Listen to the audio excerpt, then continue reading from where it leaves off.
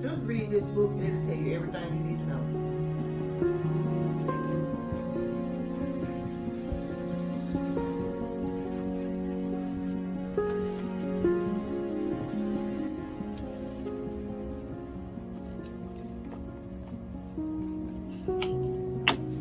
There's another N-word we throw around in and out of the black community called nappy. We have taken that word like the other N-word, nigger, and made it a word of adornment. I have heard the word nappy my entire life, which was used to insult, degrade, and hurt someone. This word is a derogatory term that was used in our ancestors to insult people. Available now. I love myself. Same tree, different branch. I hope you love yourself, because love is only love when you love somebody else.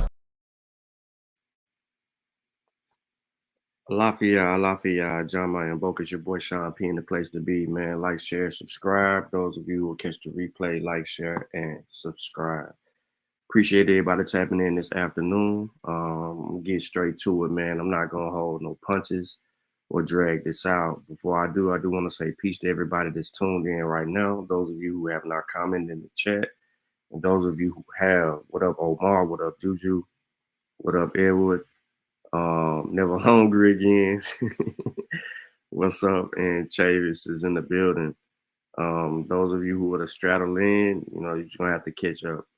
My brother, Not a Coincidence, dropped a video today talking about the there you go. What up, Not a Coincidence? Dropped the video today, right? And if you haven't checked that out, you know what I'm saying, I still want you to go check it out because the brother needs his views, and we want to continue to support the brother in his efforts and his work. Straight up, you know what I'm saying? Look, y'all, this you gotta watch this video. Even though I'm gonna play it right now, I need you to watch. Go over there and give him the view. Go over there and like this show. You know what I'm saying? I'm gonna drop the link in the chat. You know what I'm saying? The brother is fighting. When I say he's fighting. And I'm finna show y'all what I mean by why that he's fighting. And you know, today in this argument that's uploaded in this video, I don't know if this was yesterday or whatnot, but Shy wasn't that much help. And it's understandable because if you're unfamiliar with something and you feel like you gotta do a little bit more homework on it, you know what I mean? It's best to bow out and then get the homework. Okay? So I'm finna play this video. It's 20 minutes. I put the link in the chat for a reason. I need y'all to go over there and go like the video. Even though you're gonna watch it here, go over there, like the video, come back. Something. I'm gonna play the video. And as annoyed as I am,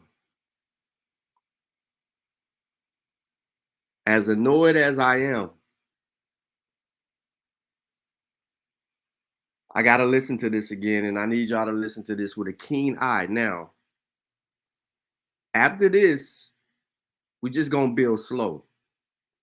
All right, not in no hurry. I'm not trying to confuse nobody. There's research papers out there. There's a final report on the there's a final report, ladies and gentlemen. There's 262 pages on the New York African burial ground. There is a reason why, but more importantly,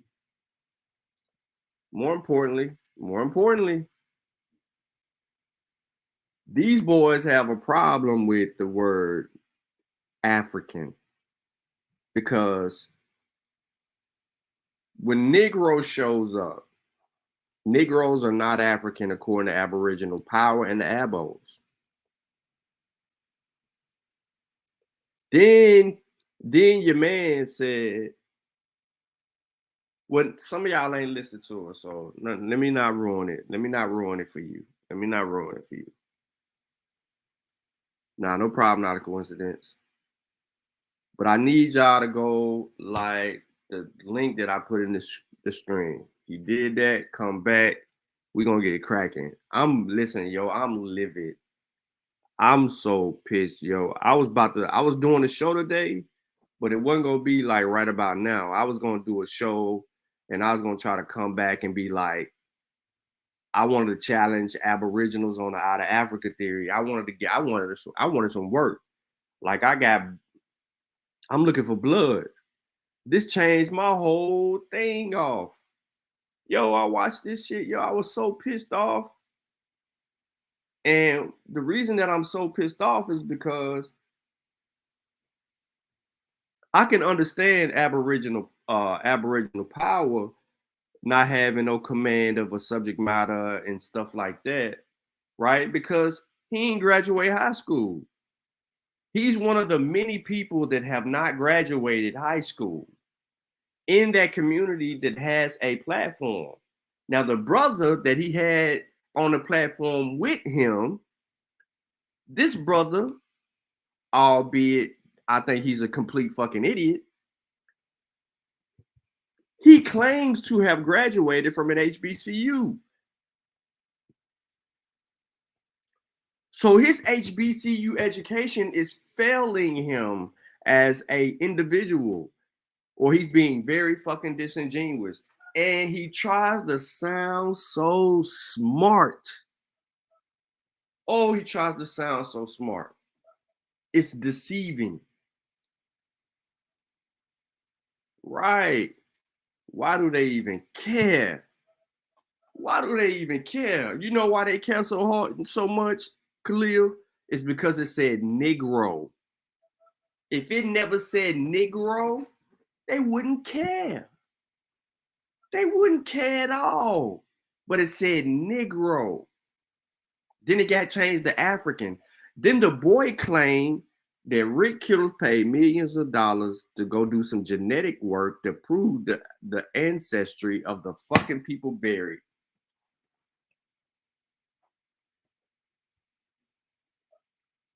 I lost it when he said that, yo. I'm like, what the? Why would first of all, where would Rick Kittles get millions of dollars from to go do that work? Where would he get it from? Who's funding him to be able to do that? Because Rick Kittles and African ancestry, they get no funding from the fucking government. So if I was to ask, right? If I was to ask old boy, yo, what the evidence for that that Rick paid that money, man? You said he paid the money. He would have been cussing in the chat. It would have been a whole fight on the panel because I asked the right question. Every time you ask these motherfuckers the right question, they start arguing. Yes, there is a 700-page report on the site and they ain't reading that motherfucker. So I tried to find them some a little bit smaller for them to read. They ain't reading that. I got 151, I got 146, I got all kind of shit, bro. All kind of shit. But today, Shy, you wasn't no help. In this video, you was no help. I think you was trying to look up some shit while they was talking. Whatever you was doing, you might have been entertained or something. You might have been looking at some cheeks on Instagram. Whatever you was doing, brother, you was distracted, Shy. You know what I'm saying? So if you was looking at cheeks, you know, that's understandable because it's easy to get lost in them cheeks, boy. Especially if they real cheeks. You know what I'm saying? Skinny booties matter too, you know. Get lost in them. So I'm about to play this video. And I want y'all to, for real, I need y'all to go over there and like this stream for me. I want y'all to listen to this damn exchange. I want y'all to listen to the exchange. Then we're going to deal with the research question. Right? Then we're going to deal with it. Calm down. I got you. You right. You right. I got you. Like y'all stay doing that. Like you trying to mix up what somebody saying. So let me ask you something. You said you like Ralph on now, fam. Calm down, my G. You do that shit on purpose every time, bro. So you said that they use craniology on the skulls and the Afro burial ground, right? Yeah. How did they know that these people was niggas? Well, they did the dental, they did the craniology, and they did the Nah, DNA. Hold on. Thank you. There you go. Oh Thank my you. God. I said they that know that first. they was Craniology with niggas. the dental, bro. What are you saying? They What? didn't even have DNA. They didn't even have that form of DNA search and shit back then when they classified them as Bro, African. yes, they could. They could find No, haplogroups. bro. I can show you the research paper right now. You want to see Bro, it? that shit came I about got the you. fact. Hold on. Look, bro. No. I'm not saying. Rick Hold on. Kittles is on it. Damn, bro. Don't Hold bugger. on. I'm not saying that research did not come available. What I'm saying is that they gave them a racial classification before that form of method of science was available. So even before they did the dental, they already gave them a racial population before that dental research, bro. No. All right, my nigga. When did DNA study start? This is in I when think did DNA? Hold on. Well, yeah, When did DNA study start? Yeah. Listen. When they started All I got is one question. Just give me the date. In the 90s. This paper's from Okay, 2004. So when did that burial ground get classified as a Negro burial ground? As soon as it got motherfucking looked at. So they weren't using the methodology. Oh, bro. First of all, stop. It was classified a Negro burial ground on the maps.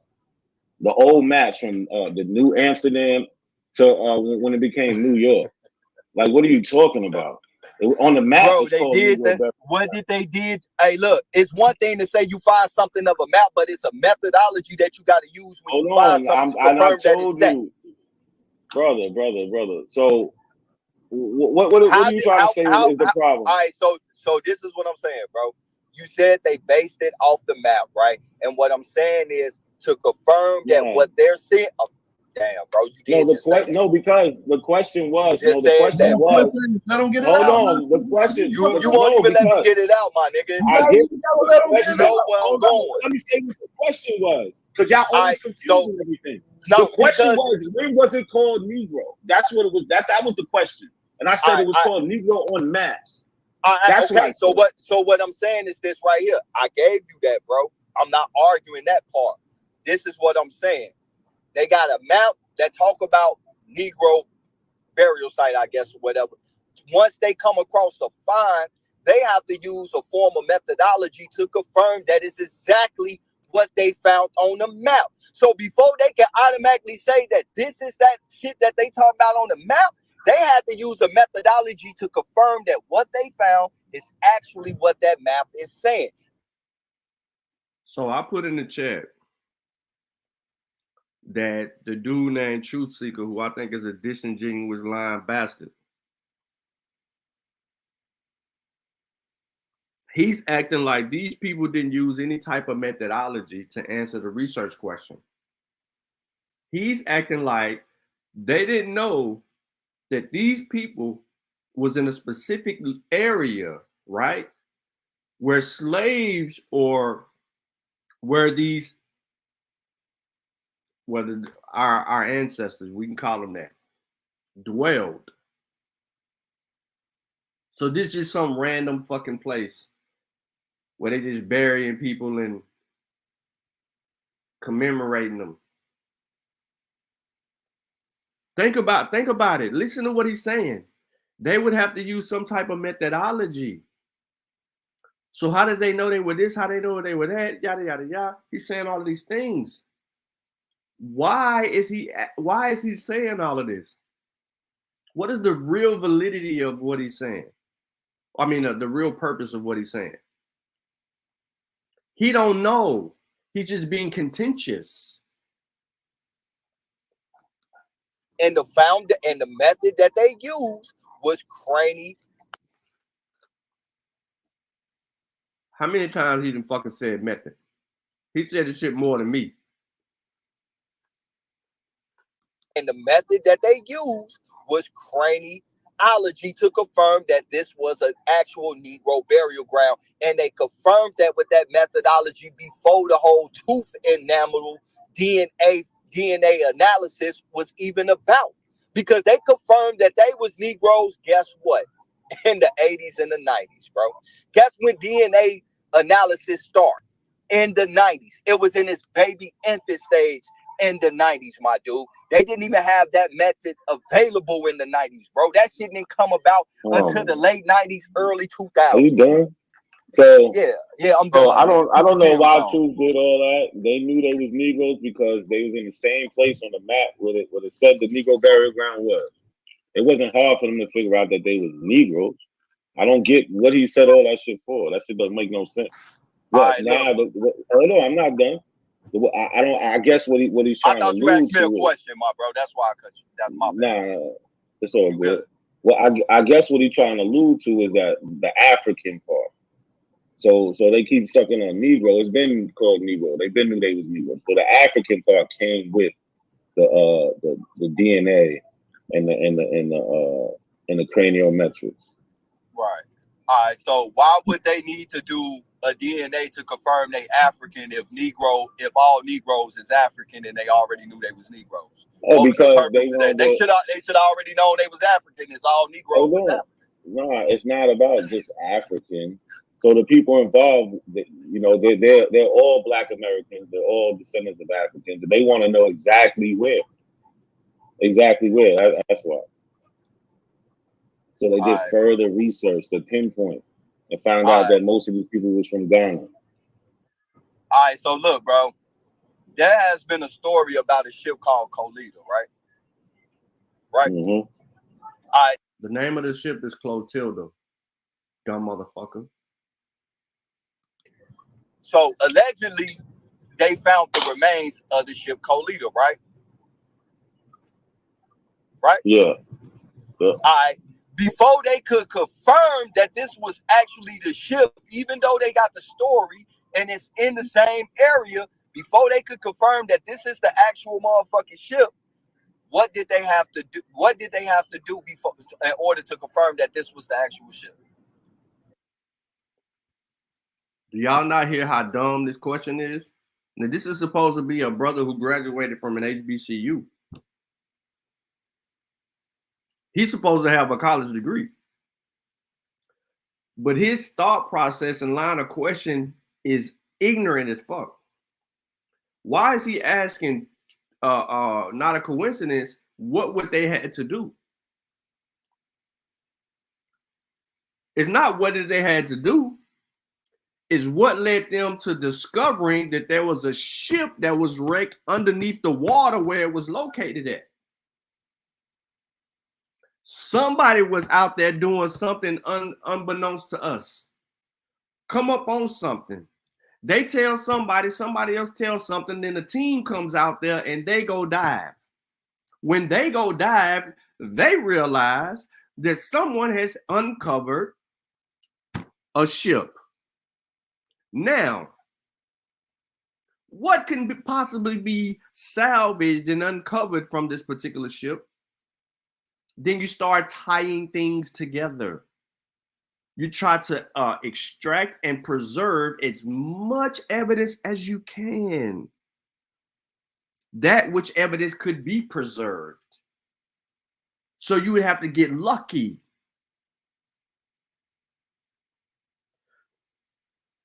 You don't know how archaeological digs work. So why would you ask him that? And the right thing, not a coincidence, does the right thing here when he's asked this question. Because a simple search, since they like to GPT every damn thing, a simple search would lead you to understand how an excavation underwater is done. They've shown this shit time and time again. There's videos on YouTube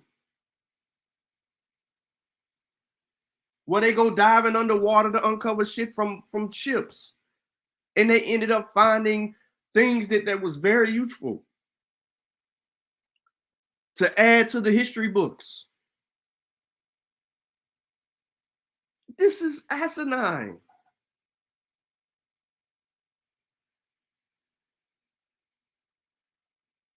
Nah, I ain't, nope, I'm not letting you, nope. I ain't letting you live that down. I ain't being easy on that. That motherfucker's crazy.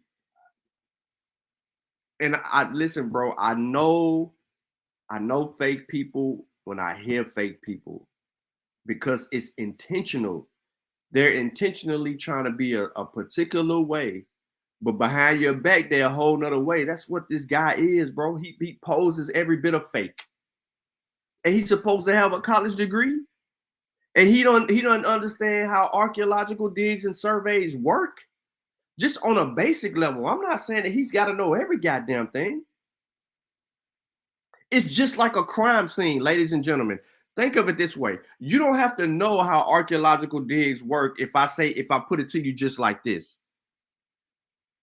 Have y'all ever seen how they rope off or tape off a crime scene and they don't allow people inside of the crime scene?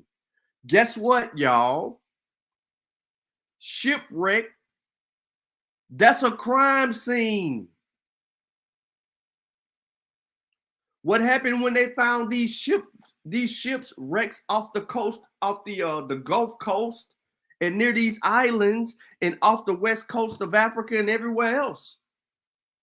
Those are crime scenes. Put that in your mind. Let that seep in your spirit. Think crime scene.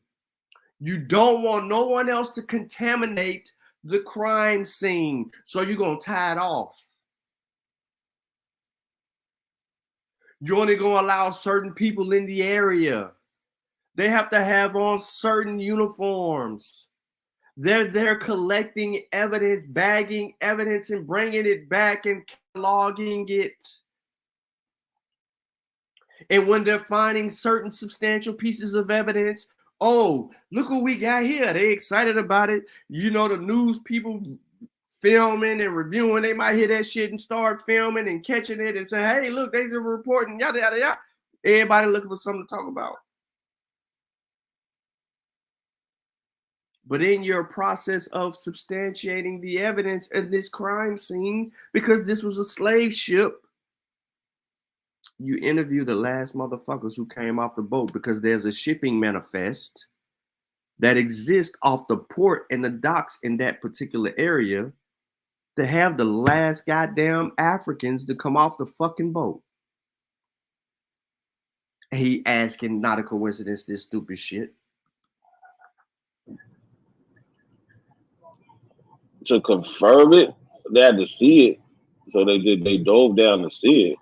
But what led them to believe it before they actually seen it was they knew of the story from the people who lived, but they couldn't. But even with the story, right? But even with the story, they couldn't 100% confirm that, right? Couldn't 100% confirm that it was the ship. Yeah, they found the ship in that area, and even though they had a story, they still couldn't 100% confirm it off that story, right? They had to do the method of testing before they could say that, right? Well, I don't know exactly how they come up to the pinpoint that it was that ship. I don't know. I don't know. They say it's that ship. I'm more concerned with the people that was in Africa time. You know, like Questlove, he say one of his ancestors come from off of that ship, Cujo Lewis. So what about the people? Fuck the ship. The fact of the matter is that there are a lot of sunken ships in all waterways, not only around America, but around the world. And there are stories of famous alleged ships that has a narrative and a story behind it. So just because they find a random ship in the area, they're going to suggest that they think they might find it, but we have to do some testing up on it to confirm it. So look, these are the I don't think they did testing. I think they went by word of mouth. Because if I'm not mistaken, it was somebody named Henson. I don't remember the first name, but somebody named Henson was saying that their great grandparents was two of the people that was like kidnapped and brought over from West Africa. They had eyewitness accounts that they went by. They always have shipping manifests. Remember the last show I did where I showed people how these shipping manifests go? That's how, because they logged those shipping manifests that arrived at those docks, and they talked about whatever they had on board, right? So you take that evidence from that docking location at that particular pinpoint time and in history, and the stories, you add those because these are people who witnessed the ship dock. You interview those people. You would do 2 or 3 interviews, right? You want to make sure that they're telling you the same thing over and over exact, because you're using them as an eyewitness to a historical event that transpired, a crime scene. And you put all of those things together. But let's let it go. That was supposedly on the ship, and they ended up being like some of the first people to found Africa Town. So I think that they were going by word of mouth, or they knew, because they said the CIA did research on it. So I think it was more word of mouth first. Yeah. So real quick on the screen. Oh my bad.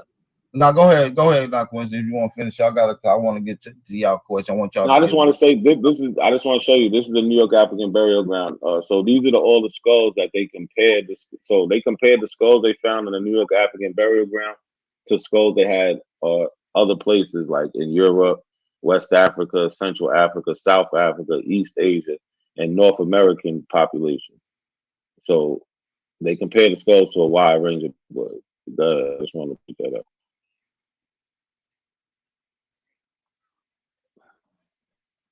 But yeah, when we get to the results, since nobody's saying nothing, it says since the greater portion of Western Central African crania are clustered closely, they are not distinguished. Most New York African burial ground crania are clearly primarily Central and West Africa, although 4 to 5 individuals are within the range of South Africa. Right. The Native American component of New York African burial ground sample could not be definitively confirmed. In fact, only one individual was close to a Native American, and both these individuals in overlapping ranges with Europeans. This is what I was talking about, how you can't do that. That skull, oh, this is a white skull, this is a black skull, because you're going to have people that overlap. This is what I was trying to talk about earlier, but we see that these people are from in the New York African burial ground, Western Central Africa. And they pinpoint a little bit more.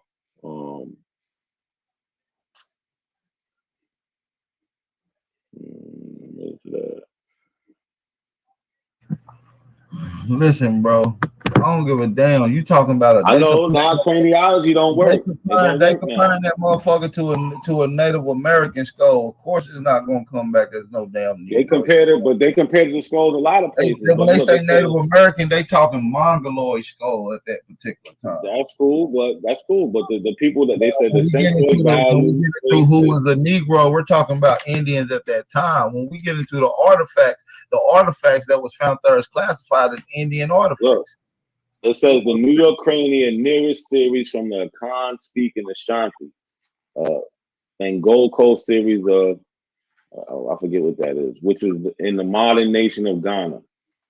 Ghana, I told you, that's where they saying most of the people in the New York African burial ground come from. Compared to the craniometrics, like y'all was just talking. All right, real quick, not a coincidence. The reason why they said Ghana specifically is because they found those Ndrinka symbols on the caskets, right? They found those. Don't forget that piece. That's a key piece of evidence. Those Ndrinka symbols are significant among the Akan. Ghana. There you go. That's the other identifier.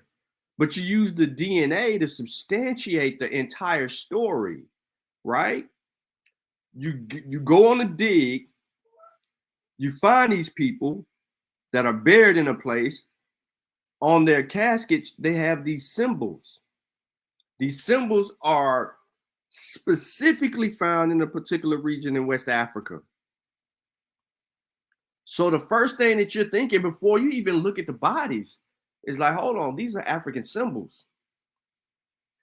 Then you get to doing all the other stuff with the bodies, and they use the cranial studies to extract DNA from them in order to present that information to substantiate that they were from that area of the Gold Coast.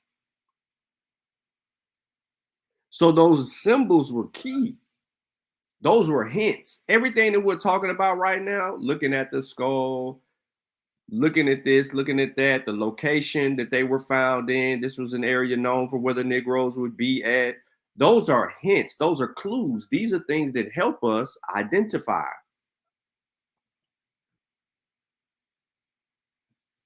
I'm saying it this particular way so that we can remember what I just said earlier. Look at this as a crime scene.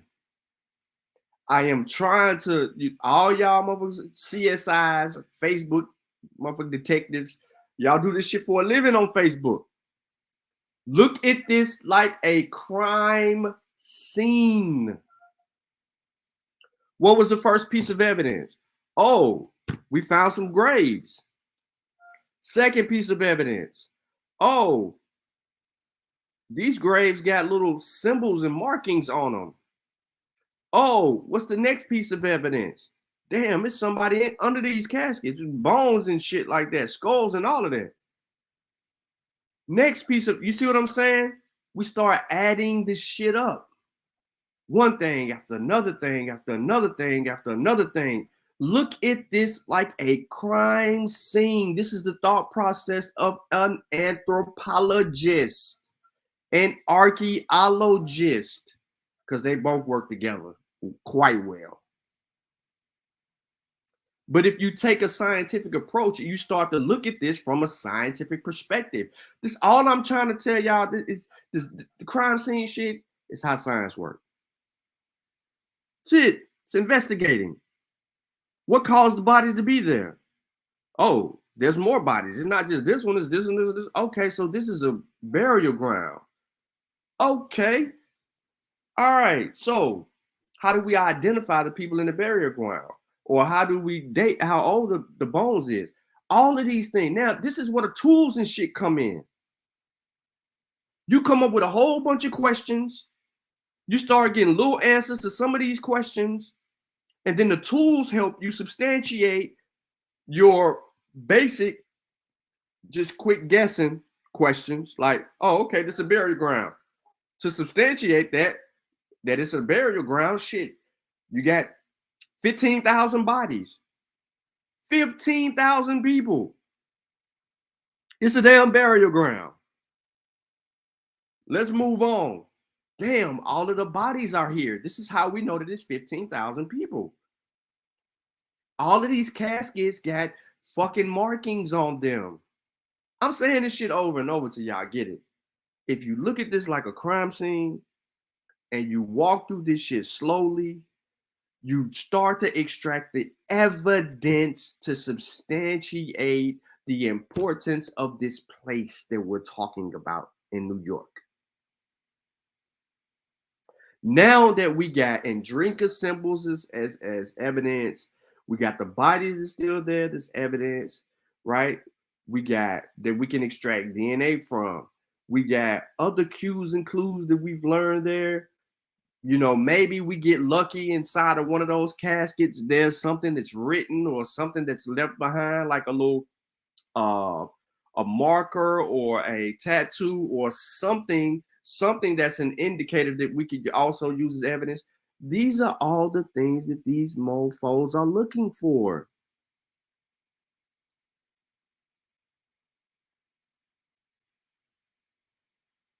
You have to be meticulous, right?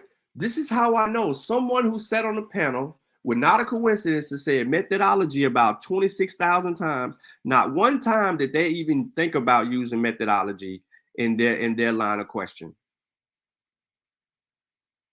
Not once. But they're asking about certain people had to use the methodology. No, you wanted to sound smart, dumb nigga. You wasn't even thinking.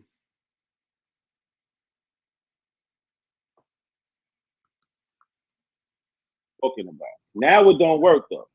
No, I didn't say it That's don't what work. I said. Hold on, I said It don't y'all say that trying they to are act like, African. yes, it does. I'm showing you the paper where it says So it. the craniology says it's African. Yes, I showed you that, brother. That ain't even That's what you think I was classification, reading the bro. last 2 What you pages I talking read. about? Man, that's an insert. That the That craniology ain't comes no out as insert. Negroid, man. Y'all put African on there, man. That ain't even a classification in the scientific. Bro, And that, hey, and that's crazy, right? Hey, When you it know it's called, what- hold on. Look, this nigga with no education. Listen to what he say. Y'all put African on there. How, brother? Crazy, right? Hey, When you it know when what- it's called, hold on. When it's Shy, called, you when see it's what they doing, right? hold Shy? on, no, Shy, you see what they doing? I mean, bro, you just gotta let a nigga talk, bro. I was Yeah, just you quiet just the did whole all time. that pseudo shit, man. So Nobody look, wanna bro. do Hey, shit. when they had the classification, Nah, y'all and ain't letting them finish the. He Y'all ain't took letting that him off land. the Bro, Hold this on, nigga no, land hold on, Star anything. One. What you mean? We just let them speak for 6 Nah, minutes. I Bro. landed. Don't do like I we showed ain't you like, Bro, like what we you ain't let him mean, speak, bro? bro. Don't do that, the bro. African That's burial some ground pseudo coming shit back. right there. Let him Ghana. land and then digest what he He said. just It's said He he already landed, bro. landed, bro. We He going just said he straight landed, in, bro. bro. We going straight in. He He said landed. he landed. As soon as I get 2 words out, he cut me off, and you talking about he didn't land. Come on, man. Let's not do That's that, that bro. pseudo shit they be doing. Hey, so look, right? Listen, When I just got my referee shirt on right now. Relax. it's all good, man. You got In Aboriginal power, you got Dr. Roberts by his name. And he up here talking about some people doing some pseudo shit. And everything that he said in regard to this subject matter has been pseudo. some pom-poms with you too. It's cool. Hey, but look. Hey, when it was Negro, when the classification was Negroid with a median, you feel me? And it still got that median, even with its new name classification. When it was Negroid, it was called racist. But now that they call it African, it ain't fucking racist no more. And once again, that's that pseudo shit trying to lump all niggas around the world up under this one racial category, even though it's a different median range. They don't lump us all the same. How the hell you think they made distinctions between us and Aboriginals in Australia? This is what I'm saying. He disingenuous and he a goddamn cocksucker liar.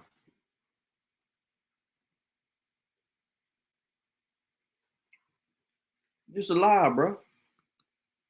For different niggas.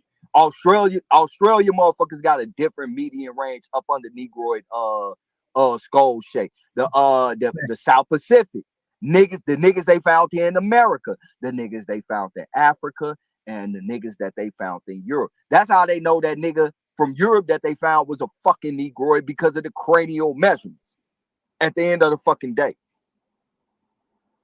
Listen, So we're gonna move on from this conversation if you're done, because I want to kind of transition a little bit, man. it's so good, bro. Shout out to everybody. This is a good conversation, man. Yeah, you better transition from that New York African burial ground. Yeah, I like where y'all going with this. A bunch of pseudo. Listen, first of all, you're talking about the facts remain. They no scientists, no anthropologists. What anthropologist said it was an African skull? Give me that. That's what I do. Go back to this article and show me the motherfucker. There's credit to saying that's an African skull. Go ahead. I need to see the anthropologist that's on here that said it. Go ahead. That African shit did not come into play until after Rick Kittles and Howard University took over. Period. Did I see Ashanti on there? I think I seen Ashanti on there. Yeah, he did say that. When Rick Kittles them took over at the baby stage of DNA and shit, automatically gave it a link. I bet you run that shit through. No. Go back up to that. Not a Wait, so coincidence. Truth, you saying that they was just you saying that they was just guessing where these things was from? I mean, a lot of this motherfucking DNA shit is based on fucking speculation, bro. Rick Kittle, which one is the Negro just said that a lot of the DNA shit is based on speculation. And he's supposed to have a college degree.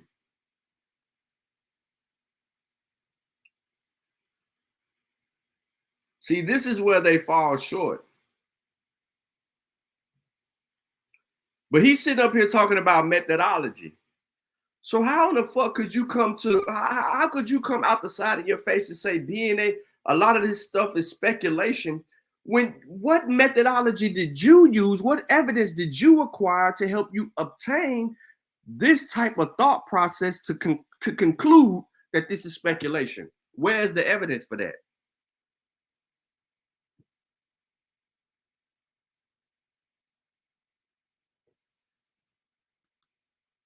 Which one is the anthropologist? Like, because these dudes are like journalists and shit. Journalists, you bugging. How dare you? So look, you got so here we go. She's the director of currently exploring the anthropology genomics of so she's the Department of Biology, but she does anthropology. Right. She's got the University of Chapel Hill. Okay. Department of Anthropology. University of Maryland, Department of Anthropology. So, and they, like I said, everybody in the studies are Black Americans. Now watch this shit. Watch what he's gonna do.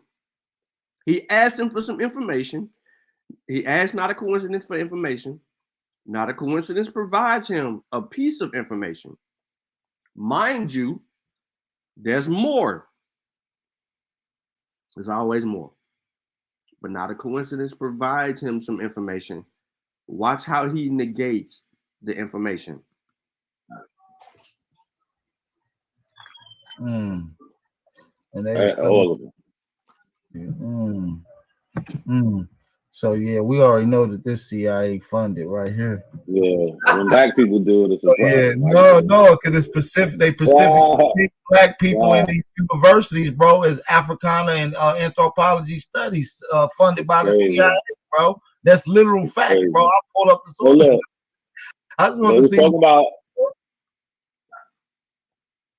CIA put African Americans into these teaching roles to help them sell the lie.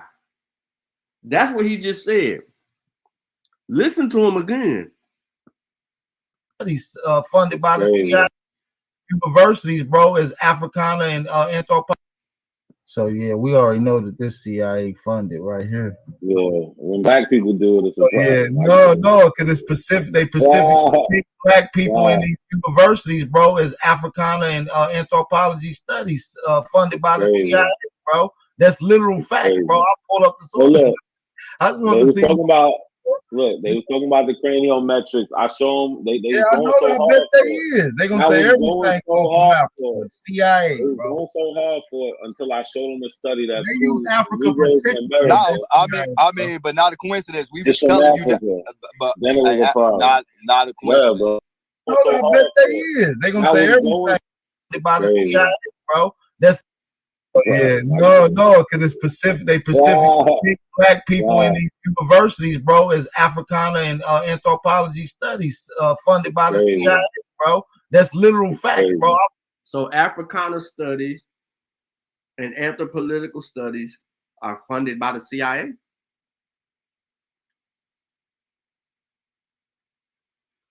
So because this sister did some work, you're going to negate her work because you're going to claim that she's being funded by the CIA and is a part of some type of said agenda.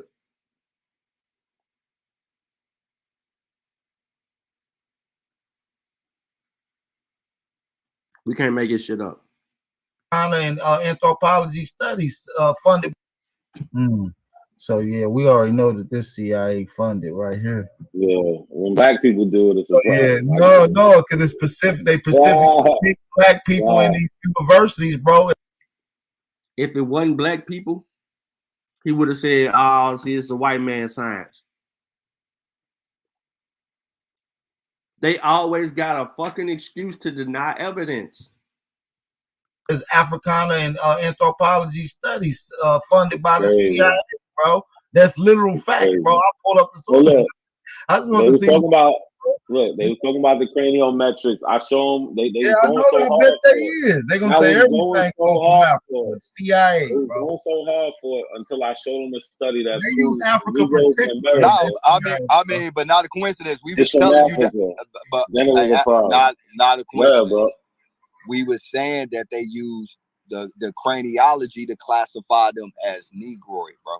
We said that, like, nigga, ain't nobody saying the craniology was wrong. Like, we're saying the same shit, that nigga, they used the craniology to classify them as Negroid. Then after the original study was done and shit, Howard University and Rick Kittles paid millions of fucking dollars to take the fuck over the thing. And then who was, come on, bro, you gotta let me land like your man Shaw said. University and Rick Kittles paid millions of craniology to classify them as Negroid. Then after the original study was done and shit, Howard University and Rick Kittles paid millions of fucking dollars. So this brother said he graduated from a this brother said that he graduated from Southern University, which is an HBCU. So let me be very freaking clear when I say this. One of the biggest problems at HBCUs is funding. They don't have the funds. It's a struggle for all HBCUs. There's no money. So when he said that Howard University and Rick Kittles is shoving out millions of dollars over this African burial shit, where the fuck are they gonna get the money?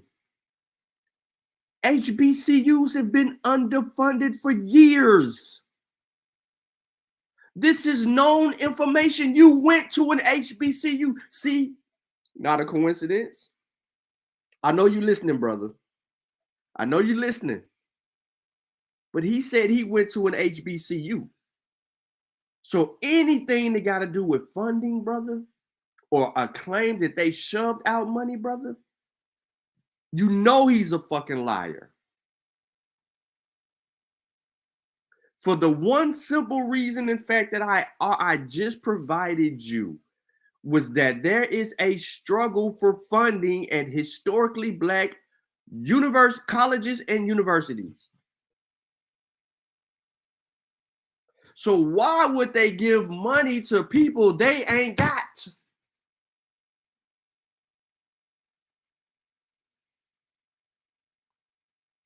Why they giving money to people they ain't got, bro? HBCUs don't pay out millions of dollars to people. They're underfunded. If anything, they trying to get grants from the goddamn government. They trying to get funds from the government.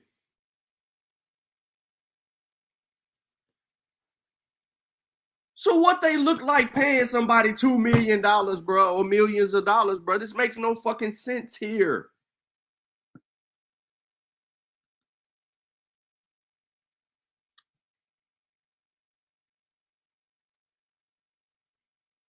Yeah, I'm starting to think that he didn't go to college. I'm starting to think that all of that shit's a facade. New study was done and shit. Howard University and Rick Kittles paid millions of fucking dollars to take the fuck over the thing. And then, come on, bro, you gotta let me land like your man Shaw said, bro. Come on, hey, where your referee suit at, Shaw? I need you. Yeah, I thought you was a ref, Shaw. Yeah. My bad. I was letting y'all get y'all's off real quick. Yeah, we need you on the ball. That nigga paid. He a paid ref. Hey, but look, bro, it's a known fact that they use craniology to classify them as Negroid. It's a known fact that Howard University and Rick Kittles was on the board of that Howard University. They paid millions of dollars to take over the studies from there. And what they did is they use DNA testing, which was still in its earliest stage, also had smaller sample sizes than they do now when that shit was real. Cause at first, bro, all niggas was Ashanti and shit like that, but now everybody is Yoruba and fucking evil in London. Y'all ain't noticed that? How niggas went from being Ashanti and shit to motherfucking Yoruba and fuck yeah. You look, guess so I would be Igbo and whatever from Ghana. So it's not that niggas changed, niggas found out more as more information came out. But my question is, you keep saying these other people did the studies and classified as Negro. Who are these other people that did this initial study? Hold on 1 second. I can pull that up real quick. Give me 1 second. I'm gonna mute up. He don't fucking know.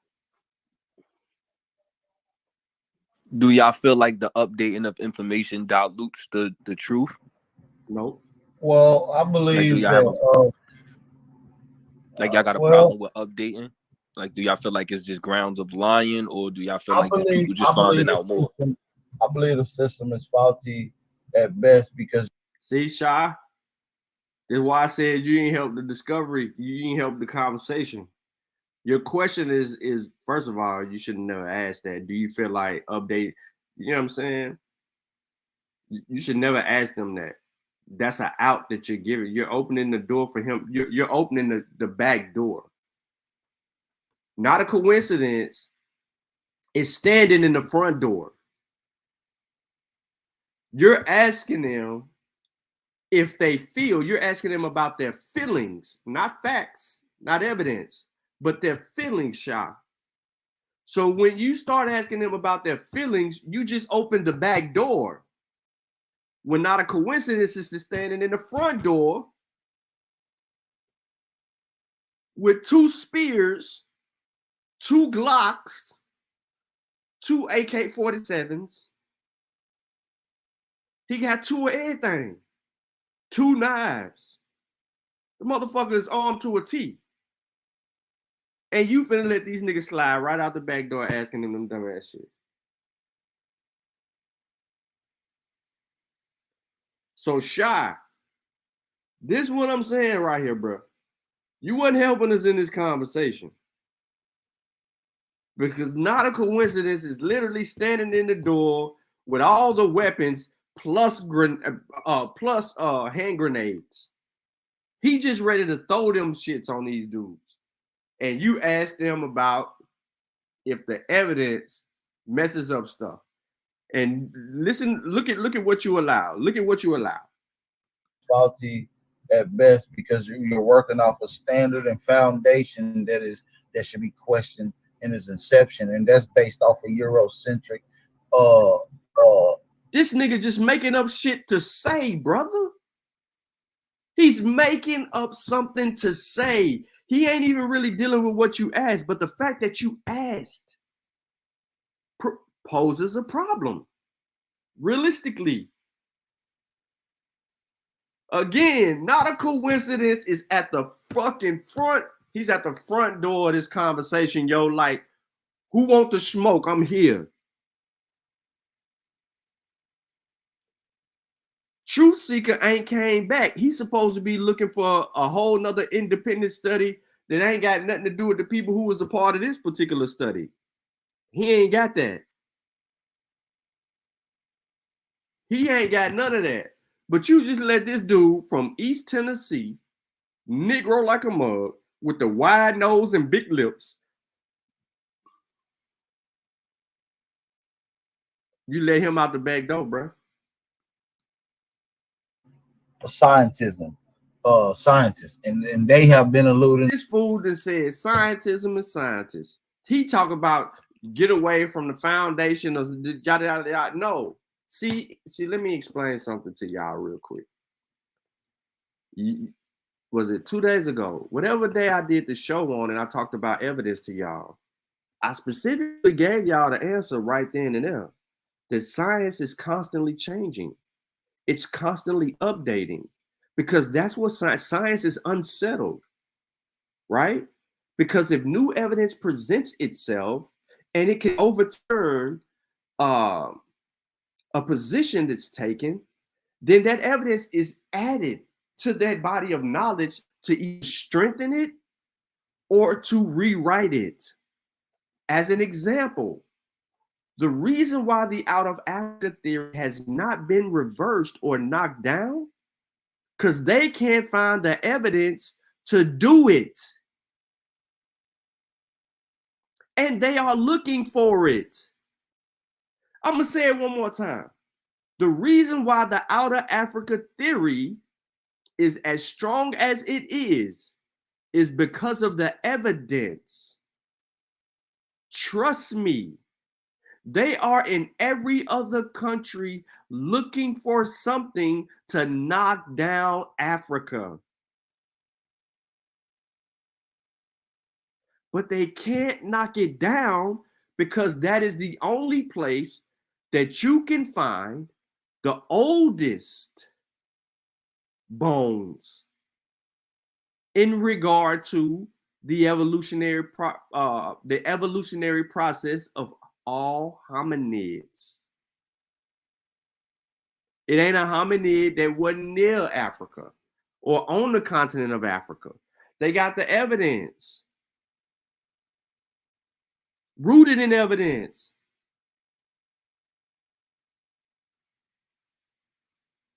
But you, Shy, you let him out the back door, brother. I know you ain't in here right now. You might be rolling, but you let this motherfucker out the back door. Watch. And stacking this information for a long time, and it's coming to now. Updated information is coming to find out a lot of that shit is pseudo. A lot of it ain't even been changed, and a lot of now he's saying that the updated information is pseudo, or that the other information is pseudo. He don't know how science works. That is not here. That's not the case here. The evidence in regard to the African burial ground is not negating the other things. It is adding to the body of knowledge. That's what new evidence does. It adds to the body of knowledge, unless it can overturn something.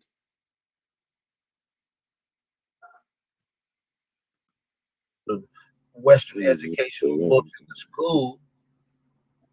You see what I'm saying? You see, he blamed the Western education. He blamed this, he blamed that. He was so unscientific in his response, but he's trying to sound like he know what he's talking about. He trying to sound like he know what he's talking about. That's why I would have been kicked off the panel long ago, because I catch them in their bullshit. If you just listen to it, you know it's bullshit. So they got shit written in history books that's been in the university studies for years, and it's bullshit. Mainstream scientists have proved it to be bullshit, and they still teaching it. So yeah, they need a lot more updating. They need to rewrite the whole goddamn history. That was all cat, man. No, I ain't no. So if you look at from the New York African burial ground, this is where they tell you where they got the samples from. You got the different parts of the bones and the haplogroups that came back. So what they keep referring to? Oh, that technology wasn't there yet. Haplogroup testing technology was there. The autosomal testing was not there yet. But they don't understand the difference, so it don't matter. So and it tells you over here where they came from. Nigga, we know the difference about all that shit. Nigga, we just don't believe everything. People that just come up here need to see that. They need to see an African, and they need to see an Indian, and they need to see the debate so they could choose a side. Not a coincidence is a major factor in this community, and people don't even know it. Goofy motherfuckers.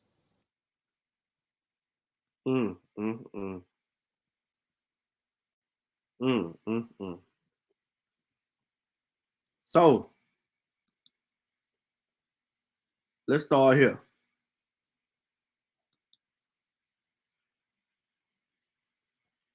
Y'all know who this is? Y'all know who this is? This brother is a very important brother in this conversation. His name is Michael L. Blakely. He's an anthropologist. I'm just going to give you the first sentence. I ain't going to give you the rest. Because some people may not know.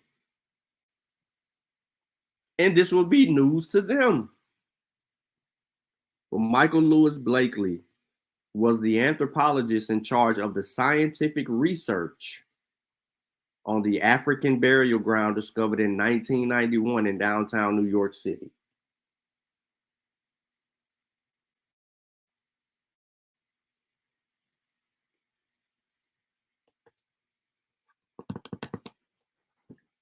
Again, Michael Lewis Blakely was the anthropologist in charge of the scientific research on the African burial ground. What is so significant about him is, guess what? He too is a native Washington, D.C.ian and graduated from Howard and received his doctorate in anthropology from the University of Massachusetts at Amherst.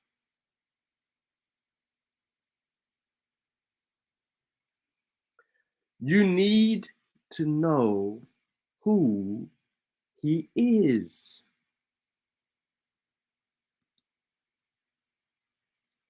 Now, let's walk real slow. Real slow. Now, ladies and gentlemen, boys and girls, this is the book, The New York African Burial Ground, Unearthing the African Presence in Colonial New York.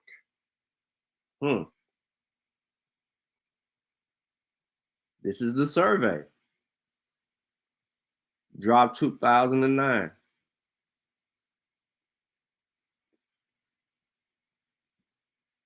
All right. So, let me zoom in. I already know y'all can't see this shit.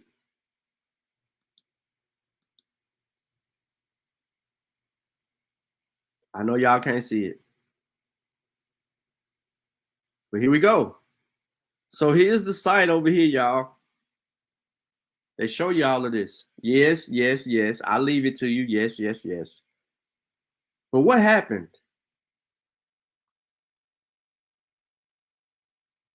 What y'all think happened right here for them to uncover this shit?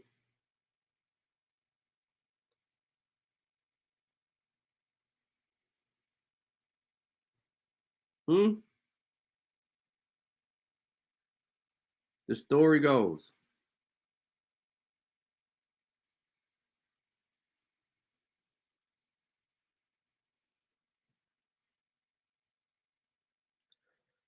archaeologists were in for a big surprise. Soon after excavation began, a number of human bones were unearthed. Then burials containing intact skeletons were found.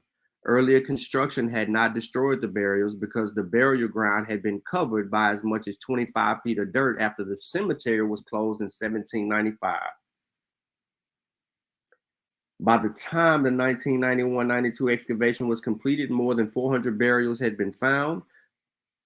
No one involved in the initial archaeological dig had anticipated such a find.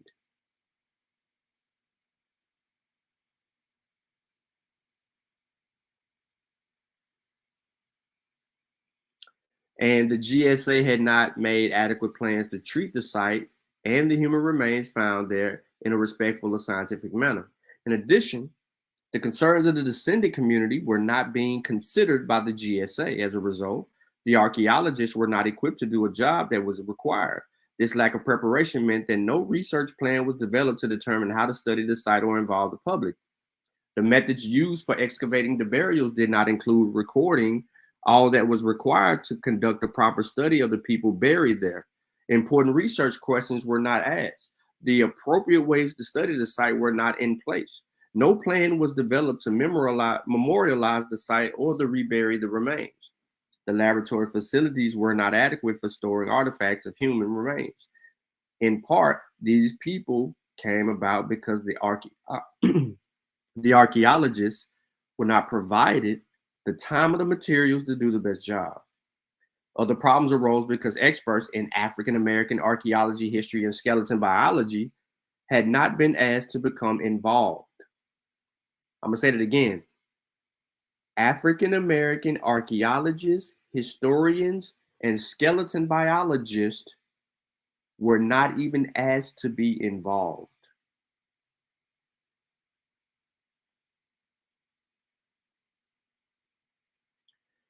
African American New Yorkers were outraged by how the project was being carried out. Public officials, archaeologists, and other members of the public were also concerned. Many members of the public felt the excavations were being done in a disrespectful manner, and the legal steps were required to study the site had not been followed. Members of the community voiced concerns over whether the burials were excavated correctly and whether the right information was collected. Some questions why the burial ground was being excavated at all. They wanted the burial ground left alone. Others wanted the remains to be studied so that African Americans could learn more about the history and the contributions of those who came before them. Many blamed the GSA for these problems, but the archaeologists working on the site were blamed as well. In response to the uproar, an expert in the study of skeleton biology, who was an African American, was asked to get involved. That guy, his name is Michael Blakely, the gentleman that I introduced you to a second ago, right? Through Blakely's connections, he would get involved. He would inspect the site and its laboratory and find many problems. So that's just a synopsis of what transpired and how we arrived. The construction crew was out there digging. They unearthed bones. Here we go. We here. They were buried under 25 feet of dirt. The burial ground was closed off and built over. This process started in 1795. Now, you know. So, the brother gets involved and all shit begins to come up, right? We walking around, we're doing all that, we're doing a whole bunch of shit. But you need to know the process. This is how it all came about. So now we know that we got people on the ground and we're asking the correct questions and we're getting answers. There was none that was provided earlier on. So here go the lines of evidence for the burial I-47.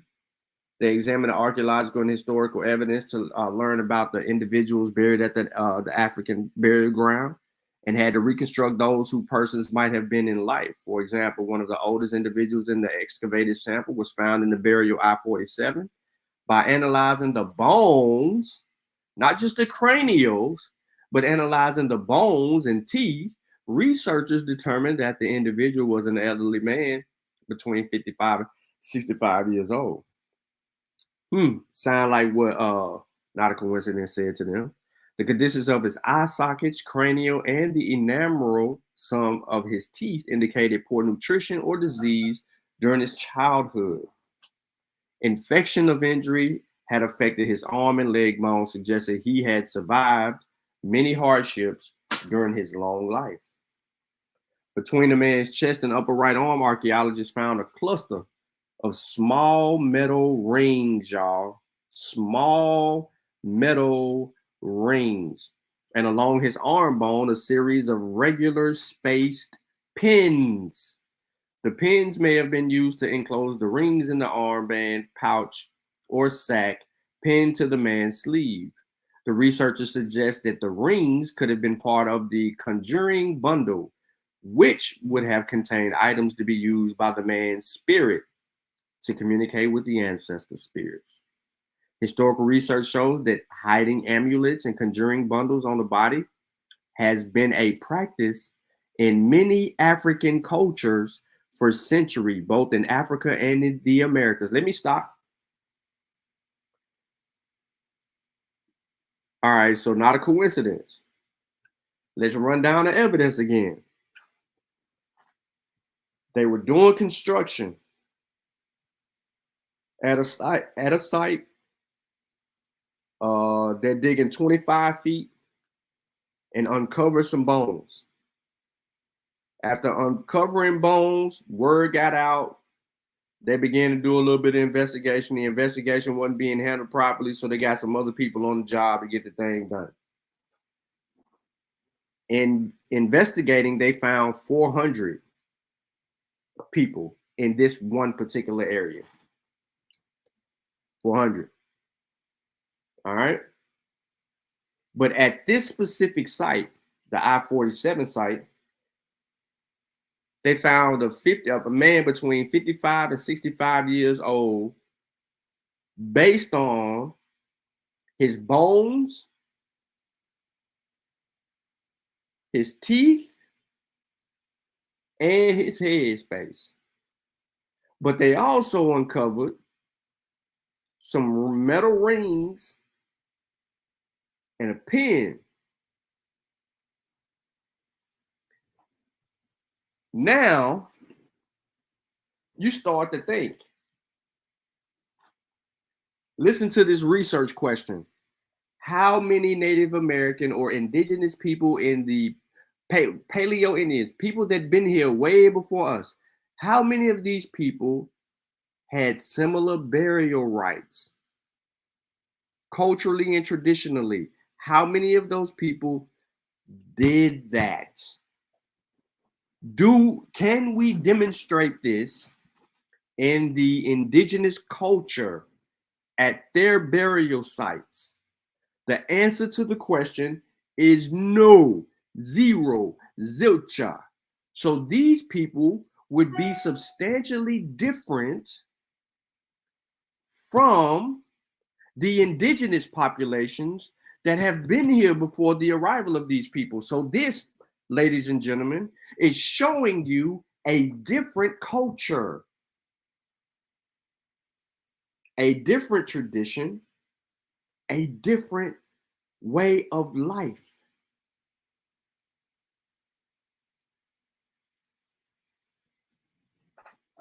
You gotta, hey, not a coincidence. You blame not a coincidence for that. So this lets you know here, after the dating, after the evidence that's collected, remember, this is a crime scene. We got everything. We ain't gotta just use no cranials, bro. They use the bones. They use the multitude. Now, I'm going to stop right here, right? And I want y'all to pay close attention to something. The right of this. The right. Look, y'all. This is all the evidence. When Khalil told you that there's a 700-page book, this is why, y'all. You got this, you got this, and you got this. This is a 3-volume set on the African burial ground, y'all. It's a 3-volume set. So let me just have some fun with y'all.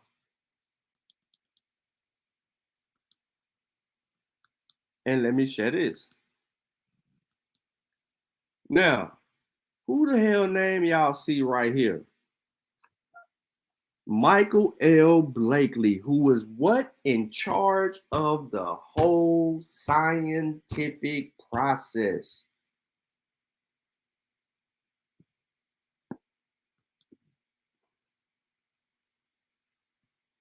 What are we talking about? We got the information. It's provided to everybody, and the shit don't stop.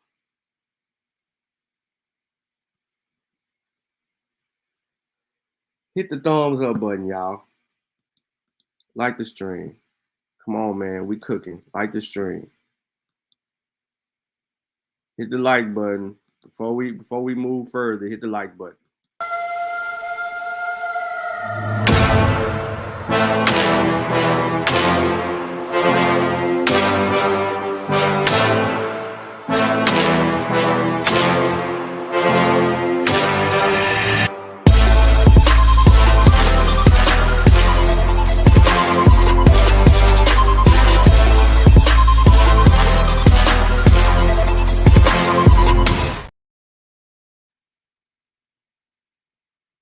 So, hear ye, hear ye.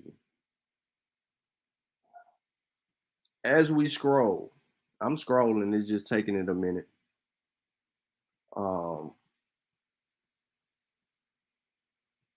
We come up off of that, go into a whole different direction. So, real quick, not a coincidence. The brother kept talking about a methodology. In each one of these catalog books, from 1 through 3, they have the editorials method, and they also have the other methods utilized. My son at the front door. Right? We understand what's going on. Look, physical anthropology and the Negro. Conceptions of the African diaspora, archaeology. There's a host of stuff that's going into all of this work, right, to get us where we need to be.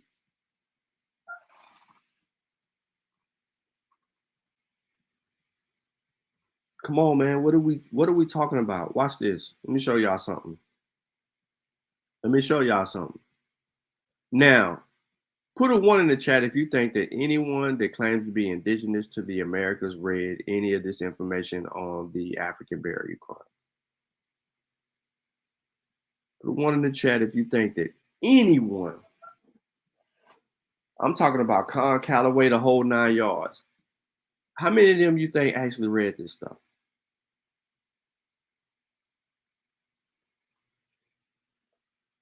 You put a 2 in there, you don't think they read shit. A 0 or 2. 1 is if you think they did.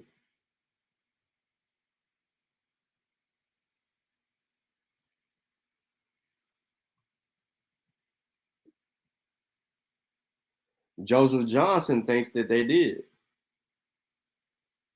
Joseph Johnson, you would be absolutely incorrect. Top Cat ain't read shit, bro. Top Cat ain't read shit. He ain't read 700 pages, bro. They can't even make it through a scientific article that's only 5 pages.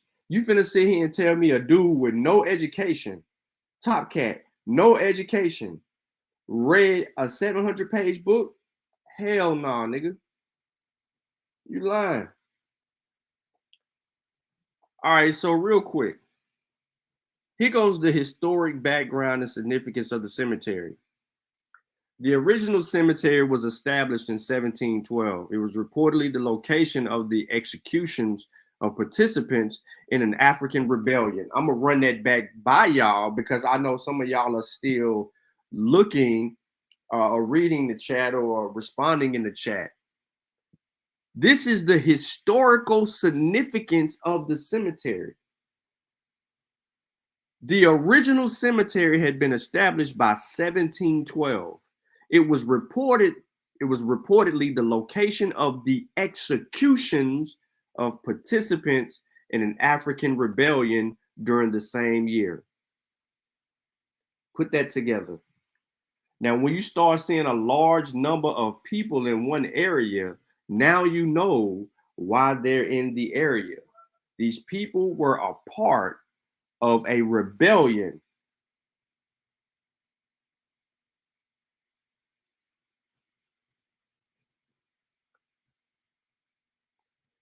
Its use officially ended in 1794.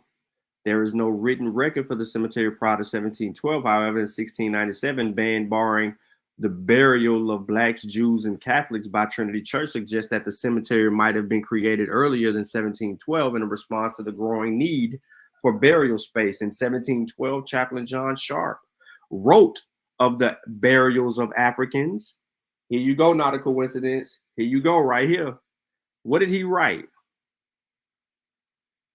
In the common by those of their own country and complexion without the office, on the contrary to heathenness rites, are performed at the grave by their countrymen.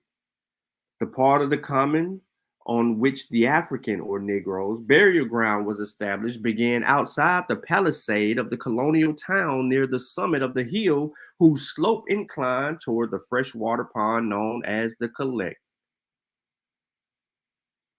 The cemetery was extended across 5.5 to 6 acres of land. Less than 1 city block of this site was excavated by archaeologists in 91 and 92. The filling of the Collect and the granting of the flattening of the part of the Manhattan Island at the turn of the 19th century preserved the excavated portion of the cemetery under 16 to 28 feet of field. The African burial ground appears to have been one of the first social institutions built by Africans in the colonial New York.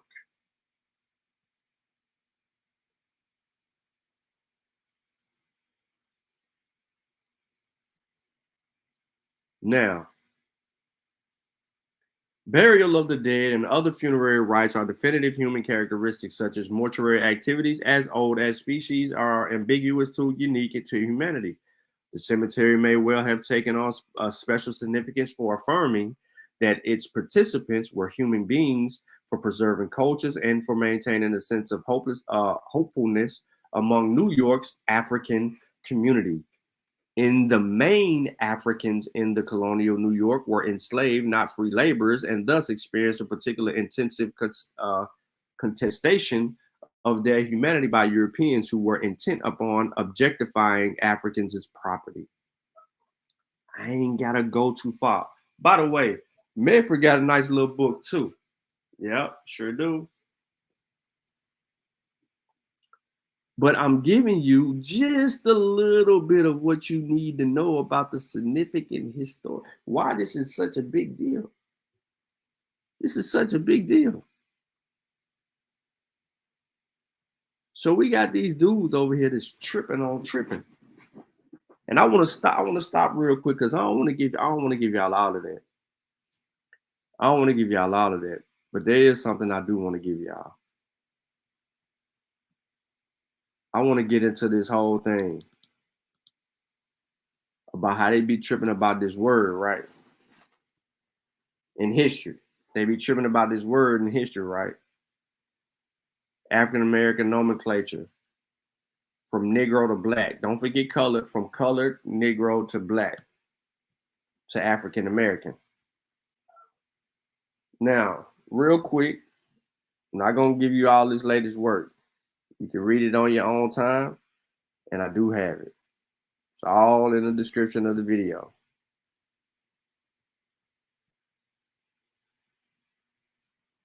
But here's where we're going to go.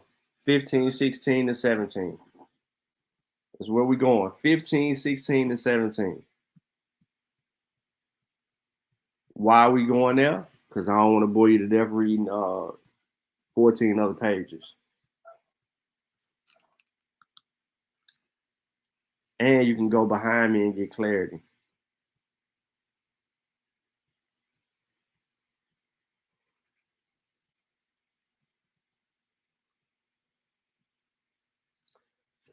Throughout history, the African American community has gone by many names: African, Free African, Colored, Negro, uncapitalized and capitalized, African American, Black, African American, just to name a few examples. For a good portion of history, African Americans have decided for themselves what they would like to be called and how the government and media should refer to them. So it wasn't no damn Reconstruction.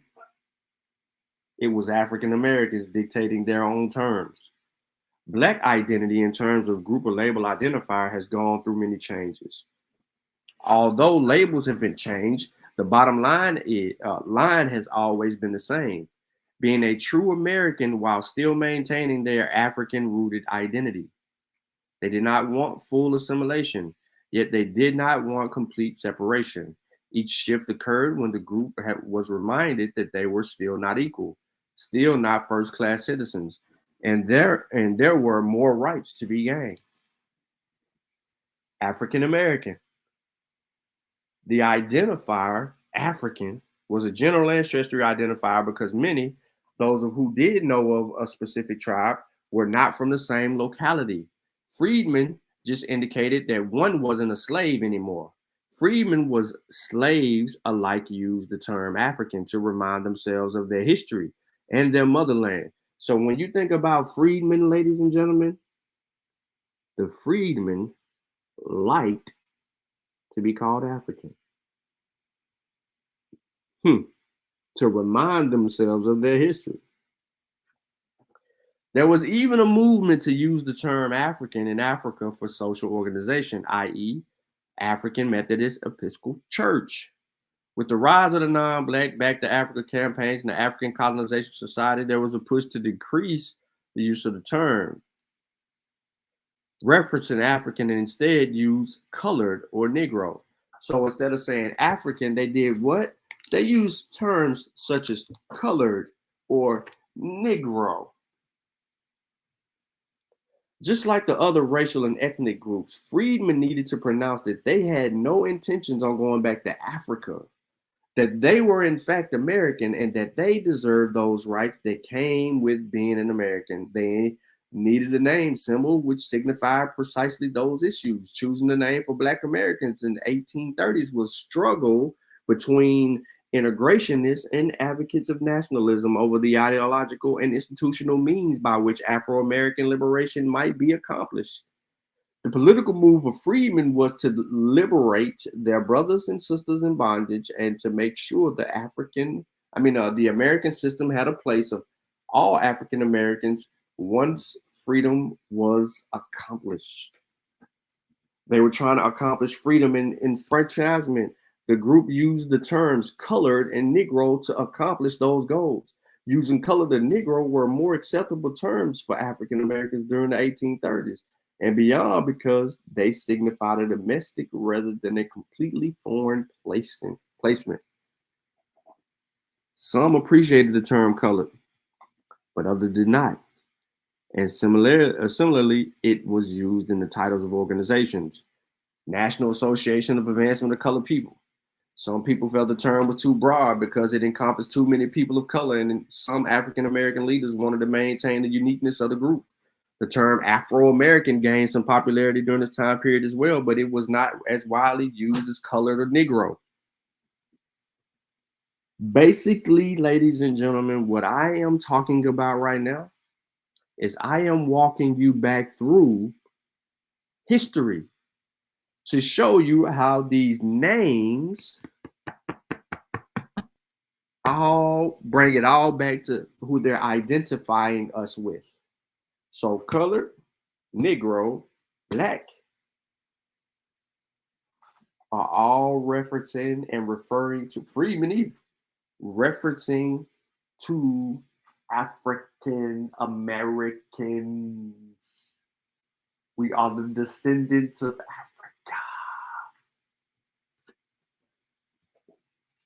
So I wanted to put that on y'all heart and y'all soul and let it sizzle in your spirits. Okay? Now, good article. You can read the rest.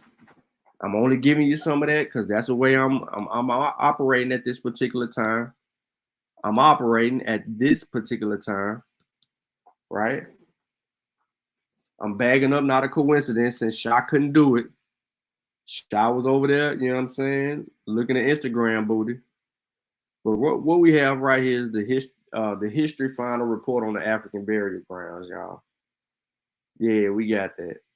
So we don't need to entertain nobody no more. Something that old boy wanted to keep saying a lot in the video, methodology. There you go, Khalil. It's all colored, Black, Negro. It's all synonymous with identifying us as African Americans or Africans. Now,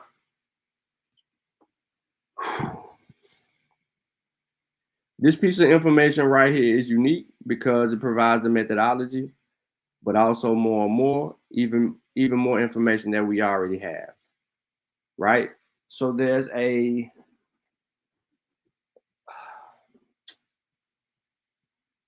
a strict effort in telling us what we need to know about what happened at this site, why it happened at this site, and what this actually means. But this should always be intriguing to your minds. They got a list of maps. And in that list of maps, they're answering things right in your face. They're answering questions right in your face. That's how they know who we are. Remember, one of the biggest things about Africans, and I'm talking West, Central, South, East, Northeast, is the commemoration, the burial practices. These things were significant because it provides a custom, right? And it provides a tradition on how we treated our dead and continue to treat. You know what I'm saying? So I just wanted to put this on the floor. I wanted to submit all the evidence to help support and back. Not a coincidence, because he was in the handicap fight, even though he was holding all the spears. But he needed somebody that was standing on the other side of the door that Shah was letting the Abos out in. See, if I was there, Shah would open up the door, and then Sean is standing right there shooting them back in the house. I would have been busting, you know what I'm saying? Busting them back in the house. So now they can't come out the back door. They can't go out the front door. They trapped.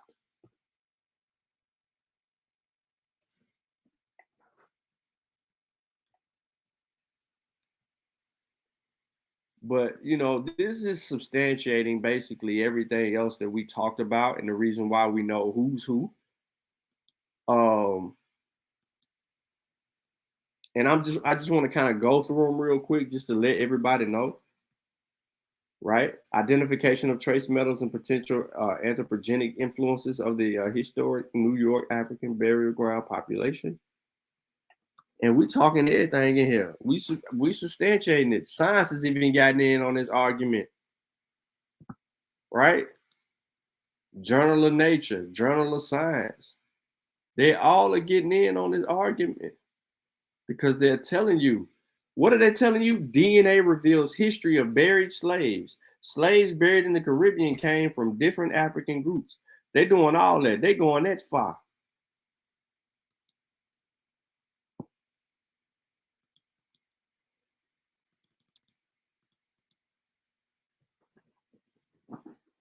I ain't got to read this because y'all know who the author is now. Now that y'all know who the author is, y'all know what kind of work coming behind it.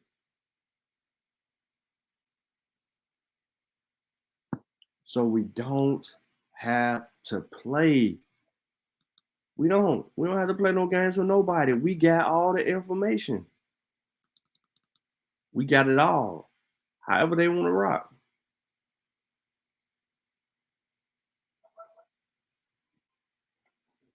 However they want to rock.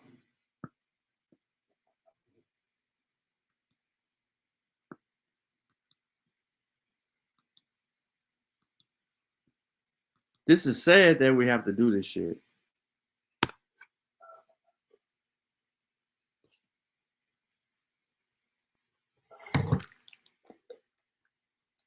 Oh no, I ain't leaving the Berbers out. I didn't say North. You right. I ain't leaving the Berbers out. All African motherfuckers was doing. They was. You know what I'm saying. I ain't intentionally mean to leave the Berbers out, but I really don't fuck with North Africa.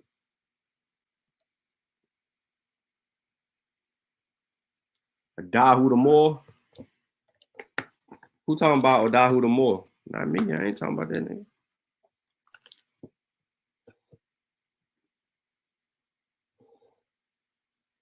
He said, "Yeah, hating on my white brothers." That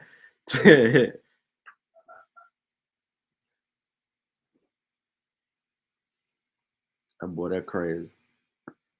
But ladies and gentlemen, we have a plethora. We have enough, information to really kind of like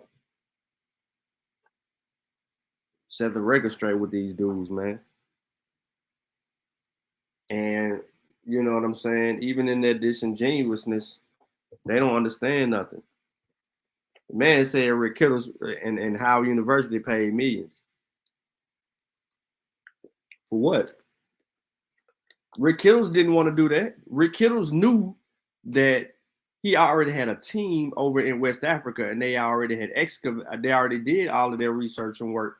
So he knew by going to the site and digging in this site, that would help substantiate his database. That's research that helps him even more. And this was at the same time people was hating on Rick Kittles because he was charging $300 to do a DNA test. Find out your ancestry. They were hating on him then.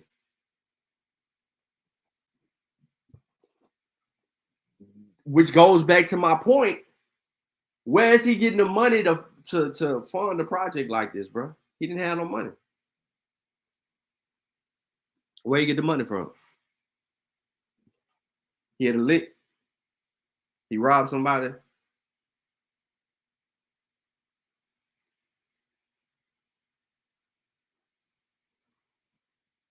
Y'all tripping, bro. Oh, Khalil said something about Dahu. It is his fault. Cause his punk ass gave up them 10 people. Had he just took his lick like a man, and you know what I'm saying? I ain't saying that would have stopped him. But he participated in the enslavement of 10 Africans for his freedom. He was the first recorded snitch by historians. If snitching was a definition of something, Dahu was the first snitch. To what I mean by the first snitch, and I'm saying specifically the Europeans. He was the first one to go up to them and tell on his, you know what I mean, tell on his people. He the first snitch. He was Charleston White before Charleston White.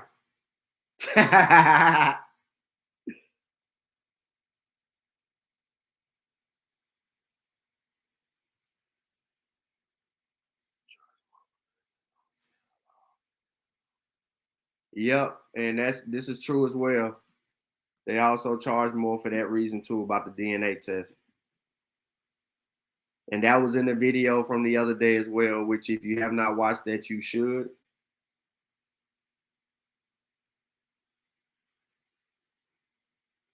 Sutek crazy.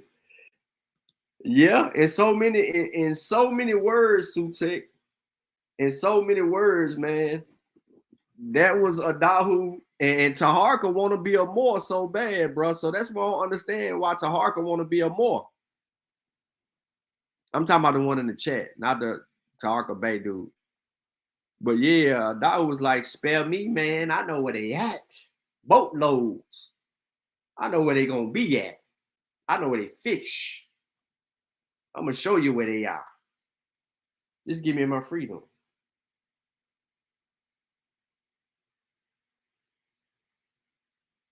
What you talking about? They wasn't already in the Congo. Tarka, they wasn't in the Congo when the Dahu was captured, bro. Maybe you saying something else.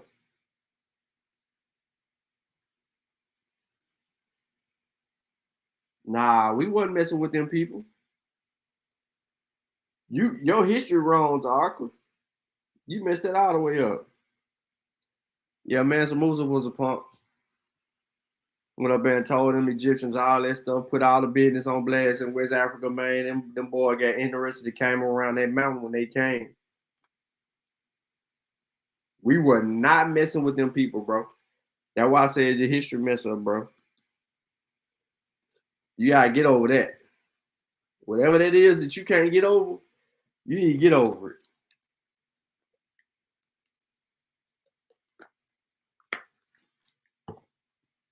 But I dropped the link like twice, man.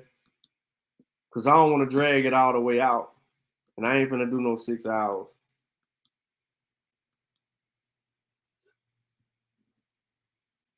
I want to know if anyone has contention with anything that has been presented today, why you have contention, and what you have to refute the information. Keep it simple. Nothing difficult. No ranting. State your case, show your evidence.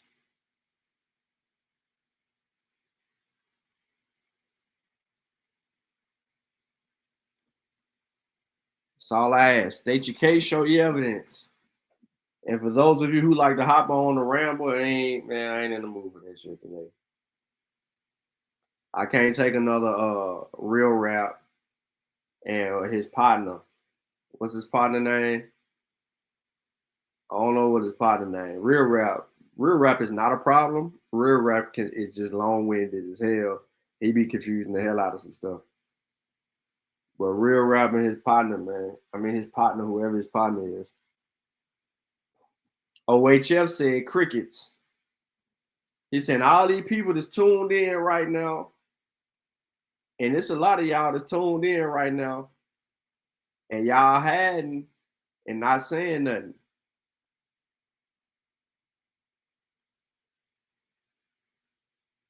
Y'all had and not saying them, but y'all had a whole lot to say over there.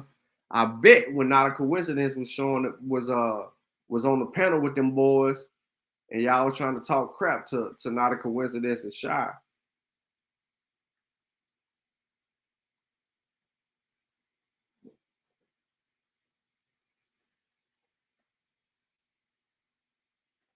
The question is, who has a problem with the information that I presented today? That's what I want to know. Where they at? Not a Coincidence on the panel, y'all. He ain't putting the baby to sleep right now. It's too early. What's good? What's good? What's going on, bro? Shit, you did another good job, bro. Who's that? Well, yeah, you know, they'll never come over here. They barely come to where I'm at. They send their little flunkies. Right? They already know about you. Yeah, I know. I know they ain't gonna come, bro. I know they ain't gonna come. Yeah, but that was one of the like easier conversations to have because it's not like 5 of them jumping in. So you just gotta try to take it like slow to try to just show a little bit of information because usually it's even hard to do that with them with so much shit going on. You know what I'm saying? Yeah, but they call you chaos. Root word, though. Yeah. Word. So what was before that clip right there that you clipped out? So what were they claiming? They had to be claiming something for you to even go in the direction of the African burial ground. Oh, because they kept talking about just Negroid this, Negroid that, saying the first Americans was Negroid. So I try to explain to them that's an outdated, you know what I'm saying, term where they would just classify a lot of different people as Negroid, and it doesn't really tell you who the people are. Word. So that's where it started at. So they kept bringing up the craniology. So I'm like, all right, I got something for you, since y'all like that science. So I try to show them the same thing with the New York with the burial ground. You how they using that science, but you know it don't. When it goes against their theories, it don't apply. Yeah, obviously. But there's another part like later on in that where we was talking about Albert Perry too. Oh, 800. Yeah. So I showed them some shit linking that back to Cameroon and that's where it goes. 8,000-year-old child. So I'm gonna click that too. They deny that. Oh, of course they deny that. They try to say, I forgot what the excuse was. Let me think. Oh no, I think True tried to bring up like, oh well, they already had those samples in the database, so why they ain't identify it before when they didn't have it because they found them. You know what I'm saying? And then another excuse was that they tried to say that Albert Perry was basically the forerunner to the people in Cameroon. So I showed them in an actual study where it showed how Albert Perry is actually a later variation of older ones that's over there. Right. You know what I'm saying? So But they still didn't accept that though. You know what I'm saying? Like, yeah. I don't understand it though in its totality. I mean, they do denialism is real. It is real. But they just into stuff that just doesn't make sense, bro. yeah, definitely. None of it makes sense. They call it Aboriginal science. They really think they have a science, like. But the main ones, they know it's a gimmick, and they just got a bunch of people that just tagging along. But the problem is, there's a lot of them. You know, that's the problem. Yep. It's way too many. There's too many black people out here thinking that we don't descend from Africa. That's just ridiculous. Or there's too many of them thinking, like, you know, the certain atrocities that did happen to us that made us such a strong people didn't happen. Like, they just want to erase the whole history. I can't stand for that. Nah, no one should. Mm-mm. 500 year removed from the other haplogroups.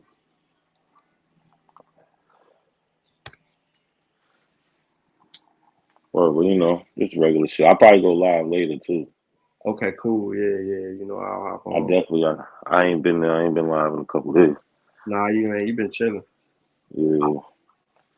Oh, yeah. This is a good point right here. It's a good point right here, man. He said it's called Aboriginal science, right? Mm-hmm. Yeah. Yep. Pseudo shit. Missing that pseudo-science. Yeah, and then you know, so you see how they try to throw the conspiracy thing out with the black people. That's their new thing with the CIA shit, like trying to say like basically us thinking African is implanted by the white people. Meanwhile, every ideology they come with from Atlantis to you know what I'm saying, just to Egypt being in America, all comes from white people. That boy But here. those are the good white people though, I guess. Well, Oh, shit. You see what OHF said? Hit the link, OHF. yeah, so it's a group thing. They're bold in the crowd. Yeah. Mm-hmm. But they've been beefing lately. It's funny, like they talk about scamming or scamming going on. They kept it under wraps for a little bit, but they just had a big blowout about that shit. I'm just watching, laughing, like, yeah, I knew it. Word. But Yeah. What they be? I'm trying to. What is it? They arguing over who's scamming the most. Yeah, basically. Dane Calloway. Can't nobody. You know what I mean? He getting the most money. He's scamming the hell out of them. They said talking about scamming, and then the sister Bethany, she's scamming. She's doing genealogy. Listen, big time. The research guy, he a scammer. All of them scamming. You know what I mean? Even Aboriginal Power. He ain't making the most money, but he coming away with some type of something. I ain't trying to knock his hustle. That's all he got. He ain't got no pack or nothing. He better take these little cash apps he got from them people and go get him some work.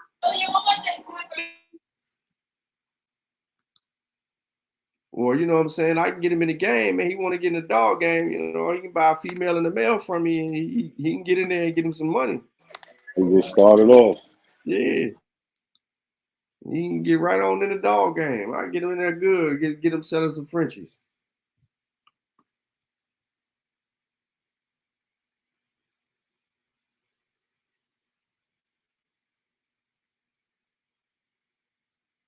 Yep.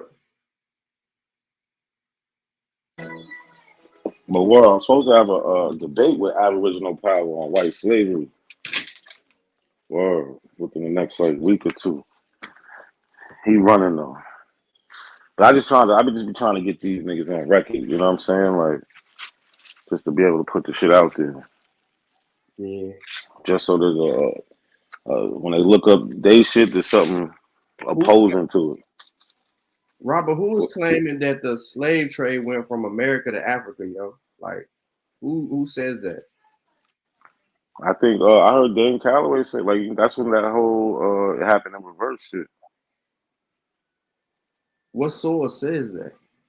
Nothing. They never show one. They All right. mentioned, you know, how Columbus might have took a couple. He didn't take no black people.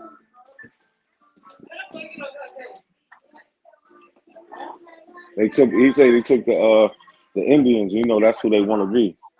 Man, I don't get out of here with that bullshit. Yeah, it's all crazy.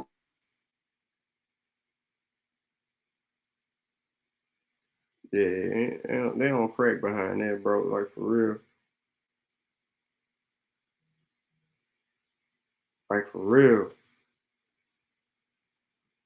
Yeah, that's it. Chief Holiday is trash, bro.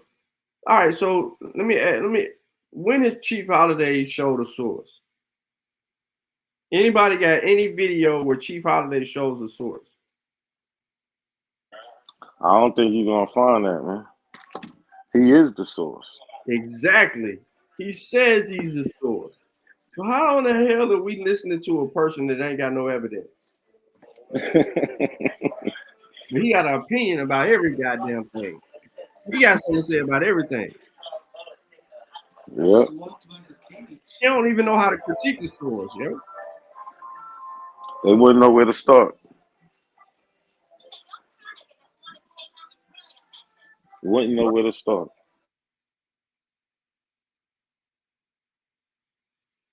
Yep. He made it all the way up, bro. Like I ain't playing with them dudes.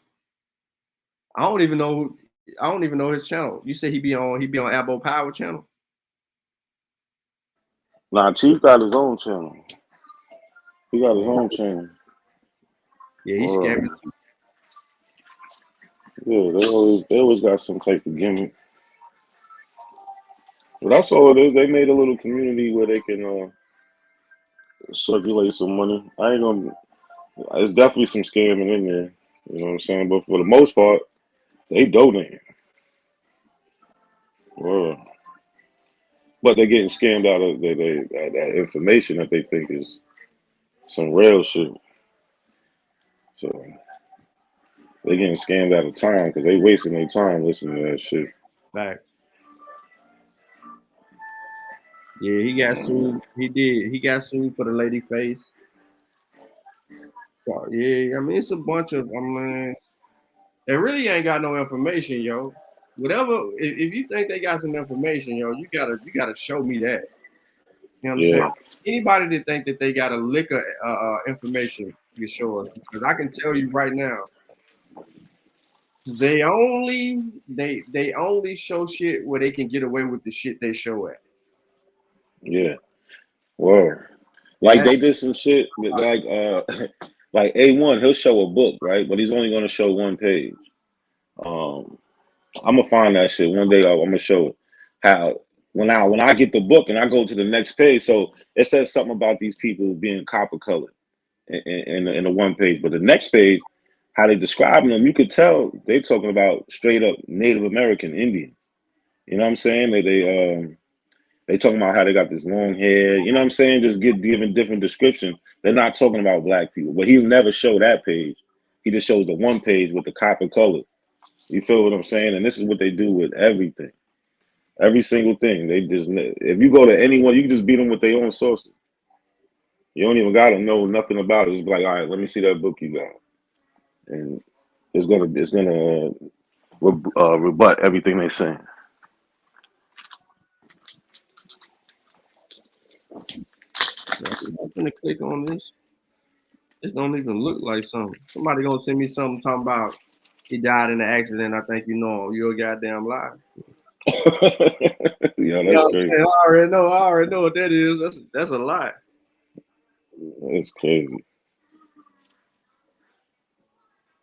Oh yeah, this a whole hustle. Talking about they got a whole American Gods pay-per-view part 2. Tickets on sale 5/14/23.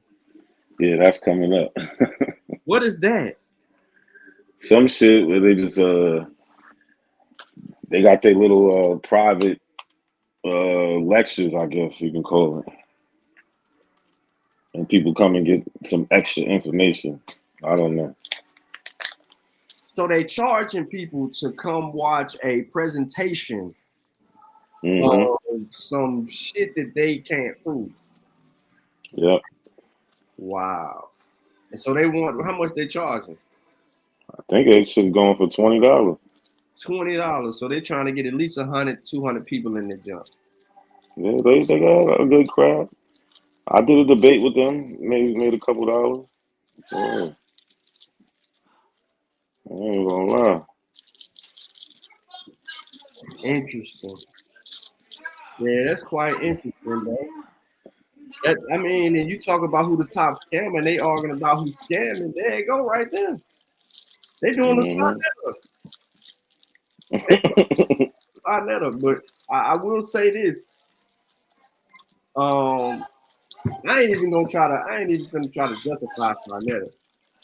All I'm gonna say is at least he ain't selling people lies. He's just advertising it. So he's getting paid to advertise the bullshit. They selling the lie now. They advertising the lie. They advertising the lie they trying to sell to everybody. They want us to be delusional dumbasses. Yep. Golly, boy, this is crazy. I'm pretty sure they make good money off that bullshit.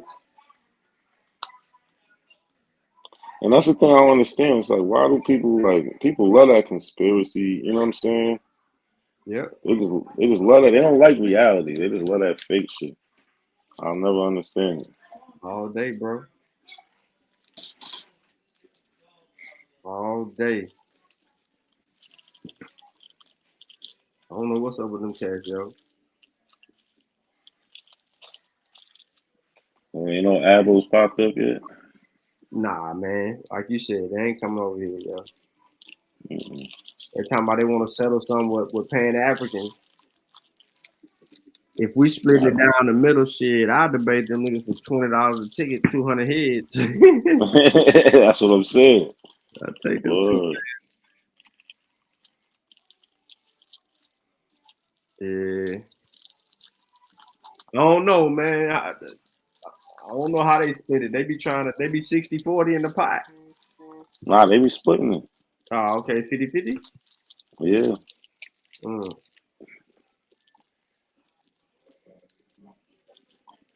That ain't a bad deal.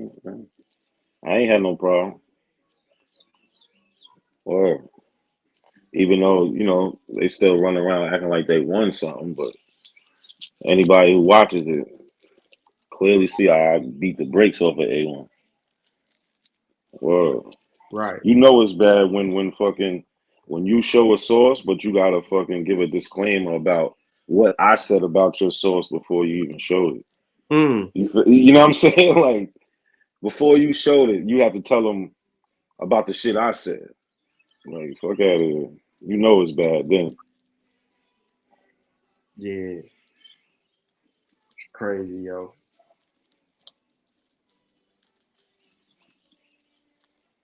That's crazy. That's shocking shit, man. Wow. But they got so many angles with them. It's just, there's so many fallacies with their shit. It's just hard. You can just throw a rock and pick anyone, man. From the white slaves to we not African to we was the Confederates. Just to we made the Constitution. Just all types of shit. The first 8 presidents was black. All type. They say the craziest shit. Like, they still run with that John Hanson thing. You know how they say with the first black president of the Continental Congress. Like, they still don't understand those are 2 different people. You know what I'm saying? Like, one was in Liberia, the other was in America. They don't even get that. They just way behind. They be like, oh, he was on a $2 bill. Like, oh, that shit is so old. You know what I'm saying? Like, They old pseudos. Yep. So my thing is this, bro. I mean, even with them being in that realm, right? And we know they got outdated information, no methodology. They don't use any type of historical method to answer. They don't even know how to ask a real research question and then go out and try to answer the shit. Why they think that they got information?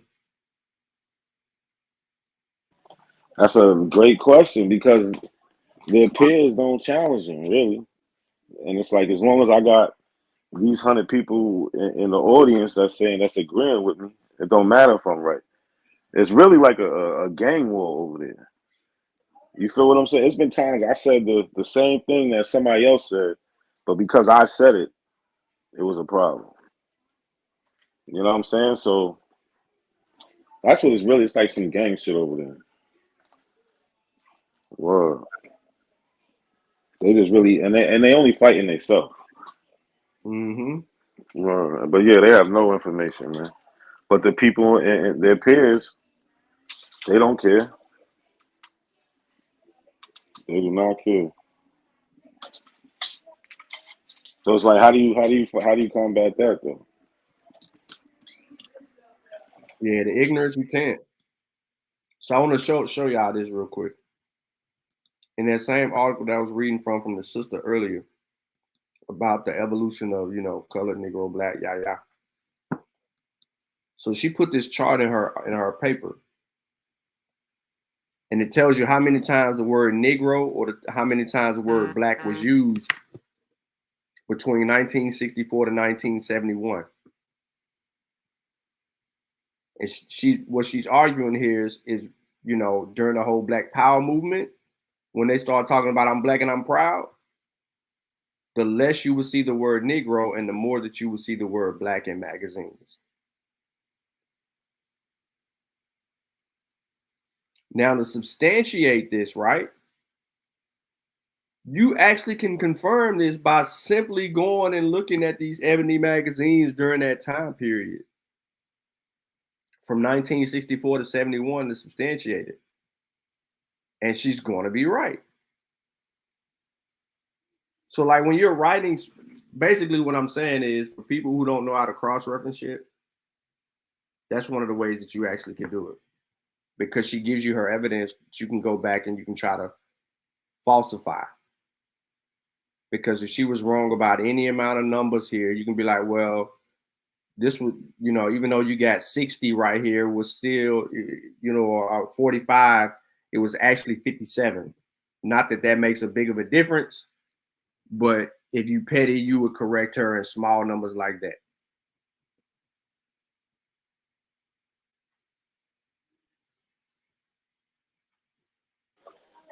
Nah, yeah, that's something they don't. They try to talk around that and call that like a reclassification. Like those words don't mean the same thing. Yeah. So here's my thing. So I guess we became African. We African after Reconstruction. Isn't that what some of the motherfuckers was arguing? Yeah. Even way after that, like the beginning of Africana studies, they say that's when we became African.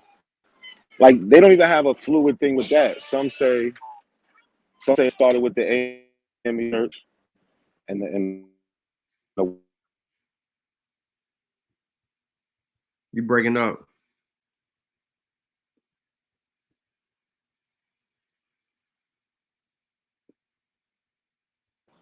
something, man. Yeah, you back now. Did you hear me? You broke up. Oh, my bad. No, I was saying that they got it where it's like really three things that they push with the AME church, and they say how the white Christians taught them they was African. Then it's the Reconstruction, where they say that they reconstructed the history. Then you have the CIA later on with the Africana studies. So they're just everywhere with it. Hold on, time out. So what is this whole myth about the CIA and Africana studies thing? So yeah, that kind of started with like Chief Holiday, but I'm still trying to get to the bottom of it too. But it has something to do with hold on. So that has something to do with I'm trying to say John Henry Clark's library at Cornell is funded by the CIA. That's what they try to say, but I never seen anything that says that.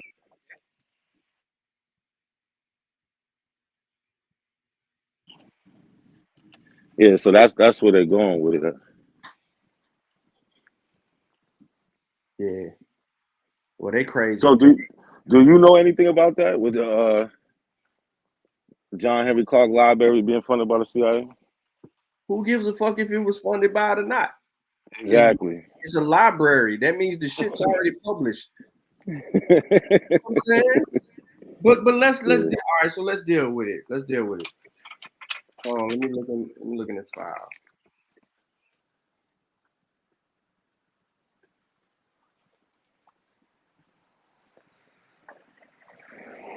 All right, so let's go to Cornell, right? Because this is let me see, is it gonna be in there? Let me see.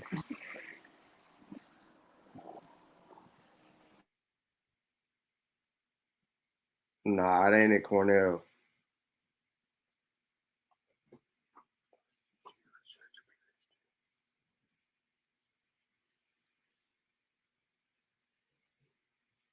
I can't find nothing.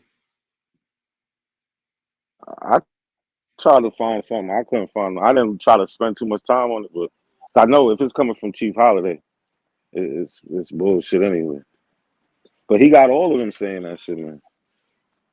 Yeah, well, you know, if you say it enough, shit, somebody will start believing the bullshit.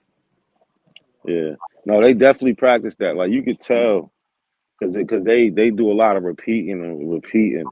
You know what I'm saying? To kind of like brainwash these people. Where it's you can see the cult behavior in the shit. Hey, to be honest, I mean, what if Chief Holiday is funded by the goddamn CIA? That's the shit I be questioning. It's like, cause it's like there's no way that this is like I just can't believe this shit sometimes. Who owns John Henry Clark's library?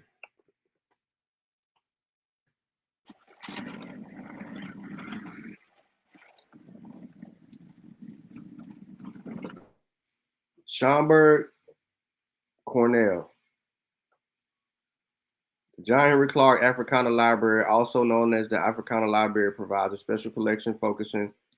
All right, so Cornell. The shit's at Cornell, bro. Yeah. Oh, let me show my screen. Let me let you in, bro. Hold on 1 second. I already know who this is. Let me let you in. Peace. Crazy. Yeah, what's up? Yep. This nigga name, bro. This nigga name is crazy. Hey, I want to say one thing about Chief Holiday, right? You know the dude used to be in the military and stuff, right? Nah, I ain't know that. Nah, I ain't know that neither. Yeah, I think he always talk about his military thing, you know. When you listen to him talk, he always talk about America this, America, everything America, da. So I question, just like I questioned Tariq Nasheed, when Tariq Nasheed said the FBI visited him, he changed his whole tune to this whole FBA thing. So where did Chief Holiday come from? He's saying all this crazy stuff about the elders and all this stuff. But bro, and this is just speculation. I don't want to be on the Aboriginal train just making up stuff. But we can say the same thing with you. Like, bro, you were part of the military. You were in the military and everything. You know what I'm saying? What if you some type of so-called operative? But I wanted to just touch on that, though. You know what I'm saying? Yeah, so whatever library related to they're relevant to John Henry Clark is gonna be in the hands of Cornell, yo. Straight up. So Chief Holiday will have to prove that. And I do agree with you, bro, on the whole, you know, if he's military, for what you may know of him, he has ill malice and intent. So he's doing something disingenuous intentionally and on purpose. They don't teach that dumbass shit in the military. Also, who is this white guy that come around him? The Dr. Longo dude, the white dude that they love so much, that support the Aboriginal Yeah, nonsense. he running from True Story and them. Yeah, he was on Aboriginal Power Channel and everything. You know what I'm saying? And we know for a fact that a lot of these people like infiltrated different groups before. You know, even now when they talk about during the protests with Black Lives Matter, these certain white boys that they called up that was some straight up agents telling folks to do crazy stuff, right? So white girls that was meeting dudes, oh yeah, we got some stuff over here, guns over here, blah blah blah blah blah. Who is this Dr. Longo dude? You know what I'm saying? Where did he come from? Why is this white boy supporting this stuff? Cause he the one giving them the information, yo. Yeah, they love that dude, man. He the source of their misconceptions. Yeah, he's the source for a lot of it. So, who sent this white boy? We already know being pro-African and supporting Africa and the causes. If we follow the bullets, anybody that was Pan-African, they came and shut their stuff down and destroyed their stuff. But most of these pseudo groups, even though you know they prime targets for, Hey, you know you sound like shit. You said what? You know, yeah, you might want to leave out and come back in, Kurt. Hey, I'm gonna come back on the computer. Give me about 20 minutes. I'm gonna come back on the computer. All right, no problem. All right. He said that's some Bobby Hemming bullshit. Cats be knowing where they get it from, man. Yeah, god damn, yo, this shit crazy. Listen, I ain't never seen nothing like that. Like, I've been trying to catalog like some of the claims, but then my attention span is so damn short with them motherfuckers. Yo, I can't give them the time of day to even like do it the right way. Like, really, like listen to one of their bills and just start taking notes, and then just politely go and just pick apart their shit. Like, I don't have that time. Jehudi, he used to do that shit flawlessly. He was a master at that shit, bro. He could listen to Young Pharaoh ass and tear him up. He had like 13 videos off of one. And then I was trying to find Saneb video because Saneb did a really good video on Each One Teach One like 3 years ago, 3 or 4 years ago. And he talked of the same thing that I did when I brought up the sister's article. From colored to Negro to Black to African American. Like, he broke that down in a build in like 20 minutes, yo, where he talked about the evolution of identity for us. He basically showed all this shit, you know what I mean? He ran it down. And I think that's one of the videos that they actually made private now, and put somewhere like in a Discord or somewhere like that for people to access it. But that video killed their argument because they were slaying them 5 years ago, yo. Like, it's crazy. Every argument. I ain't heard no real new arguments from them outside of the fact that the shit that they just make up on a live stream. Yeah, they don't really have the CIA one is really like the newest one. But yeah, that's really just the same. They run the same shit. Like, they steal shit from everywhere. So how would Chief Holiday know the CIA is involved? I have no clue. So that's what I'm trying to figure out. He would have to be CIA, right? That's a good question. I'm about to ask him that. Well, I'm about to ask him that.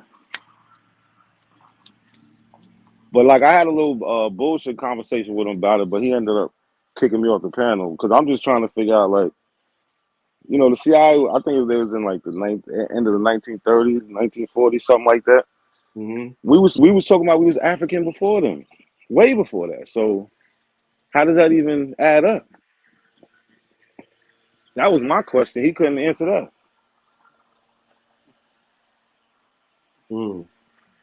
If anybody is messing with the CIA, it's got to be them. It's the way they confuse the shit. They fucking history all the way up. Whoa. And all they do is discredit people, and that's a CIA tactic, discredit.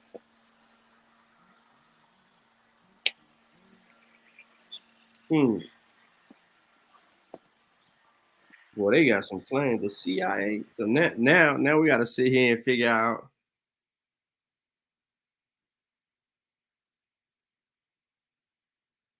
figure that shit out.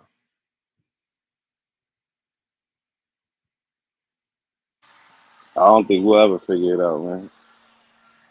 Because they'll never get down to like the any like when you try to question them or try to like go step by step to how they're thinking this, like what's their reason for thinking this, it's never gonna lead you nowhere.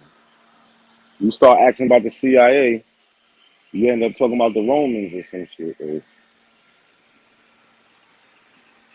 Or they actually what does Africa mean, or you know what I'm saying? Like, or who came up with this word? They just go everywhere. So he talking that CIA talk, but you know the CIA was involved in messing up Africa. Yet he don't want to mention that. Yeah, so how are they helping us be African but messing it up at the same time? Okay, hold up. Let me see if I can access this. African or American by Leslie Alexander. Yeah, that's a good book. I got that book.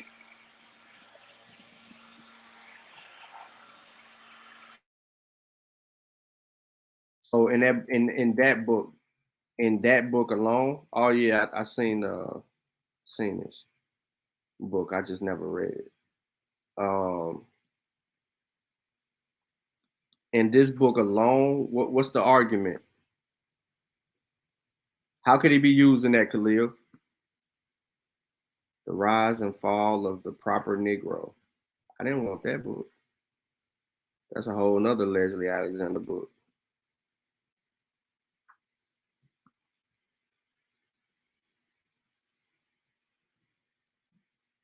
You broke up, bro. If you talking, I can't hear nothing you saying if you saying something. Oh, no, I was on mute. Can you hear me? Yeah, I hear you now. Yeah, I was on mute. Okay. Now, I said that's a good book. Like, I mean, they couldn't form an argument out of that book unless they just misrepresenting what the people are saying. Well, you know what I don't think Chief Holiday read a book. Nah, me neither. Y'all can't convince me that they read it. They might be Googling something.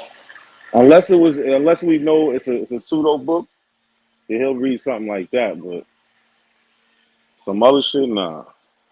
Not anything with no historical facts. Anything that cites its sources, nothing like that. Anything with any experiments, nothing, it's not doing anything. He's not reading none of that.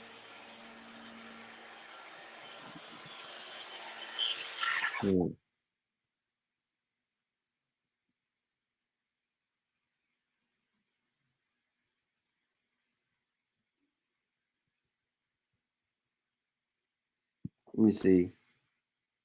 Have you read the other autobiography? Black nationalist Leslie. That's what I'm saying. That killed him already. This motherfucker's a black nationalist. Negros should look for a place in history. Personally, I'm going to Africa. That's what the author of the book did. What he said. The Rise and the Fall of the Proper Negro. It's only 100 pages, yo. I'm gonna read this shit. I'll be done with it probably tomorrow. I'm gonna put it on the screen. It's PDF too. I'm gonna put it in the chat. Anybody interested in it? Free book alert. Goddamn. There you go in the chat. Boom. People who watch the replay probably won't get it. I'll probably ended up putting it in the description of the video though. Anybody interested in that book. But real quick, it's on the screen. Let me see.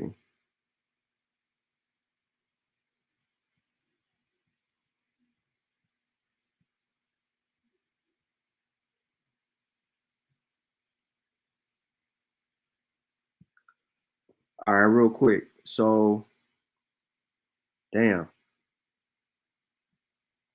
Let's see what page 17 talking about. Whoa. First, the black glass maker whose countless eyeballs none has ever seen, whose shoulders none has ever overlooked, that slave all cloth and pearls and of glass, who's strong as Atlas. 1,000 particles of glass fall from his hands, but rebound towards his brow, shattered by the mountains where the winds are born. And you are witness of his daily suffering, but you pity him no more, and do not even remember that his suffering began again each time the sun capsizes. Okay. You want to be deep. So it's a page missing in this Joker? Nah, it's PDF is just backwards. All right, okay. Black. I dissolve of all my relationships with middle-class Negroes.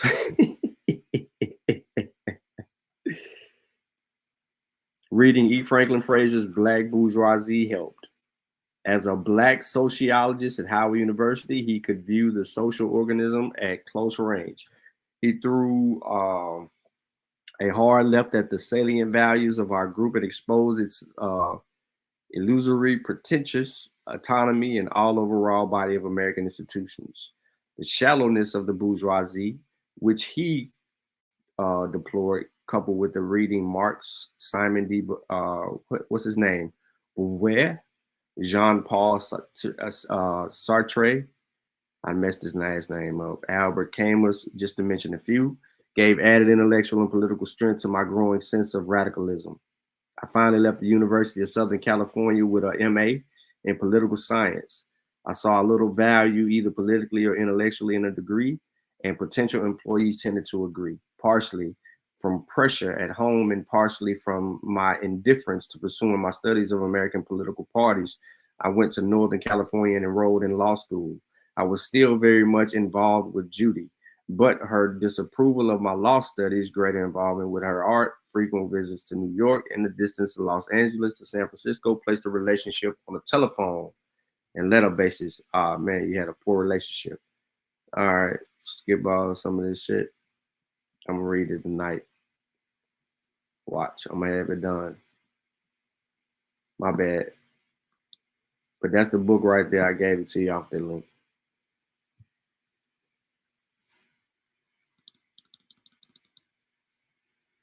Small ass book.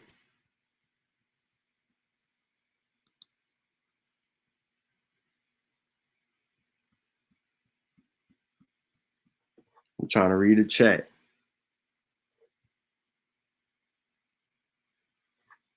Robert Rand, they keep making me approve your comments, yo. Must be cussing.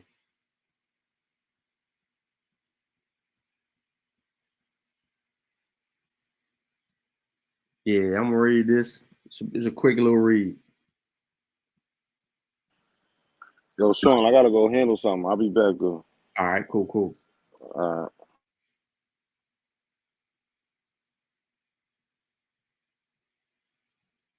Yeah, I'm gonna read that later, yo. Straight up.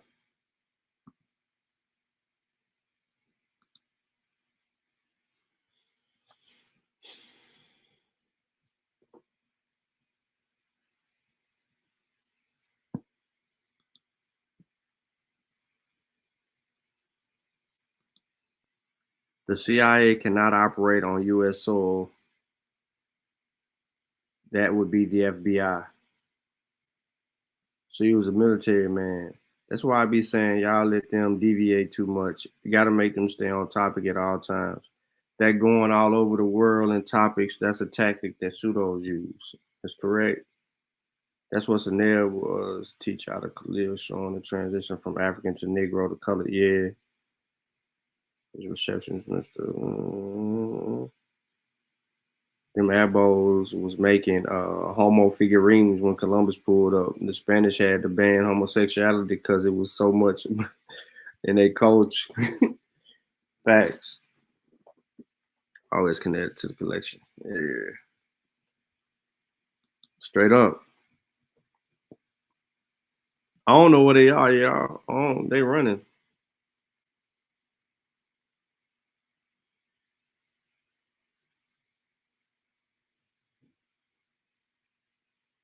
They running.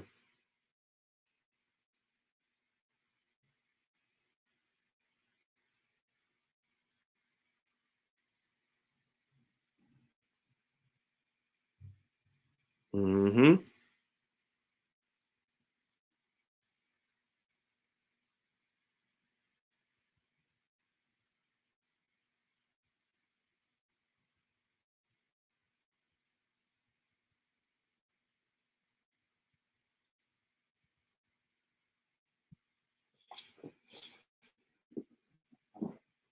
Let me see. Anybody got any question about anything that I presented though on the strength?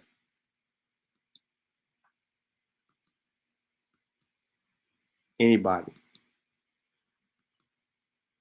who got contention? Who got contention?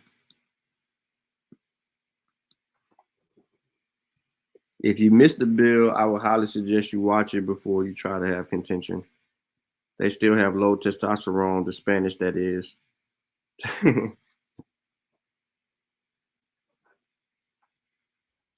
in a little more. Somebody just hit the link. Hold up. Who is this?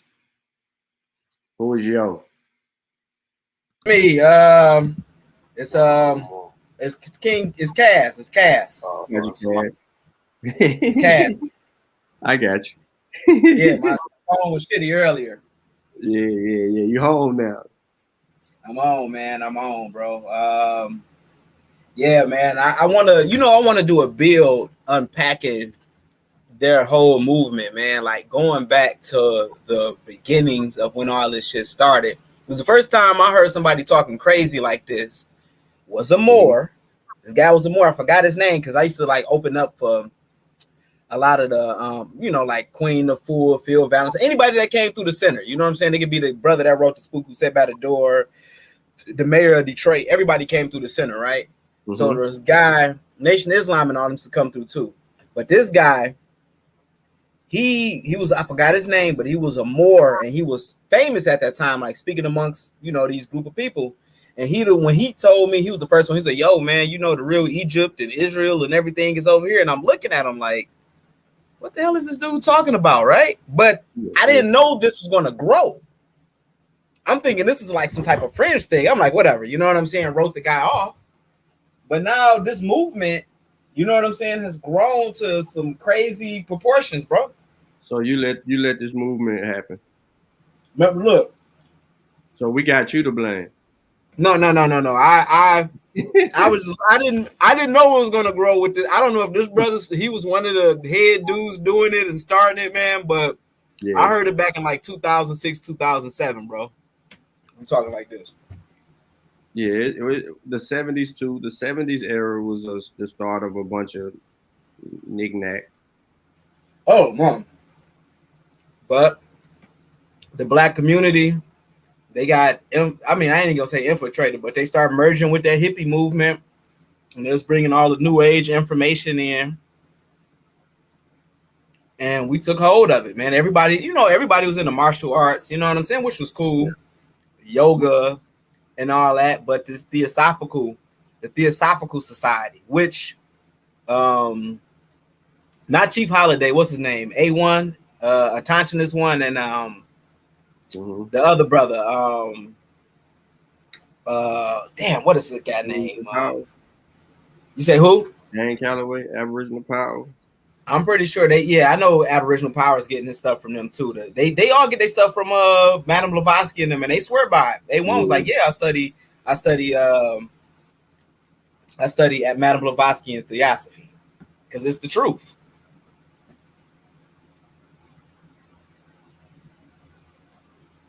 So these cats are into Madame Blavatsky information heavy.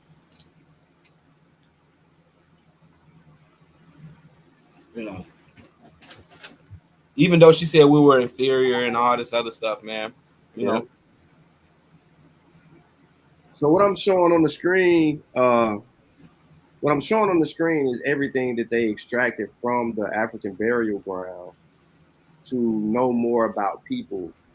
So just to take you through that scientific process, they really did their work. So when old boy, what's his name, Truth Searcher was trying to say that, was asking method and stuff like that, this is to show you that they were doing the actual work to substantiate everything that has been said.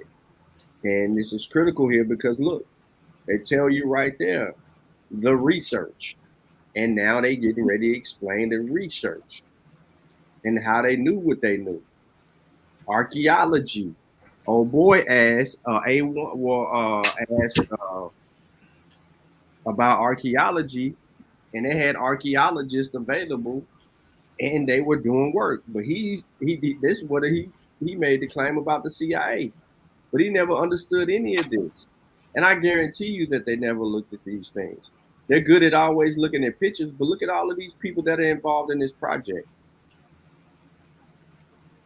Wow. Settlement of New Amsterdam. Yep. So a lot of those Africans, they were coming out of the Gold Coast and the Ivory Coast, I'm assuming. Yeah, yep. Yeah. So the Dutch was in there trading and getting slaves heavy. I know they were in the Congo. They came in the Congo at that time as well. Especially when I was watching Queen and Zinga, and they showed the Dutch coming in later on after the Portuguese. Mm-hmm. She had to side with them, so they was in Ghana. They was in Ghana as well. I see heavy. And you see what they say, man. The first European and African settlers. So they go in, man. They just ain't making no claims, bro. They go in and they giving you history. Mm-hmm. They giving you the history, yo. They telling the whole thing, not half. They ain't telling half of nothing. Land grants, half freedoms. They telling it. And you know what? If you look at the other Dutch colonies too, like Suriname and a couple of the islands, St. Martin and all that, they had a lot. They got a lot of Akan and Ashanti culture in those areas, especially with the practice they got called Winti. It's heavily influenced. I mean, it's influenced by different groups, but heavily influenced by the Akan people and the Cromanti people. Yeah. Yeah. Wow. After Queen Anne's War, Britain acquired Spain's right to supply enslaved Africans to form Spanish colonies in the Caribbean and South America. Like, you know what I'm saying? Like, everybody know what's going on with these motherfuckers. You know what I'm saying? Laws against African freedom. So they brought these Africans over. Was it 1700s? Yeah. Okay. And some earlier than that, but more specifically, they're speaking around the 1700s for a particular reason, because of the information that links like that group of people back to like that New York colony, and that's why you see like that 1680 date down there in that second paragraph, right? Consequently, in 1680, they passed many laws that stopped enslaved Africans from gathering in groups larger than 4 people. You know what I'm saying? So they telling the story, bro. Like you listen, man. This is one of the biggest crime scenes ever, yo. Mm-hmm. So if it was over 4 people, you couldn't even gather. Right. So we can't. These Aboriginals say, well, why y'all don't got y'all culture? Da da da da da. I'm like, shit, we couldn't even gather with 4 people.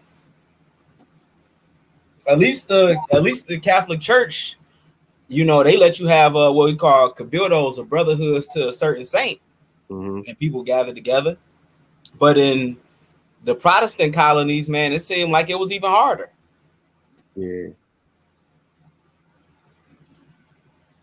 So what I'm showing y'all is everything that we've been using in bits and pieces to show you is like evidence of stuff. And nothing registers, because they'll say something like this. They'll be like, oh, that's just a painting. That ain't reality. That didn't happen. They ain't got no pictures. When they say stuff like that, they let you know that they don't know shit about shit. Even though they use paintings themselves. Right. They sure do, don't they, when they goddamn try to go claim the Mayan shit. Oh, man. And they get debunked with that so bad, because then people showing modern day Mayans with reddish skin and all that. And they're like, oh, no, man. That ain't the same nose and everything, bro. People, they said, man. I ain't seen it. I mean, they trying to ramp it up, but I think that our efforts, they gonna fade to black. You know what I'm saying? They all these dudes, they usually die out or try to resurface later on, yo. I know, man. But it's crazy because our youth. I mean, but it doesn't have no substantiation, right? So right, it's like our youth is grabbing onto it now. But when folks get older, man, you know what I'm saying? Mm-hmm. And that shit ain't paying the bills. It's not doing practical things. It's gonna fade out Instantly. Yeah. Because it's like you're arguing about this, but what do you know? When I ask them specific questions, like, okay, why was this tree sacred? You know, in the Mayan, you know, amongst the Mayans, you know, the still cotton tree. I'm like, why is that? What was that sacred? Why did they revere that? They don't know that. The only thing they focus on is the pyramids. That's the thing. They go back to the pyramids over and over again. They don't realize they stole that from the Egyptologist guys. You know what I'm saying? Yeah. Like it's the same argument because you already go back. Well, we had more pyramids than Africa. Bro, they on some dumb. I think it's so dumb. Right. Let's say that crazy ass shit. I'm like, nigga, but what about all the other culture? What about the specifics, the songs, the dances, the costumes and stuff like that? Can you tell me why they wore this costume? They can't touch on that.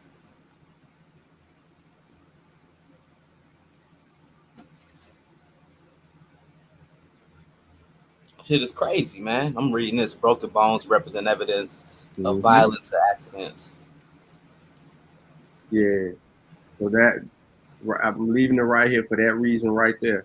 Because it's telling you, like, what they found there, they can do their thing. Bro, they use the bones and the cranials to extract DNA. So all the evidence, like I said, this is a crime scene. The burial ground is a crime scene. They dug up a crime scene. Y'all thought that I was tripping. Well, not you in particular, maybe a few other people. But when I said treat this like a crime scene, to find out that African burial ground was X, Y, and Z because they were knocking mofos out over there intentionally, and that's what they would do it at. It's a crime scene, man. So they were killing these folks off. Yeah, bro. I'll go back and give you the history again. You know what I'm saying? If you missed it earlier. Yeah, I missed that. I tuned in later on, but it reminds me of what did they call it? The Red Bowl or something like that down south, where they killed a lot of black folks off, and down there in Argentina, where they killed a lot of the Africans off. Yeah, so let me get past this. I gotta go back up and show you before we get to I-47. All right, so real quick. So they talked about the whole digging thing, right? Letting you know what kind of happened. You know what I'm saying? They start talking about all of that stuff. Oh, my bad, I went too far. You know, they explaining what this whole process was and how people was upset. And then, you know, you had Africans that were mad about this project. They wanted to know more. And so the history behind it, and they tell us this, the history behind it. You know what I'm saying? What are you finding these people for? You know, what the hell happened to these people? And they just sit here and tell it. But this was the way dude was buried was a sign. Let me get off of this source to show you what I'm talking about. But this is just one of the 3 volumes because there's 3 volumes for the record. And somebody in the chat said that old boy read it. Man, he ain't read shit. None of them Abos read shit. So where they get? Right here's the history, the background, and the significance of the cemetery. Right? So the original cemetery had been established in 1712. It was reported that the local it was reported reportedly the location of the executions of participants in an African rebellion during the same year. There you go. Wow. Its official use ended in 1794. There's no written record of the cemetery prior to 1712. However, 1697, Ben Barn, the burial of black Jews and Catholics by Trinity Church, suggests that the cemetery might have been created earlier than 1712 in a response to a growing need for burial space. Location of the executions of participants in an African rebellion, bro. And then grow it from there. So where are these fools getting this stuff from, saying there were actually Indians and Native Americans buried there? Because of the word Negro. Remember, in the video, right? And this is what I'm catching, right? So in the video with Not a Coincidence, one of their things is they try to separate the Negro from African. They're not synonymous to them. There's no relationship. They're trying to argue that the Negro been here, that the African was not here, right? They're using that as a demarcation, but they don't understand that they're literally that. That's why I went back and showed them, you know, information written about how throughout history shit changed for us. Mm-hmm. Even though they got old maps of Africa saying Negro land on there, which it sounds like they stole that from the Hebrews. You know, the Hebrews say, well, we weren't African, we were Negroes. Mm-hmm. So it sounds like they're like cherry picking from these other pseudo groups. So it sounds like that come from the Hebrews.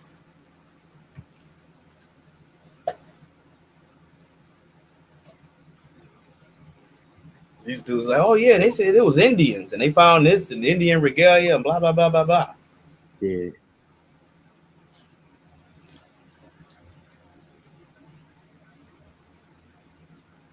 This is ridiculous, man. This lie that these guys gotta keep. Mm-hmm. But so that's basically the history of it right there. And then it goes on to tell you a little bit more about it. But, you know, we have it marked off so we can substantiate everything that's argued in that, right?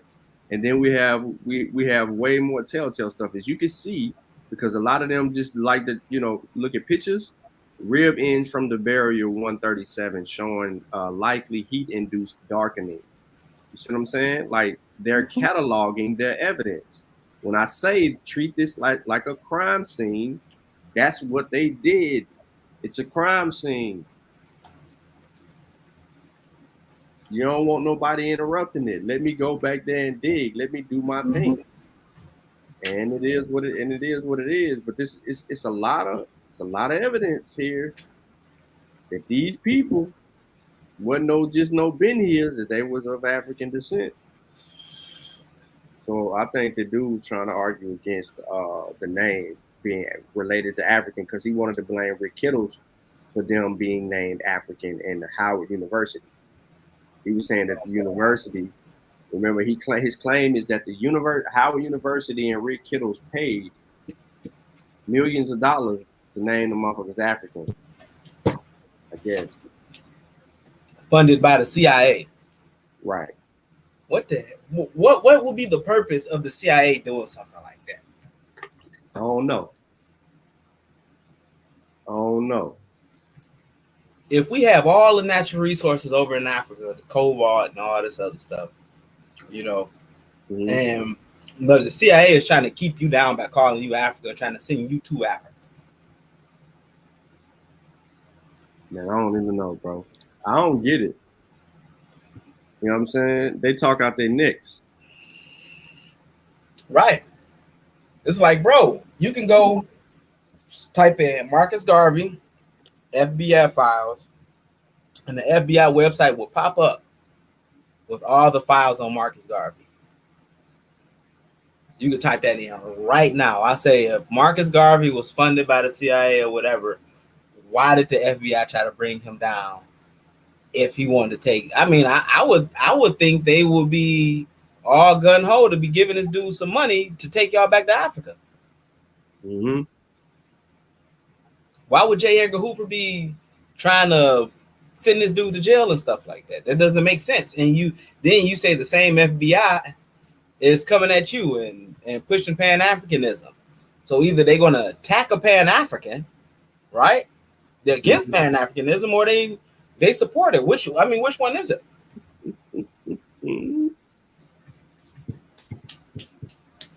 They don't know, bro. Man, I gotta get the book. It was a slave rebellions in the United States, man. They had a book on it, on a lot of the slave rebellions, man. I gotta find that book. I lost that book. Yeah, they got a ton of you ain't talking about C.L.R. James' book, is you?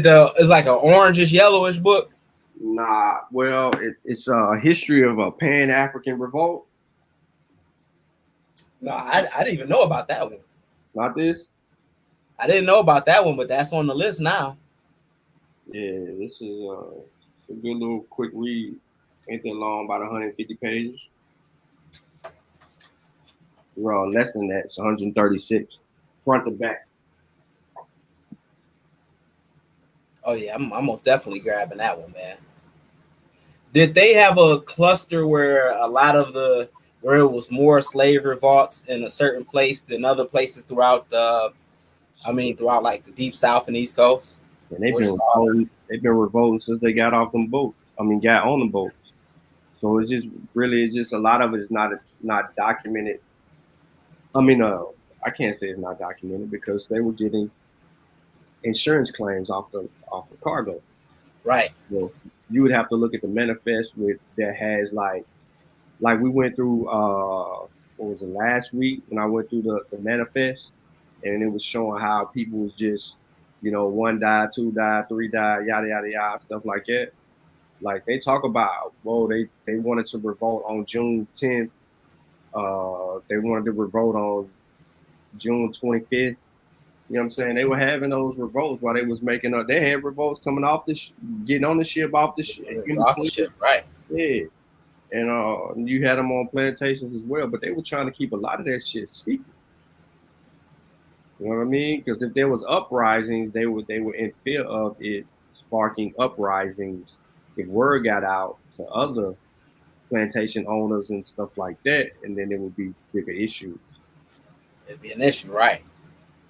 We're like, no, we got to keep them docile, man.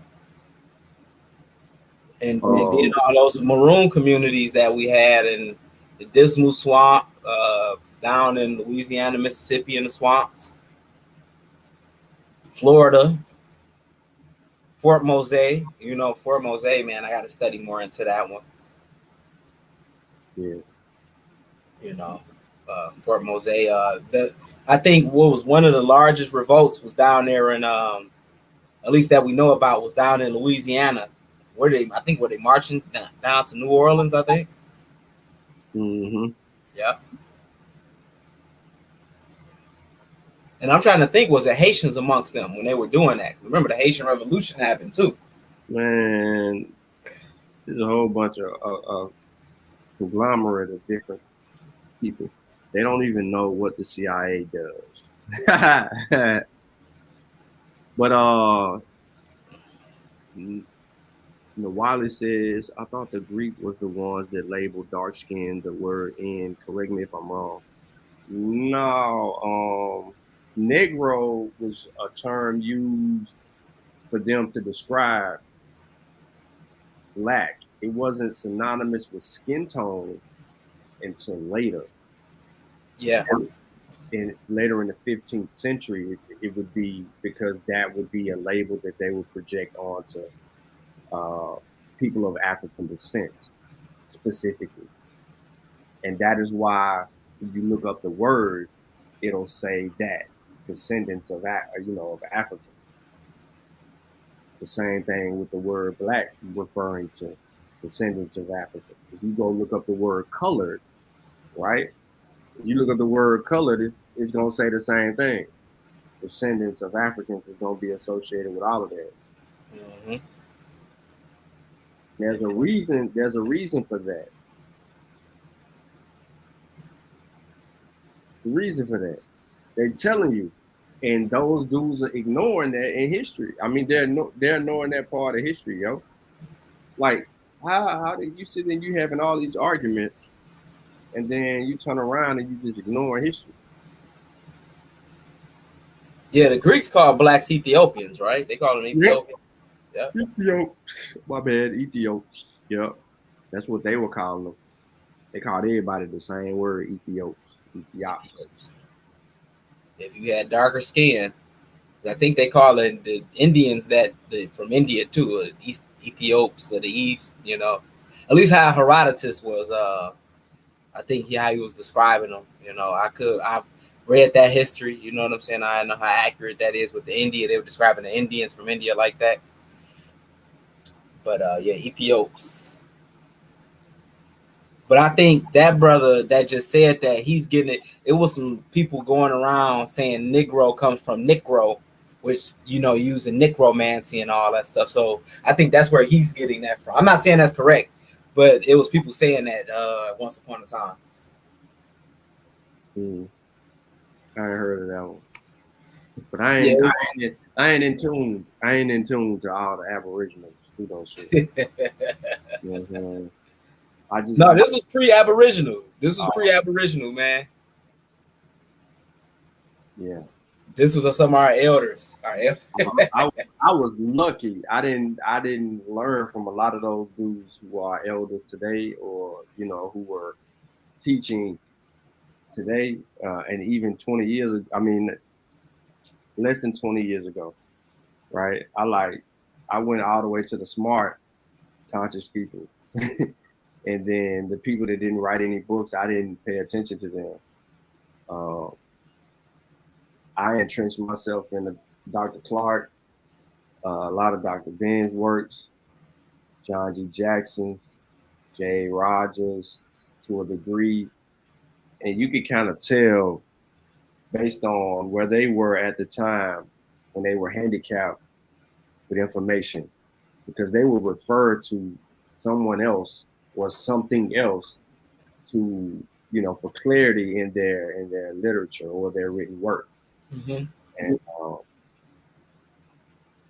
I said this a few years ago, and I don't know if other people had caught on to this, but I said, if Dr. Clark, Dr. Ben, John G. Jackson, Chancellor Williams, if they had the internet back then, they would be killing it.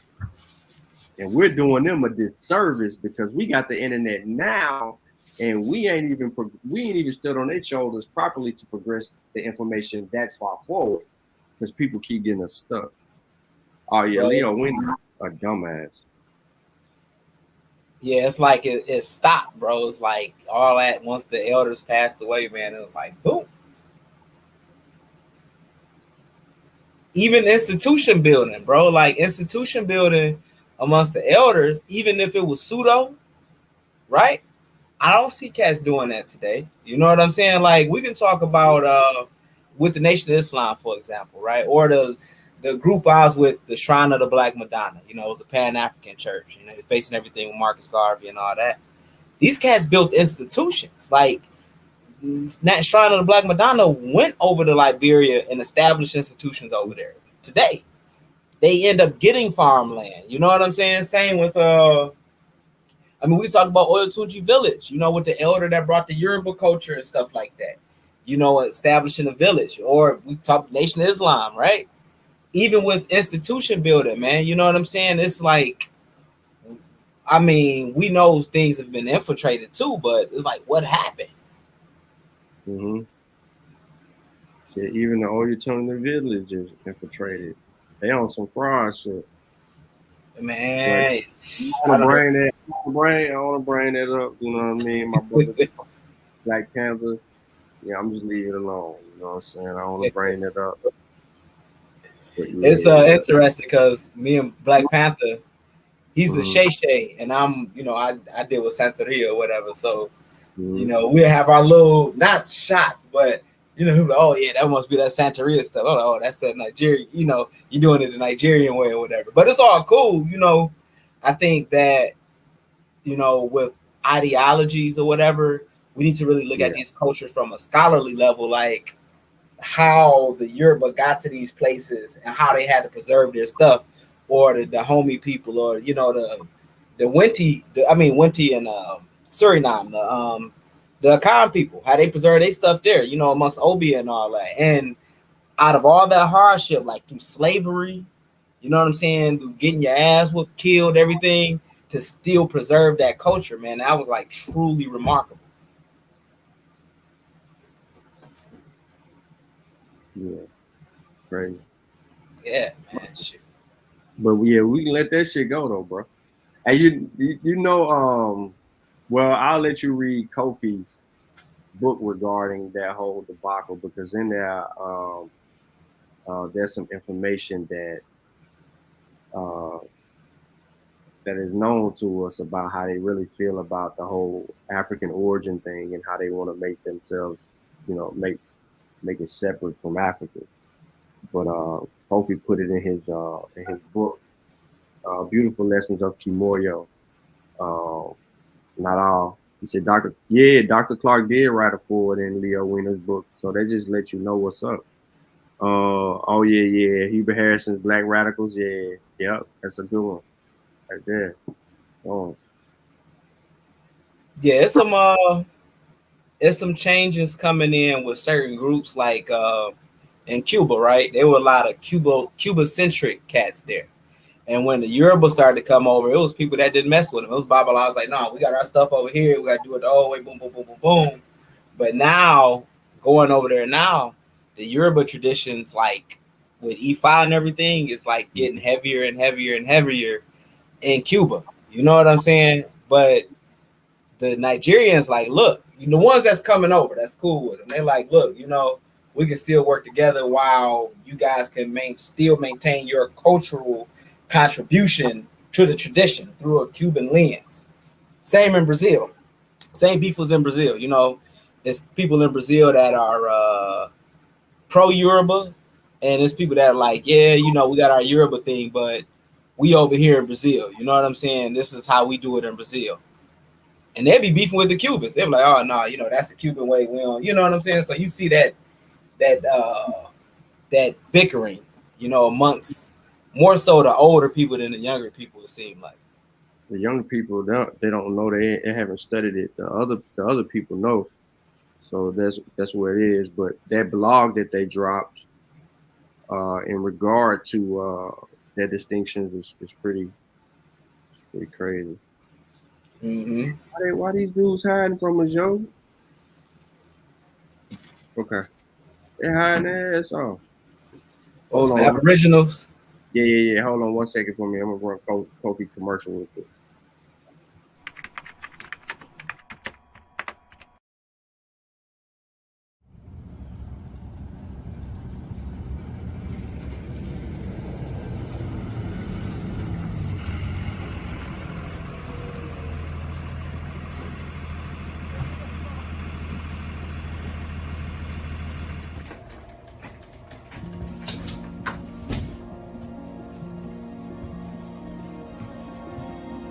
Hey, baby, how was school today? Mom, these kids at school kept making fun of me and they kept calling my hair nappy. Why, Mom? Tootie, look, just read this book and it'll tell you everything you need to know.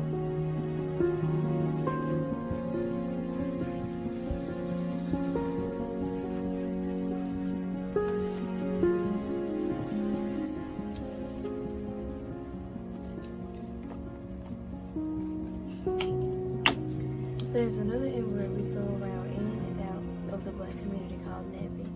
We have taken that word like the other N-word, nigger, and made it a word of adornment.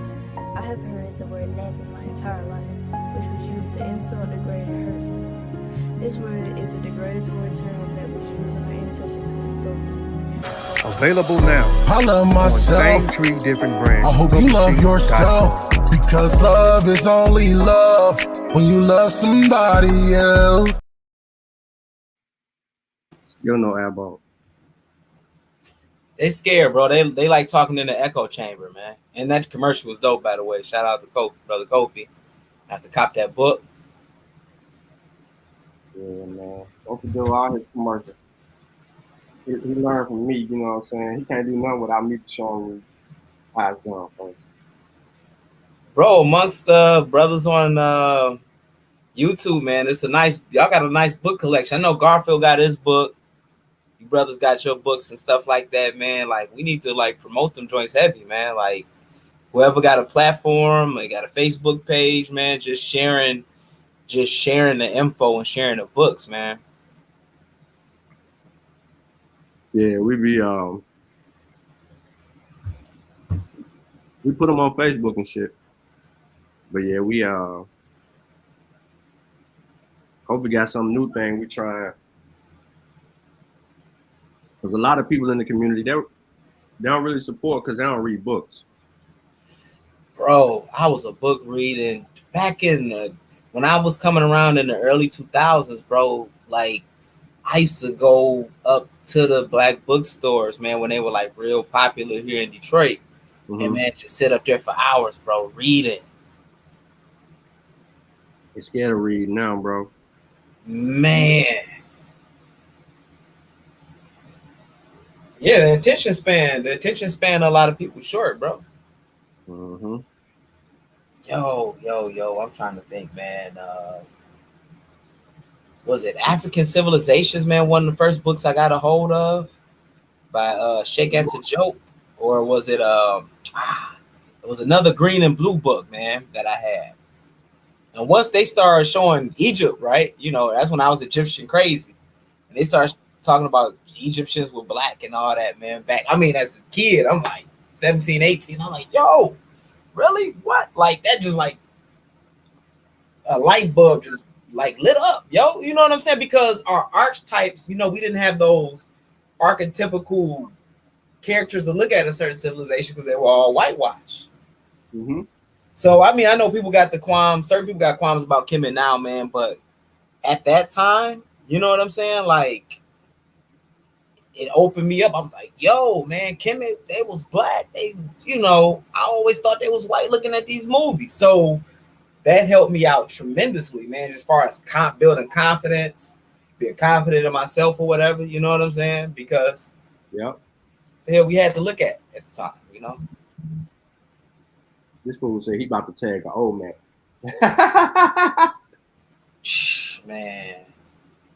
Yo, hey, I had what's the brother that wrote all the books about the Olmec Africans? Van Sertima? I have Van Sertima books, man. Did he write one on the Moors too, right? I think so. Yeah, I had the Moorish one. You talking about Runoko Rashidi? It was Runoko Rashidi who wrote that red book. He had the red book. It was a sweet cover, bro. And they had the Moors. It was like a red and gold, like gold trimming and red color, man. It was sweet as hell.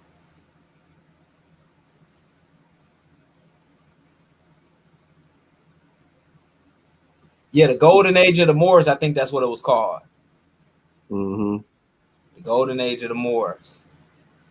And that was about as pseudo as I got, bro. When I seen Malachi York books, I was like, yo, man. I seen the cover art, and I was like, damn, this shit's sweet as hell. But then when I opened it up and seen a cone head chick, and he said women didn't have souls and all that, I'm like, yeah, let me put this back down.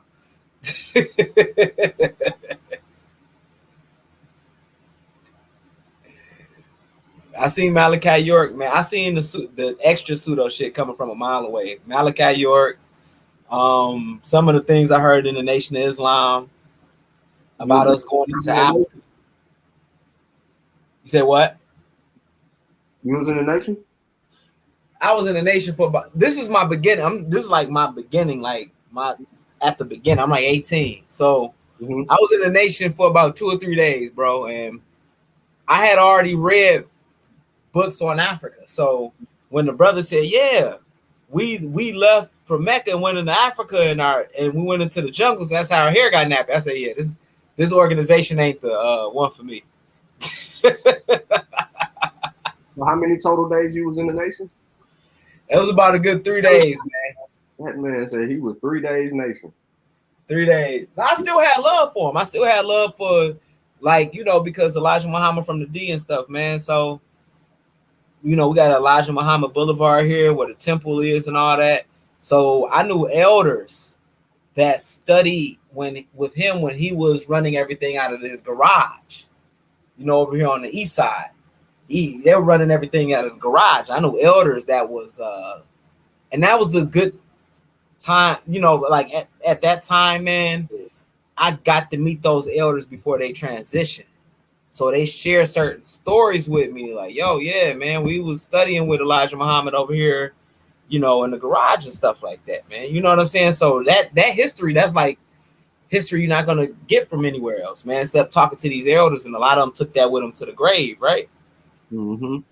So that was beautiful. I mean, I couldn't agree with the brother with the, our hair got nappy, because it got caught on the vines in the jungle in Africa, but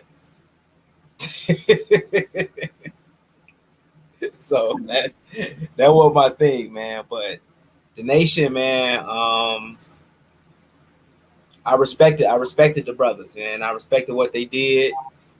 They, even when they come around still, man, brothers had discipline. Even when the Hebrew Israelites was like screaming at them at the African festival, brothers maintain a discipline and stuff like that, man. So I respect that about the nation,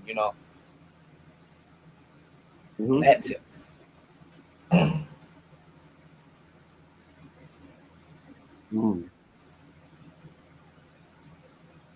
Crazy, bro. You had experience. Was you a Moor? No, I was around the Moors. I never became a Moor, but at that time, that's when I started getting a hold to the Bobby Hemmett tapes and Phil Valentine, because when you study in Kemet, you get off into all this other little stuff, right? So I was just connected with all that history.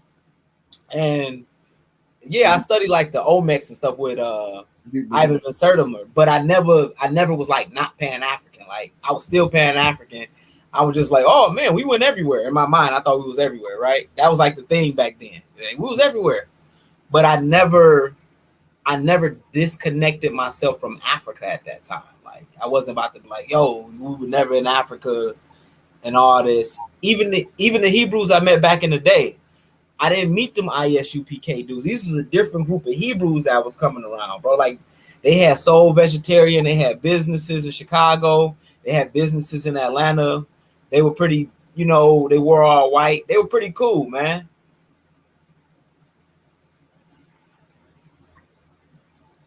Man, he be on everybody's panel. I don't know why you asking me who was dude on the panel. Y'all done seen them on Garfield shit. Oh shit, you had an Aboriginal on here? They come by you. Oh yeah, man. King Cass, man. Y'all know me. The Aboriginals know me as King Cass. He come on Garfield panel, his name be different. Yeah, I got a this is my other page, man. When I come on my phone, bro, my phone be like janky, so I gotta come on the computer.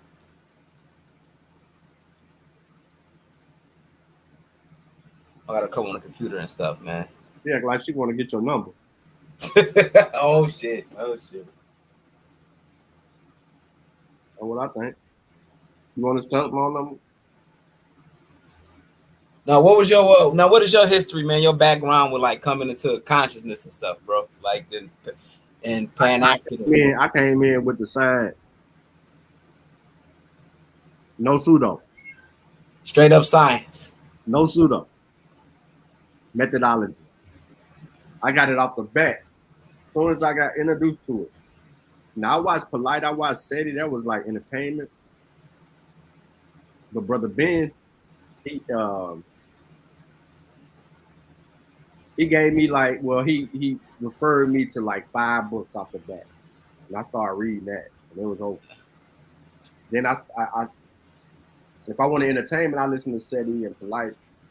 But nah, I was getting books after the books that I was reading. Then I started getting all the books that Dr. Clark was talking about, and a whole lot of other stuff. But I stayed away from the pseudo. I wasn't on none of that. I wasn't no more, wasn't on none of that. Oh man. I ain't never came across none of that. Yeah, bro, it was harder like back then. But it's in my book. It's in my book, From Cocaine to Consciousness. Cocaine to Consciousness. Yeah. What city you where you from? Nashville. Nashville. From Yeah. Cashville, baby. I gotta come. I might be doing an African festival there in October. Yeah, it's it's September. September. Yeah, September. Yeah, the African Street Festival. That's what we gotta, and I tell, cause I'm a vendor, I'm a jeweler and stuff, right? So I tell people, man, we gotta maintain our African festivals and our African, when we're doing events and stuff, man, because a lot of them events, man, they're struggling to hold on. Yeah. And a couple of them died out, like the Black Arts Festival in Atlanta. They don't even have that anymore,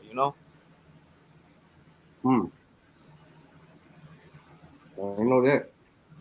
Yeah, man. A lot of OGs, a lot of artists I've met, and a few of them have passed on, taking that knowledge with them.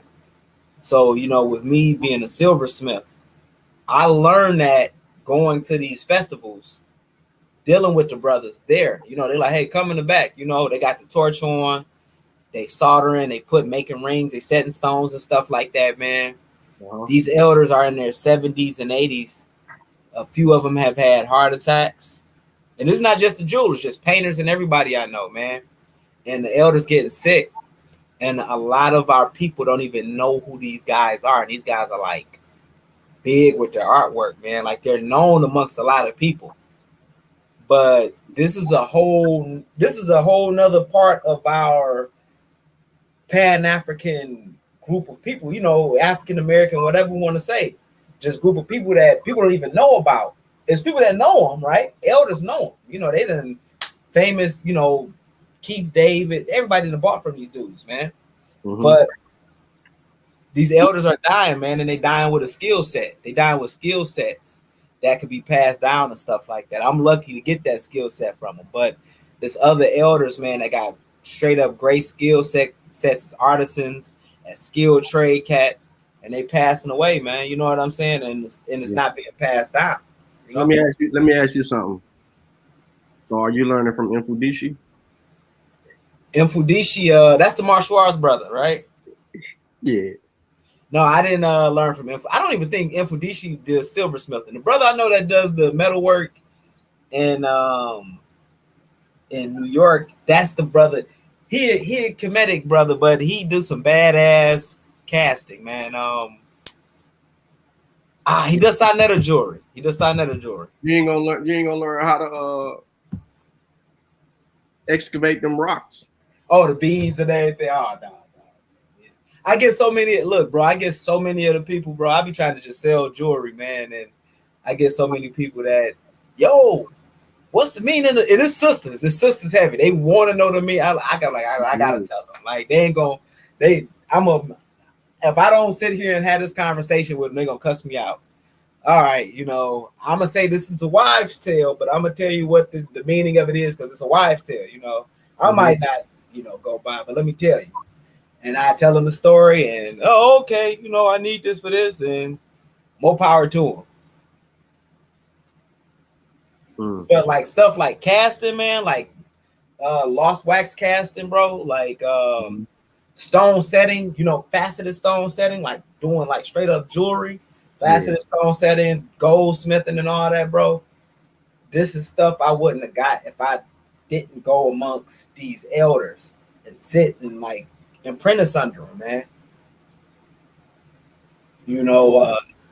But that's just one skill set, though. This is like this many, bro. We can talk about, man, brothers that been plumbers, brothers that's working construction. You know what I'm saying? But a lot of the artisans, bro, I know they dying off, man. They dying off and stuff like that, man. They're a great asset to our community. I have been. You ain't gonna study under polite. Yo, man, look. I mean, Detroit, so you ain't messing with Seti. Hey, Seti, you know where he was at, man? I met Seti. He was I see him at the African Festival. He was when Tariq Nasheed came out with 1804. Me and Seti was up in there kicking it. Oh, okay. Me and Seti was up in there kicking it up. But you know what?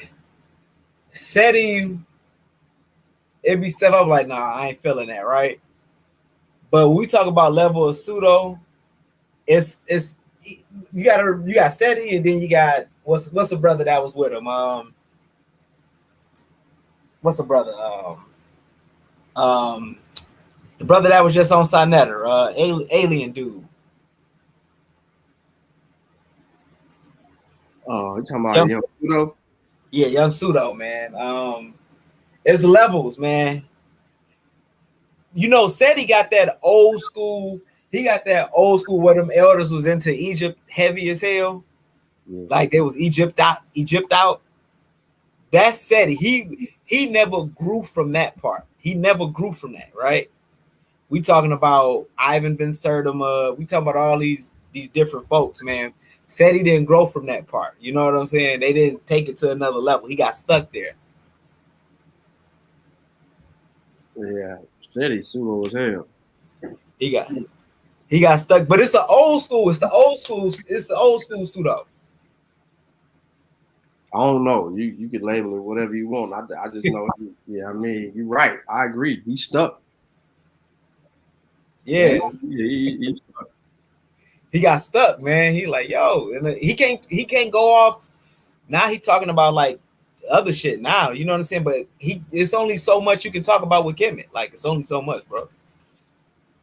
No, it's actually a lot, but the way he went about it is he put himself in a box because he's an introductory dude. You know what I mean? Like he trash. Yeah. Yeah, let me reword that. That's a lot that you could talk about with Kemet, but where he's at, we know where he at. This is all the introduction stuff. I'm like, damn, why said he ain't never really like, you know, you could take some trips to Kemet. You know what I'm saying? He did it. He did all that. He just pseudo. He just chose to start lying. He's a science denier, so he began to start denying science, and his profile went down. But people bigged him up because he was saying all the stuff. He was banging on the cracker. Remember, that was his thing. You got to fight. You got to beat the beast. You got to bang on that cracker. He was saying shit like that, so it made it attractive to people because they were all in their hate white people mode, knowing that they got 30% European ancestry in them, and he got about 40 or 50% European ancestry in them. They sit over there fighting the cracker. Said he about right there with me. I'm about at 30. Nah, said he got more European DNA than you, bro. I'm Scottish as hell. You got the hair on your back too, like G. You said what? Garfield Scottish. I said y'all got hair on y'all back, yo. Oh shit. No, I didn't get the hair part, bro. Yeah. I ain't get the hair part. I got all these white cousins that keep popping up on my damn ancestry.com page, like all these white folks, man. Like who are these white people reaching out to me?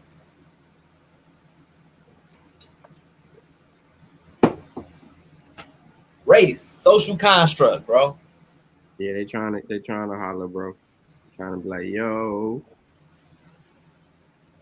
you my cousin. What you gonna say to that, bro? They be like, they your cousin, bro. Hey man, hey, what's up, man? You know what I'm saying? I'm cool with white folks. Like I do business, I do art shows, selling my jewelry at these art shows and stuff. I can deal with white people, man. You know what I'm saying? What up, Robert Rand? Yo, what's going on, man? What's going on? How's everybody? Can you hear me, bro? Can you hear me? Yeah, we hear you for right now. Okay. We know that only lasts for a little short period. Oh, stop. No, I wanted to talk about. I wanted to touch on Adahu the Moor. Why you want to touch on Adahu the Moor, yeah? Because it's a little more detailed than just. He wasn't really the first. He wasn't the one that exposed the Europeans to the west coast of Africa. No. We know he didn't expose them to the west coast of Africa. That's not it. No, I know you were saying that he was the one that showed them where. Hold on. Oh, this supersedes Adahu the Moor. This Negro right here says, I have non-white blood. I'm full-blooded American. There's no such thing as a full-blooded American. Dumb nigga. Oh, yeah. Why does he got Atum Bey in his name if he's American? That's Egyptian and so-called Moor. What's happening? He's dumb. Listen, children, teenagers, those of you who will catch the replay, don't say shit like this ever in your life. I have non-white blood. I'm full-blooded American. That's a lie because, first of all, America is a myth. So how could you be a myth? America, the so-called America that we're talking about, North America, right, is built off of the ideology of white Anglo-Saxon Protestants. No, brothers. Amaru Khan or Al Morocco or whatever the hell it is. I can't. More power to you. Full-blooded American. Ain't no such thing as a full-blooded. I'm glad he left. Now you could go back to Adahu the Moor, brother. That he's gone now. Oh, you got him out here? Nah, he got himself out of here. The brother sound muffled. I'm trying to hear him better. Yeah, he gonna sound like that. Then he gonna sound clear. Then we ain't gonna hear him for about 5 minutes. But he gonna be talking. That's just his phone. That's how it works. Check it out. Yo, Sean, I'm reading. Let me see if I can do my cam. I'll show you what I'm reading. I'm gonna read something to you real quick. We're gonna hear him for like 5 minutes for real. It's that New York internet. Tell me about it. Subway. I'm reading The Slave Trade by Hugh Thomas. Thomas. Yeah, you're about 5 years too late, but that's a good read. Yeah, I've been read this, but I'm just going over it again in light of all the crazy shit that these Abos been saying. So yeah, talk about the Adahu the Moor now. Yeah, exactly. That's the point I was getting to. Well, at this, I'm on page 51. The Portuguese serve for setting dogs to springs again. They say, I'm on the last paragraph, and he says, if he did not know of them before, Henry also learned at Ceuta of the black slaves available from Guinea. For he observed in a battle, as many Portuguese did, the special prowess in the fighting of the tall African one, of the innumerable slave soldiers whom Muslim monarchs placed so much faith. Henry the Navigator is also an important pioneer in the history of the transatlantic slave trade. He might be said to be a representative European of his day, since he had both English ancestors through his maternal grandfather John the Gaunt and much Spanish and French blood. He is, though, a curiously elusive hero, a gregarious bachelor who liked neither wine or woman, a patriot yet more business. Let me get to another point that I was looking for.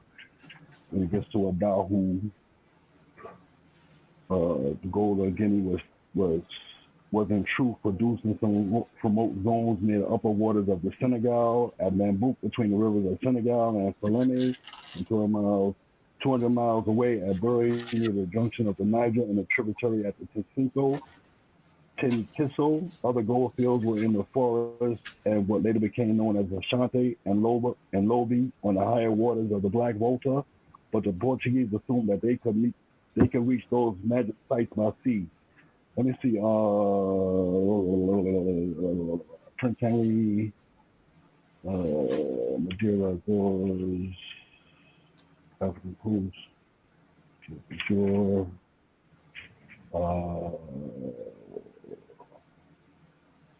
Talk, Sean. I don't want all this dead air until I find what I'm looking for.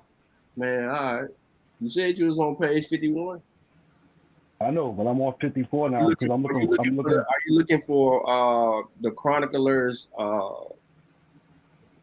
comments in regard to Adahu the Moor? Yeah. Morris Down, White Rose Turbans, hit the I would help you out, but I don't feel like going to my notes.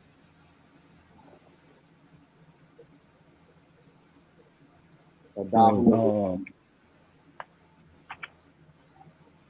would it be a slave? Would it have been a slave trade if Africans weren't always?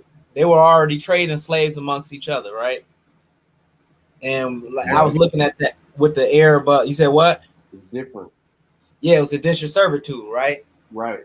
But folks seen it. There's no chattel slavery in Africa. So what about now? This is just me posing a question, right? So I was looking at one of the maps with the slave routes going up to the the Berbers and the Arab, Iberian Peninsula.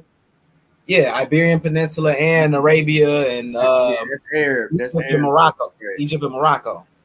It's Arab slave trade.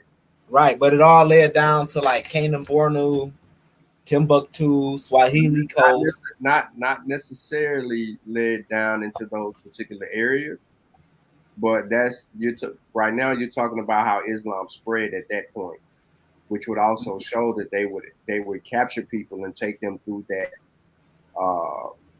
those trade routes. Yeah, those trade the trade routes that went north. Yeah.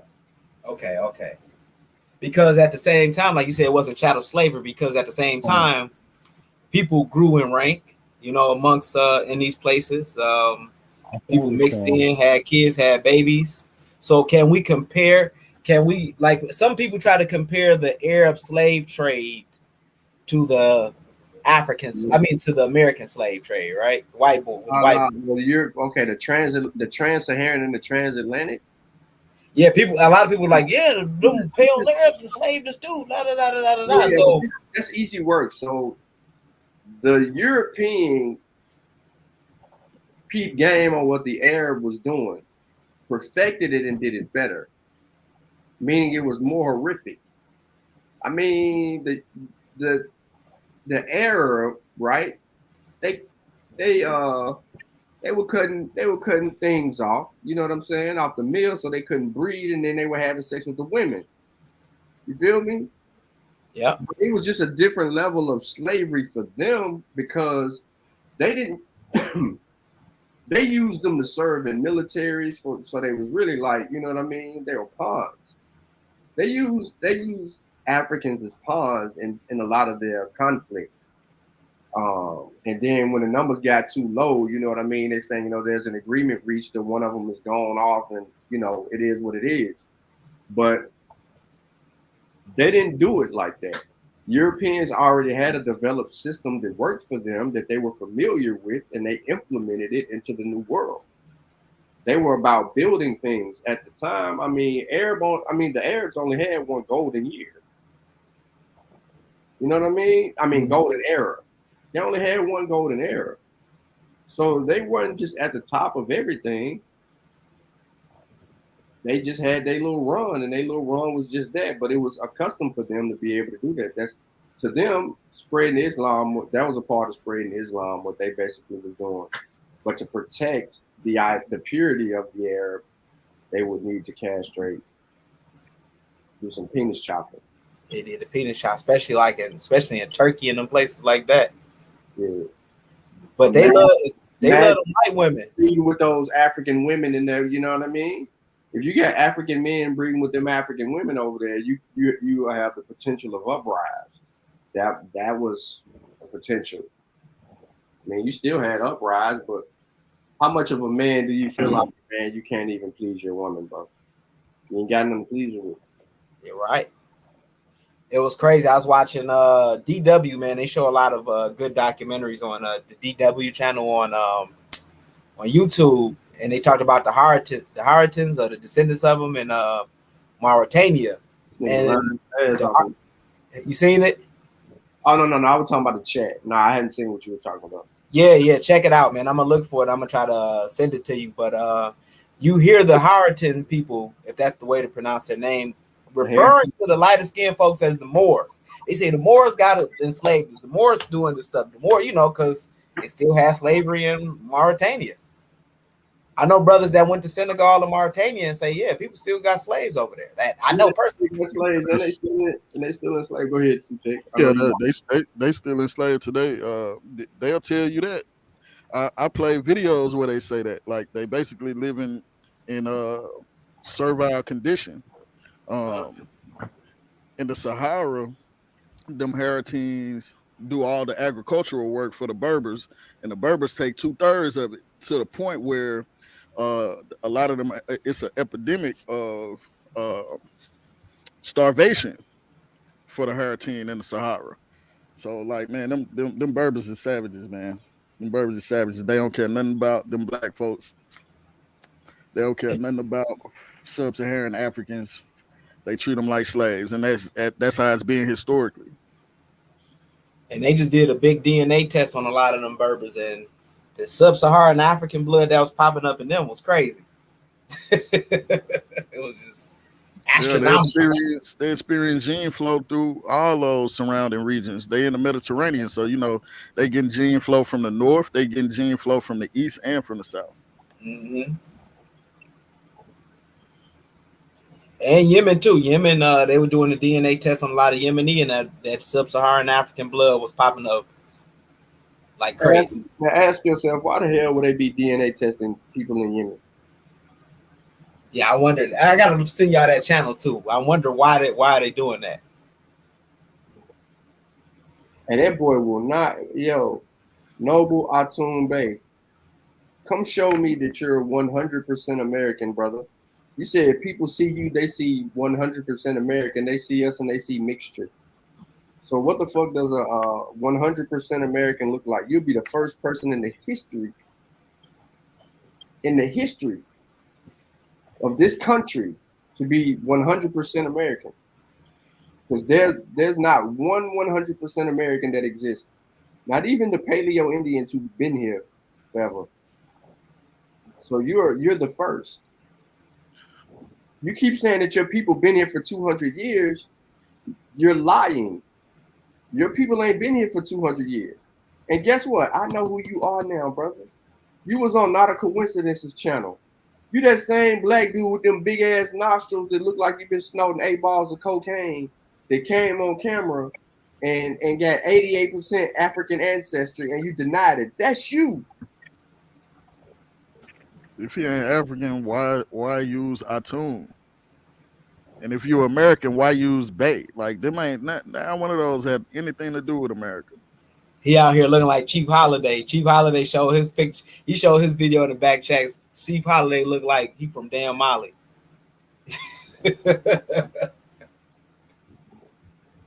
Bruh, come on, man. Come talk to us, bruh. We ain't gonna beat you up. We just trying to have a discussion. Ain't no sense in wearing your fingers out, bro. Your mouth moves faster than your fingers. Ooh, man. You said your people been on the same land for 200 years, bro. What that evidence said? Come on, teach us. Come educate me, bro, because I'm slow. And it's hard for me to read the chat. He about to debunk everybody. Yeah, he about to be the coldest.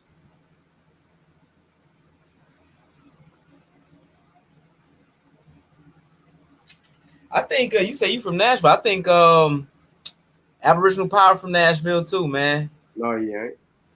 That dude from Knoxville, Tennessee. Oh, he from Knoxville? Yeah, he ain't from no Nashville. I never seen that lying ass nigga in my life.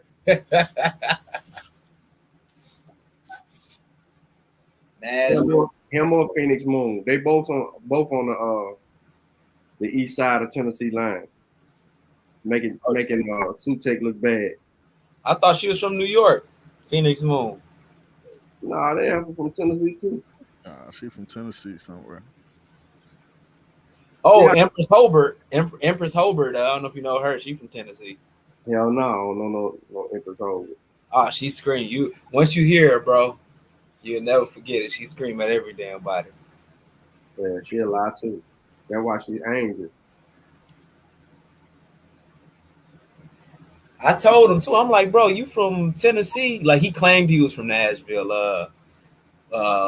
What's the name? Right? That's the west side right there.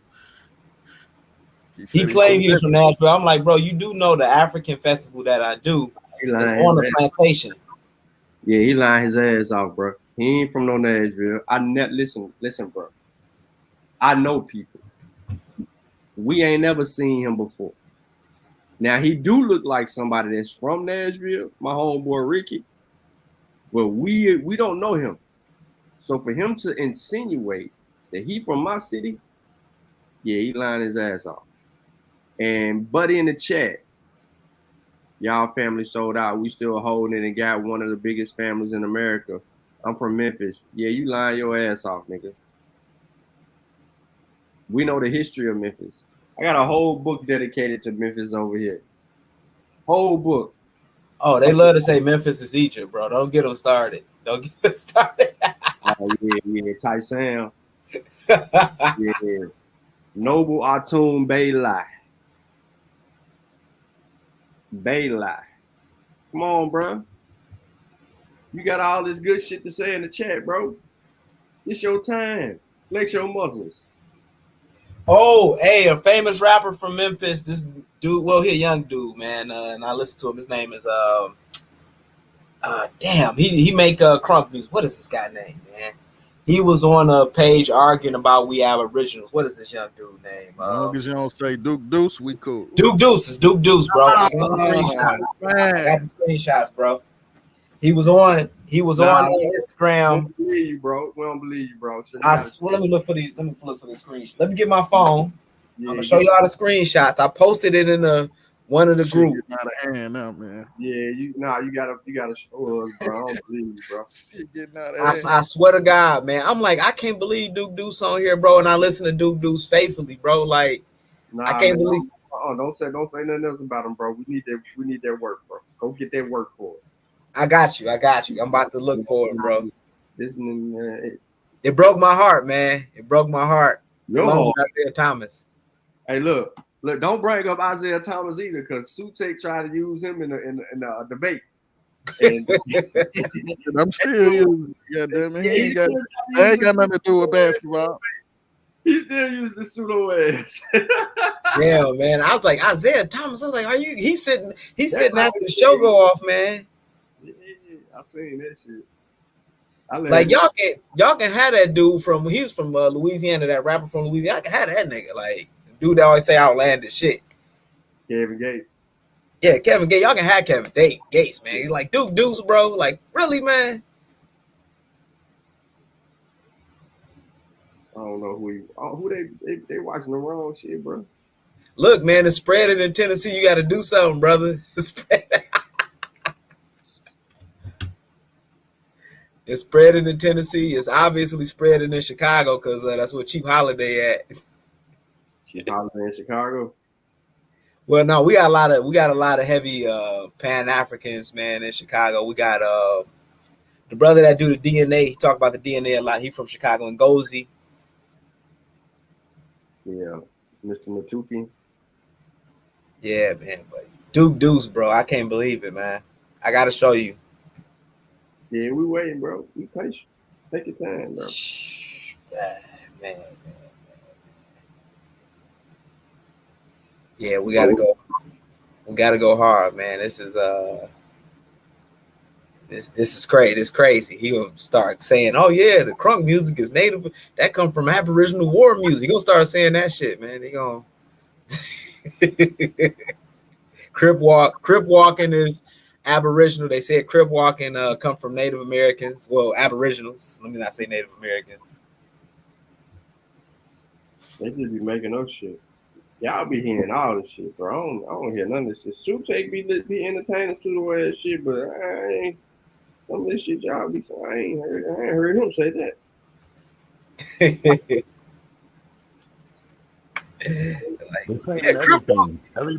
Everybody that was great, anybody that did anything great was an Aboriginal. These niggas is crazy, but they can say all that on their platform because they ain't got nobody to challenge them, and they not gonna let you want to challenge them. You know what I mean? What they gonna let you on there to do, Rob? Kick you off? Clown you. Yeah, to piss you off and clown you.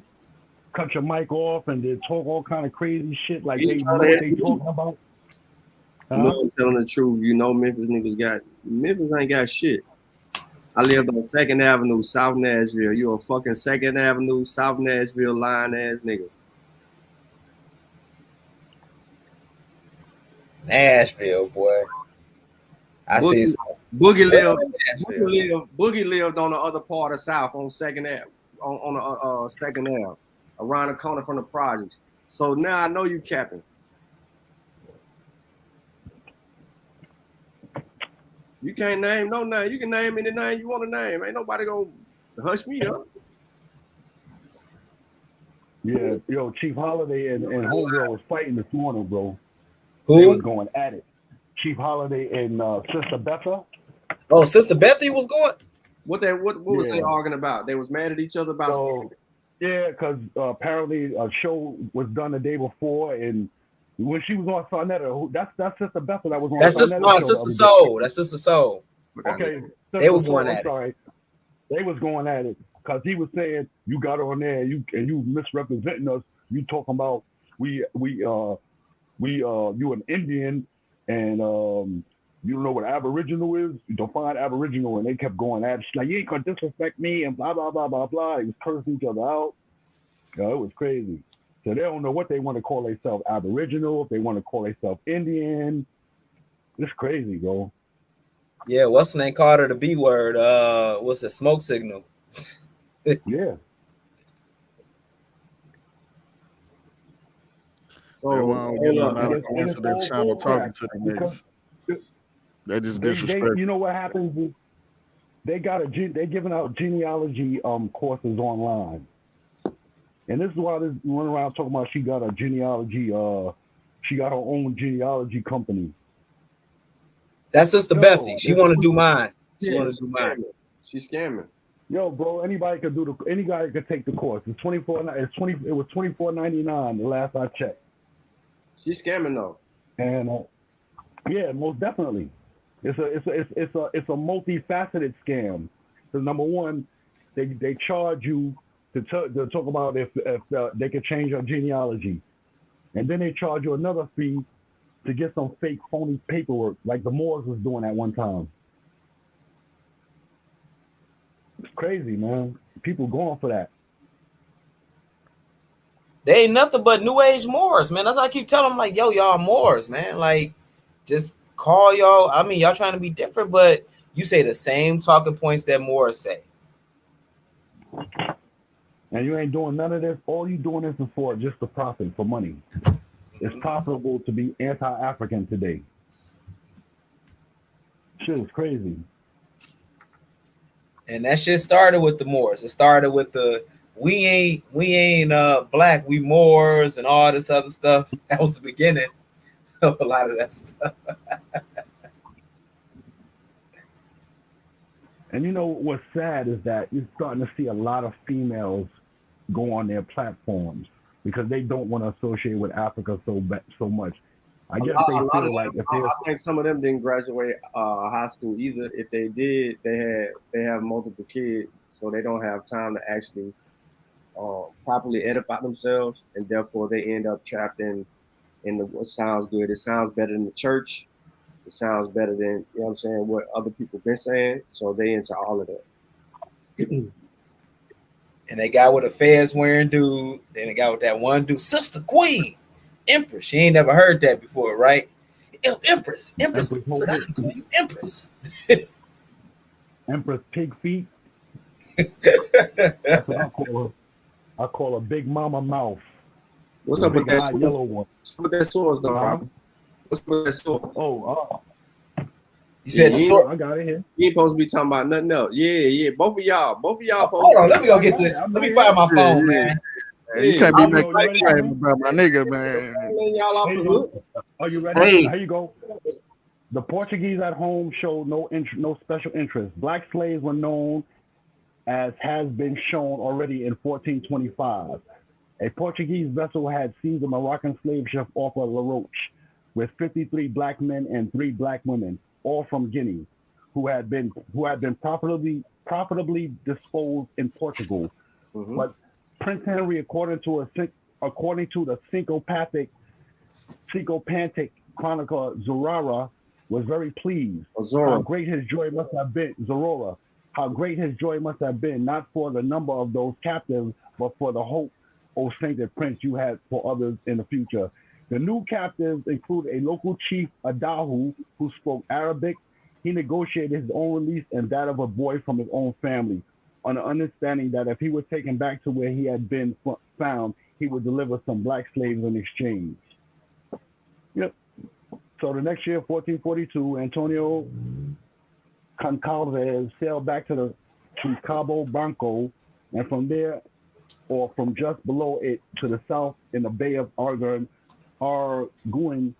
brought not only some gold dust from West Africa, some fine salt, and a few ostrich eggs, but about 10 black Africans from various countries. That is presumably some from a long way ago, some from a long way away, who were presented to him apparently by an Arab mounted on a white camel. It became evident to the Europeans that Cabo Blanco and the Bay of Arguin to the south of it were the islands importing trading places. There.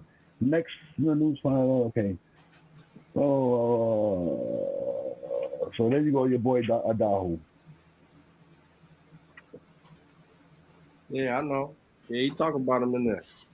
And the chronicler talk about him too. Because the chronicler the one who telling you how that whole thing went down. That's how we got them documented in history.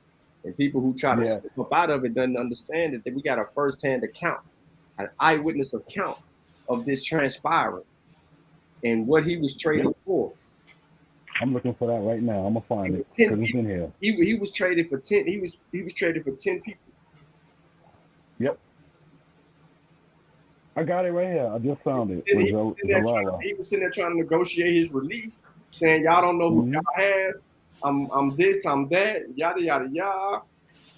I can get you 10, you know what I'm saying? He did all that. It says some of the slaves seen by Zarara on that day at Lagos and Algrave became good and true Christians. The Azani wore the Mohammedanian lightly. Hold up, Robert. Hold up. What page you on? I'm on page 47. Right. So hold on page 47. On page. What I'm getting at, Sean, before you even go, what I'm getting at is that they took the Berbers first. They were the first to go. Yeah. No. I just wanted to go back to the Azani wore their Mohammedanism lightly. Yeah. I went directly the way you was at. Go ahead. All right. Wore the Mohammedanism lightly and were more easy to convert to other religions than those living farther inland in Africa. Stop. Some were free. You know who they talking about? You know who he talking about? Yeah. The homicide. Exactly. The Berbers. Just dead wrong. So he talking about the Berbers. The Berbers were known. Exactly. The Berbers were known to convert to any religion when it came to trade because it was cock hopping. So we have a chronicler by the name of Zarara giving us an account when he was in Lagos regarding some information dealing with the Berbers who were Mohammedans. Go ahead. Okay, some were freed, some were put to work on the sugar estates founded farther south in Portugal, often by Genovese investors. 40s present on that day in Lagos in 1444 were given to monasteries or churches. Of these, one was merely resold by the church to which he had been presented for the needed money with which to buy decorations. One other sent to the monastery as São Vincent de Cabo became a Franciscan friar. The expressions of regret and pity by Zarara, though they may now seem modest, were among the few to be recorded, not just at the time, but for several centuries. Perhaps the goddess Fortune, to whom the chronicler prayed, was a greater friend of man than more sophisticated deities. That's it. The events in the read the quote. Portuguese served for setting dogs. Oh yeah, right. The Portuguese served for setting dogs to spring the game, which as soon as they had done was seized by others. Then they finna get events of early. Oh yeah. You want me to finish reading? Nah. You ain't gotta read all that. That ain't what they tell you. That ain't what they tell you that trade happened. No, you know what's interesting is it says in the 6th century BC, the pharaoh Nico sent down the Red Sea expedition would return 2 years later through the Straits of Gibraltar. That's crazy. Yeah. Henry the Navigator name show up in this Joker too. Mm-hmm. You know what I'm saying? We know Prince Henry, all of them. All of them. They all show up. The Portuguese at home showed no special interest. Black slaves were known as he'd been shown already in 1425. A Portuguese vessel had seized a Moroccan slave ship off of La Roche with 50 black men and 3 black women, all from Guyana. I was right, Guinea, who had been profitably disposed in Portugal. But Prince Henry, according to his sycophantic chronicler Zorora, was very pleased. How great this joy must have been, not for the number of those captives, but for the hope, O Saint Prince, you had for others in the future. These new captives included a local chief, a Dahu, who spoke Arabic. That's on 55, yo. That's what I said. Yeah, I read that already. Yeah, it's on 55. And run all the way down through there. I stopped at the next chapter where it says the next year 1442 and Teo Cancale had sailed back to Cabo Blanco. Yeah. Hey, fuck them bastards.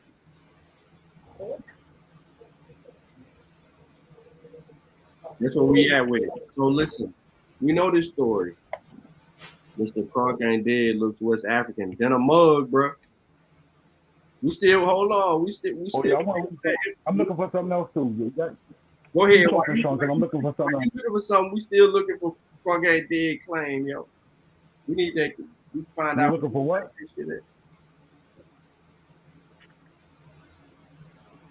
Nah, we looking for Mr. Kronk ain't dead, yo. He can't say that we did it. Can't. I don't believe nobody who said that.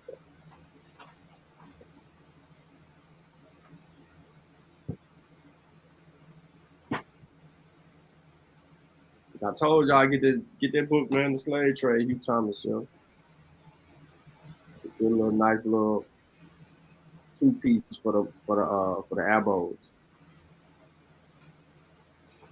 Yo, well, let me read this message Shaka sent me when he sent me this message? May a year ago, yo. I ain't read this message yet. I got a message for Shaka. I ain't reading that shit. It's too long. That's how you know he was mad. He sent me a long ass message.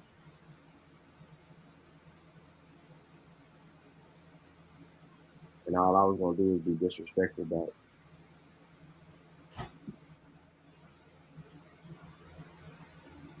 Oh yeah, that was when we was trolling him. Yup, it's been a year. It's crazy, ain't it? And I still never read the message. He ain't the only one like that. I got another message in, but I ain't 5 of them.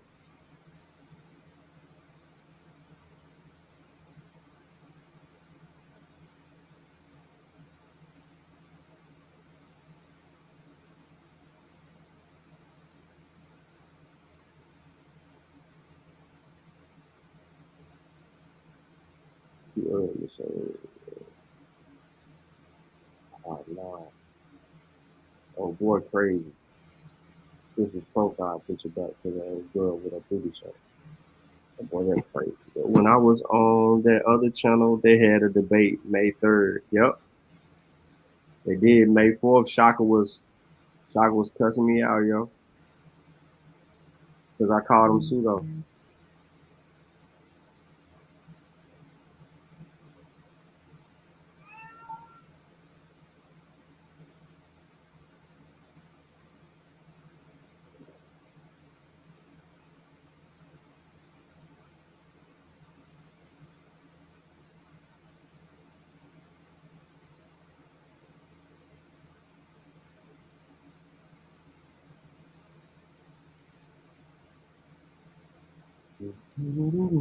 We still waiting, bro. Where you at? Rob jumped off. We waiting on Mr. Crunk ain't dead. Cash ain't found the screenshot.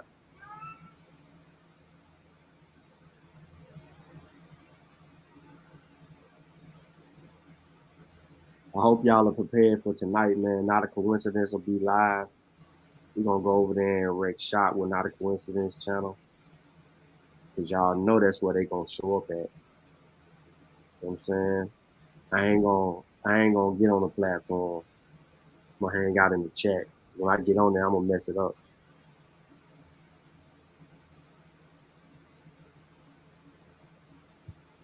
Yeah, we elbow hunting right now because your pseudo ass, you know what I'm saying? We done already put you to work.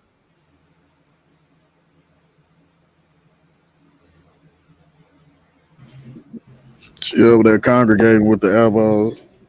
Right. Like we don't know. Like she trying to be all their friends. Mika 2.0. That pseudo ass in the chat too. Oh Nah, no, yeah, I said that's Mika 2.0. No, she trying not to be a pseudo. I give her credit for that. Nobody give me no motherfucking rent. I'm no pseudo, nigga. You still pseudo. You're obsessed with the rich. You a suit. You still pseudo. Let that be known. You pseudo. Now, is you trying to work out your pseudoisms? Depends on what, not on shit like astrology and like shit Still that you pseudo hold on here. that. Yeah, she still pseudo on that. Mercury retrograde and all that shit. You don't clip what we asked you to clip. You're still a chakra princess.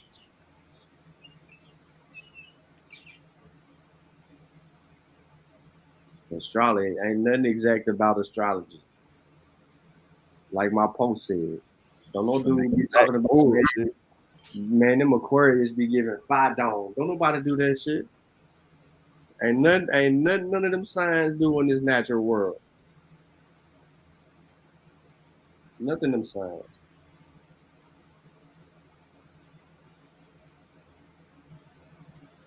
Man, I got this stuff, man, on my back, man. I stay loose.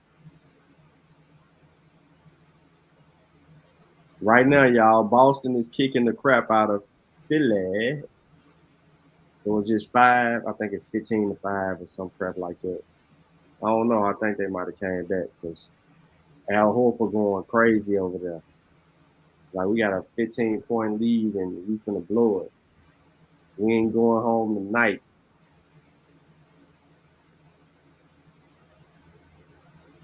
Oh, they on a 7-0 run.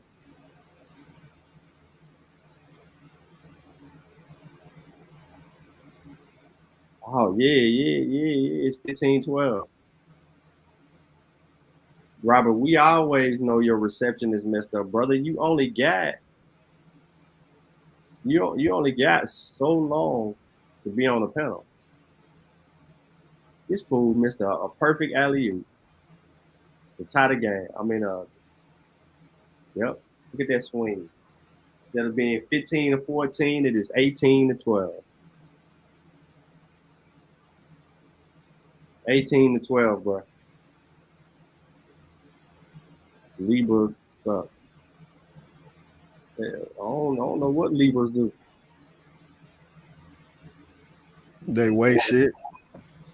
Fucking scale. That's it. Robert, I ain't bringing your ass back on here. Cash, where you at, bro? Your mic open, you ain't saying nothing.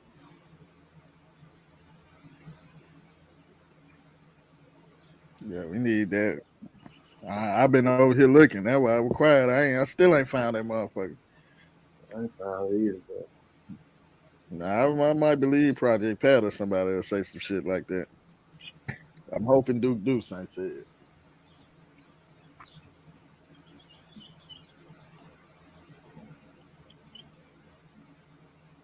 Duke Deuce. That's some shit. He What's the said nigga name? he said it was on Twitter or Instagram or something. He made he screenshot. So it ain't gonna be a video.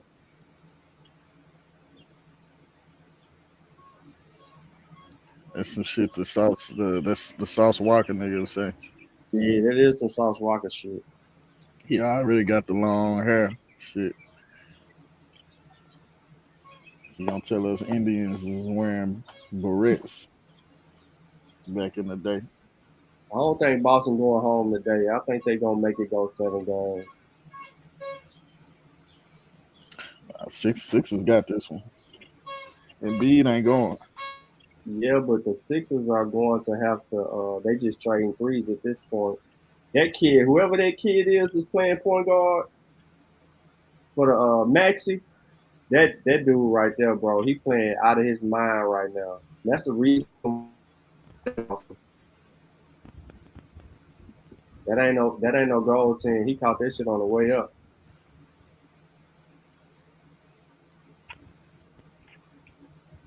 Buckets.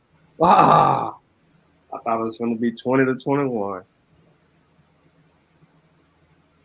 What time NAC? You know NAC. NAC go live. He go live like 9:30. It be 10. Right after he put his kid to sleep. And B going off right now. They try to call goaltending on him. It hit the glass and B. No, it didn't. And B blocked that one. That's 2 blocks in a row, yo. He caught that going up. Yeah, you can't call. Nah, you can't call that a block, yo. He caught that bitch going up and patted it on the backboard, yo. It just pissed him off. This nigga missed his 3 again. I'm about to say, well, you miss his 3 again. Don't pass him the ball, yo.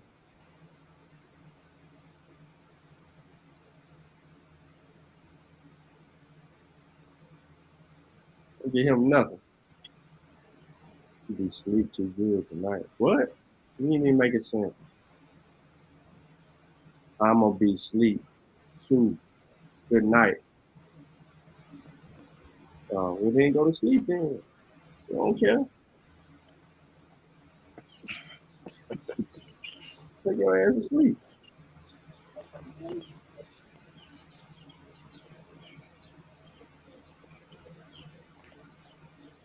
That boy hitting it, boy. Hey, Boston hitting them threes on them, y'all. Boston fighting. They up 6. Yeah, they ain't gonna be able to stand Embiid and James Harden for too long. It's hard, ain't even hooping though. You know what I'm saying? Ain't hard on the bench. Yeah, let me turn this shit on. Hey, listen, it's gonna be some technical fouls going on. This guy, boy, they is barking at them fucking referees, man. Billy just finally got a penalty. I mean, a foul call. He hacked the shit out of Embiid.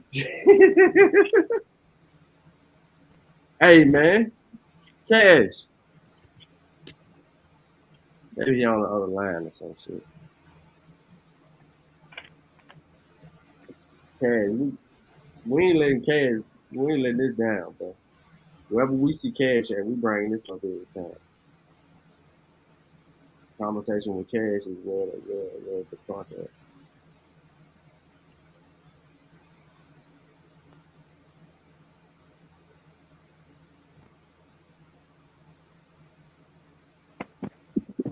Yo, you know what was funny today? They kept bringing up 1919, the summer of 1919. Rob, you need to stop watching that shit. Yeah. They can't tell you why they brought up. No, I'm talking about they do the Abos. I know, but I was just interested. He kept bringing it up like. Damn, that hurt. I'm trying to figure out, like, what does 1919 have to do with you being an Aboriginal? Nothing. They ain't been here. Because they were killed. Exactly, because the people that they were killed were Africans. Those white mobs killed black African people. They didn't kill any Aboriginal people. They didn't kill any people that called themselves Aboriginal Indians. So it boggles my mind. Like they just throw all kind of shit out there just to get people to just start thinking that, well, maybe, well, we got something there. It's crazy.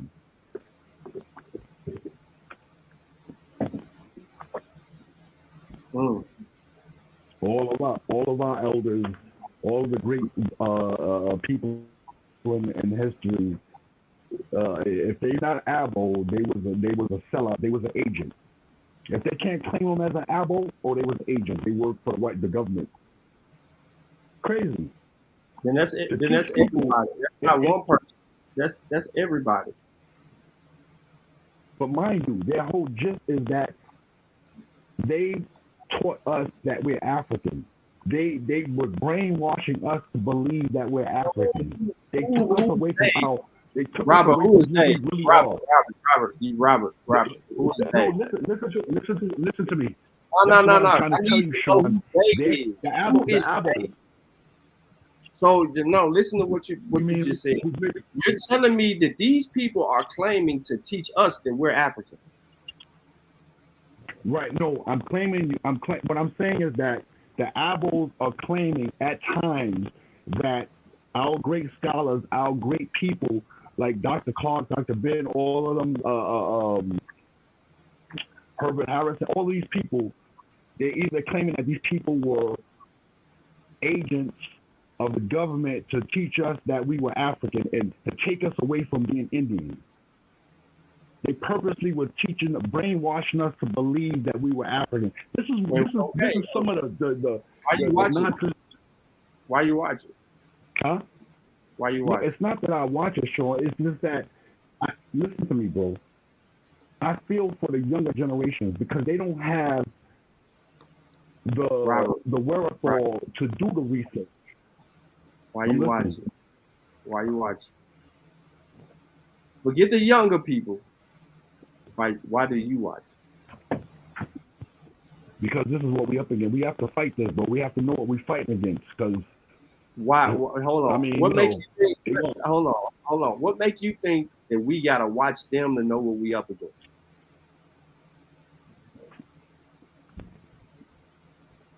Because you need to know.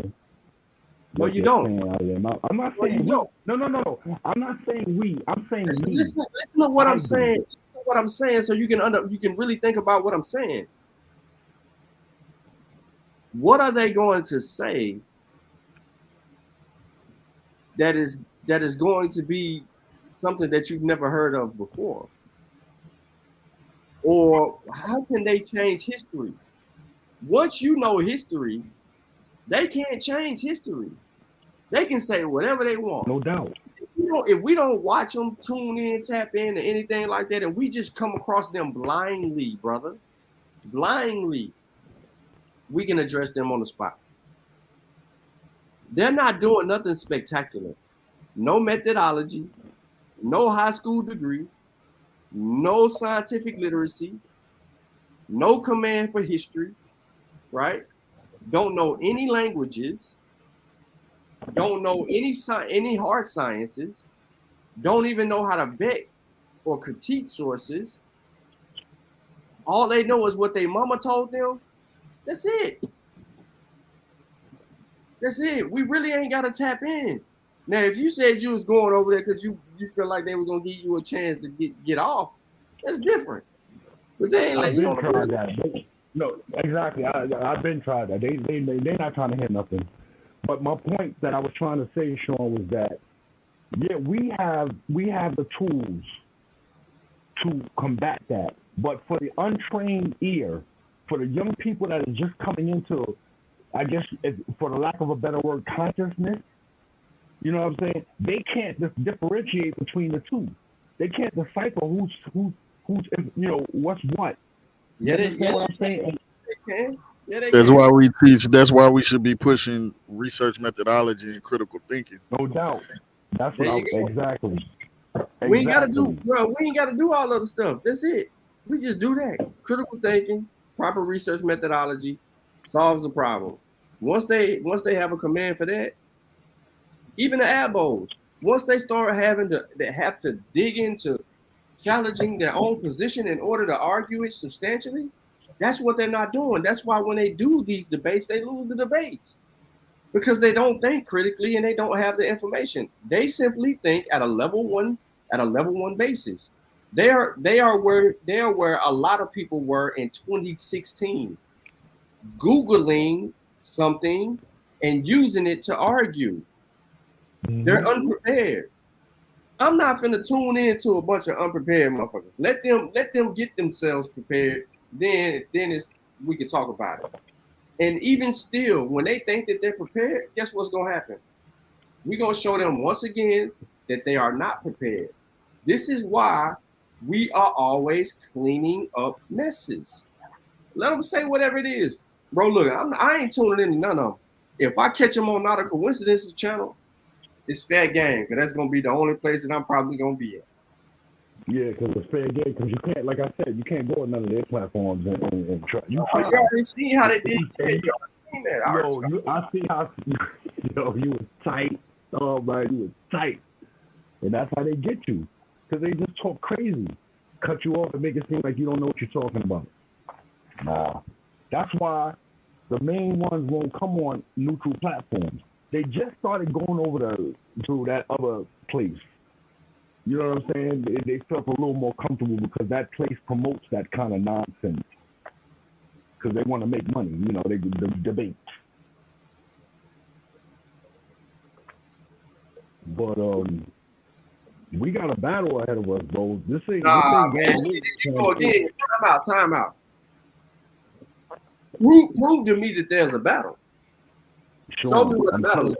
All right, listen to what I'm saying, bro. You ain't listening to me. Hey, Sean, this nigga ain't more listening. than just. All right, go ahead.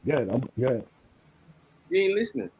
You said we got a battle here. A battle of what? When we know history, when we know sciences, when we have proper methods and we know how to think critically and we know how to challenge our own stuff. A battle of what? Motherfuckers who don't know shit? Where's the battle at? No, Sean. The battle is for the mind of the younger generation because they don't know the difference, especially when you got people that So how you sitting in the chat listening to what they saying is dealing with the hearts and minds of the youth? Think about that. How is you sitting in the chat listening to these dudes on a live stream helping the youth or helping fight this battle that you're saying that we got this battle ahead of us? So how is you sitting in the chat just listening, because that's all you can do? How is that helping? It's not helping right at the moment, but I'm not. It's not helping at all. It ain't gonna ever help. So it don't make. I don't understand your point.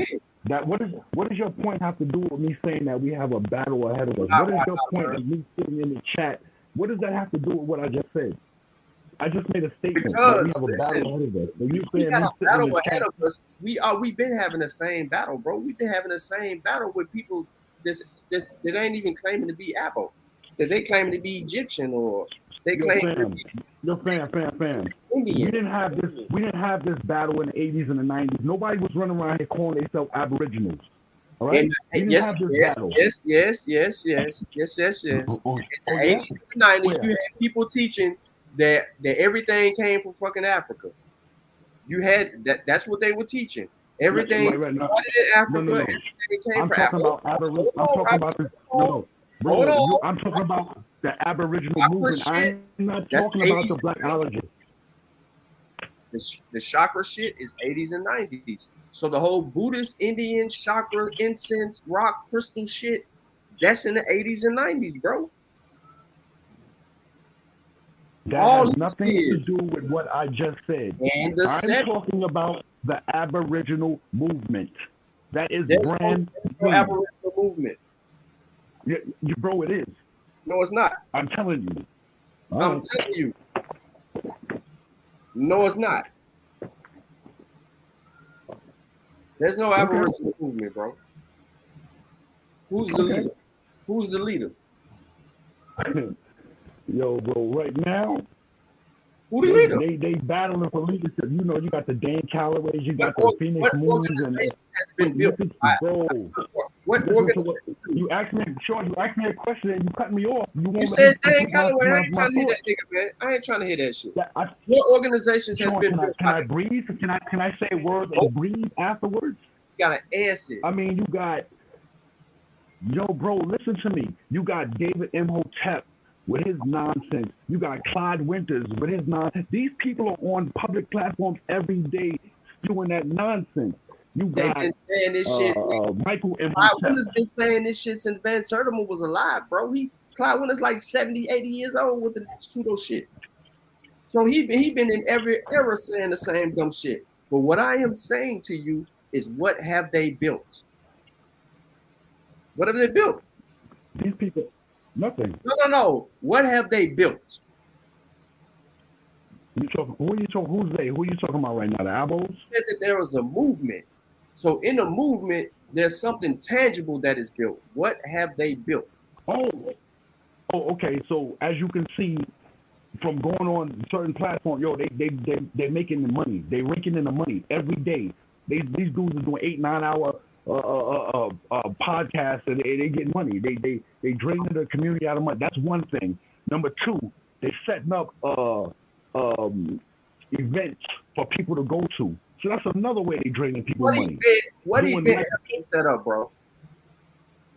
Podcast, all these, they got these events that they have going. They planning all these get-togethers, whatever the case is. Like I met a dude his shows and stuff like that. Listen to me. Show me a flyer. They're starting to congregate in that fashion, meaning they're starting to hold conferences. You know, these it's starting out small. It's small, but I ain't telling you. Robert, you're giving them more credit than they deserve. They ain't doing shit but making noise on No, I'm just not underestimating. They gonna make some money. I don't disagree with you, Sean. Garfield making money, but it ain't no whole lot of money. But Garfield making money. They gonna make some money. Bro, nobody's making more money than the church.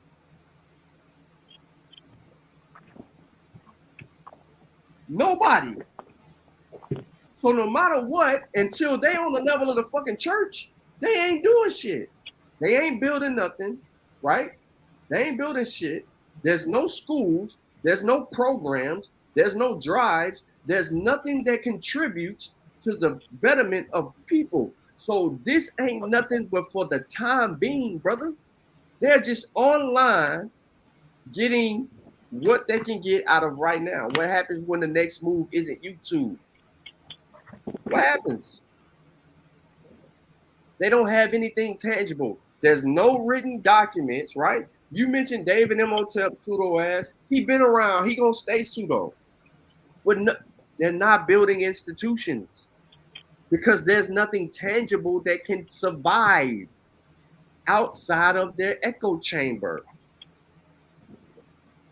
So there's nothing of real relevance to these dudes outside of the fact that something new is popular for a couple of months. I ain't investing my time in watching that shit.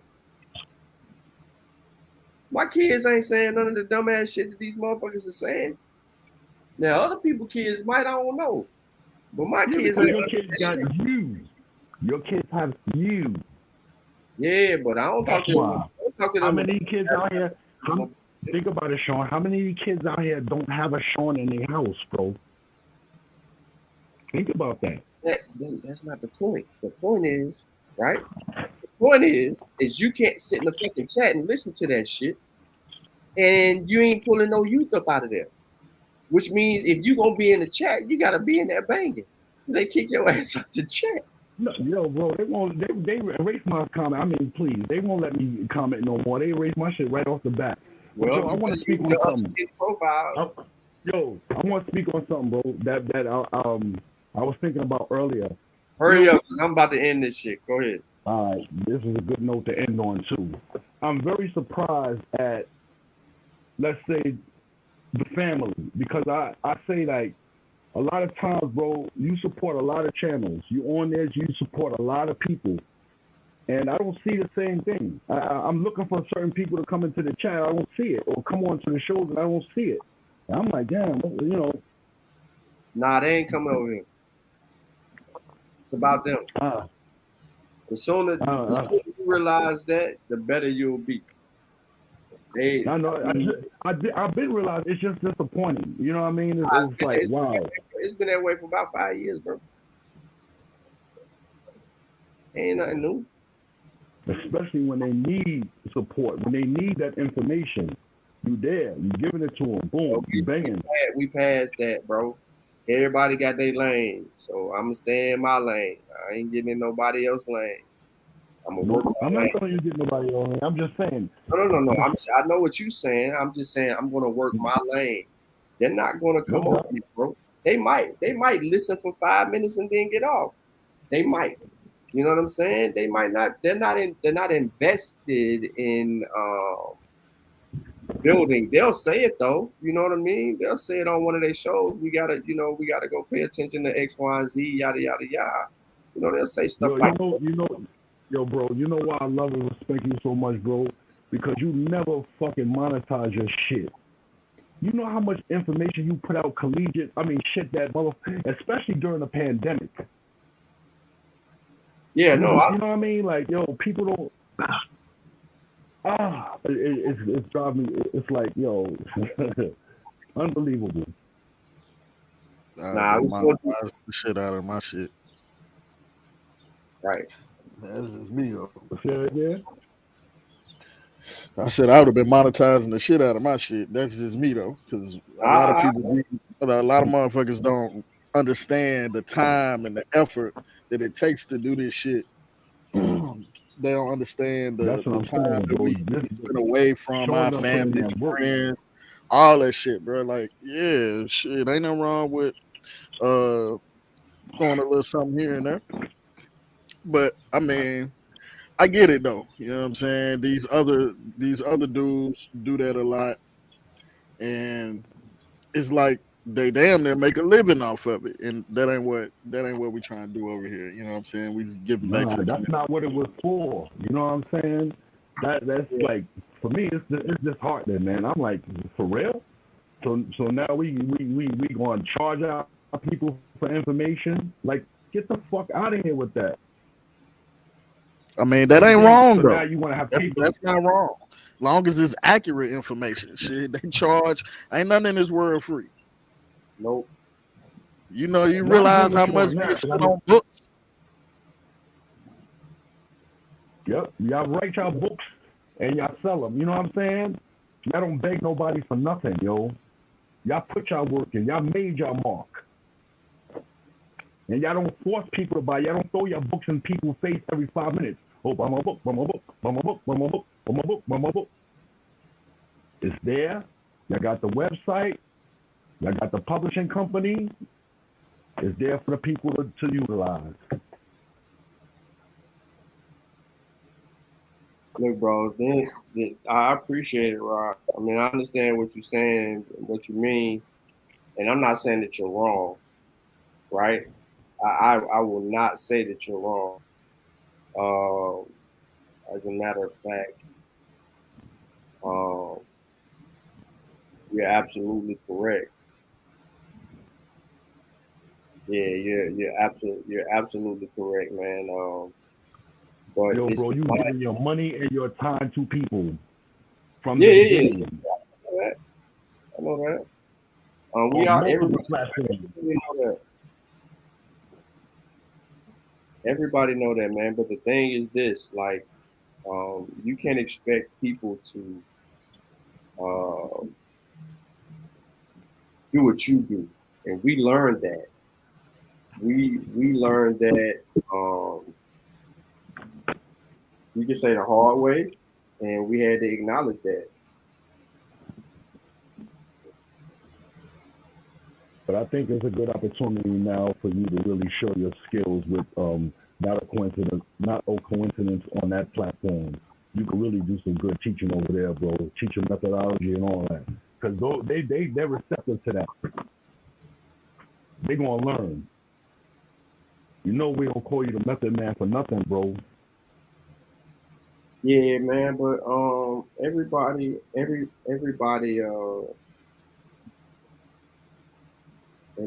about their life, though.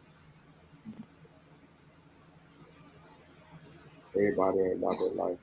So you just gotta do what you gotta do. I mean, if I'm gonna meet somebody where they are, it's gonna be right. It's gonna be right there. I mean, we can get contentious, but this channel ain't for being contentious. This is ain't no but scholarship on this channel. So,